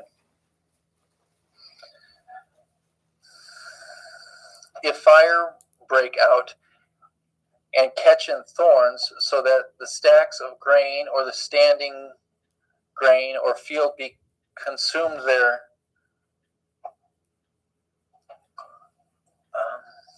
therein, he that kindled the fire shall surely make restitution. If a man shall deliver unto his neighbor money or stuff to guard, and it be stolen out of the man's house, if the thief be found, let him pay double. If the thief not be found, then the master of the house shall be brought unto the judges to see whether he have put his hand unto his neighbor's goods. For all manner of transgressions, whether it be for ox, for ass, for sheep, for raiment, or for any manner of lost thing, that which another challenges to be his, the cause of both parties shall come before the judges, and whom the judge shall condemn, he shall pay double unto his neighbor. If a man unto his neighbor if a man deliver unto his neighbor an ass or an ox or a sheep or a beast to guard, and it die or be hurt or driven away, no man seeing it, then shall an oath of Yahweh be between them both, that he not his hand unto his neighbor's goods, and the owner shall accept thereof, and he shall make it good. And if it be stolen from him, he shall make restitution unto the owner thereof. If it be torn in pieces, then let him bring it for witness, and he shall not make good that which is torn. If a man ought of his neighbor, and if a man borrow aught of his neighbor, and it be hurt or die, the owner thereof being not with it, he shall surely make it good. If the owner thereof be with it, he shall not make it good. If it be a hired thing,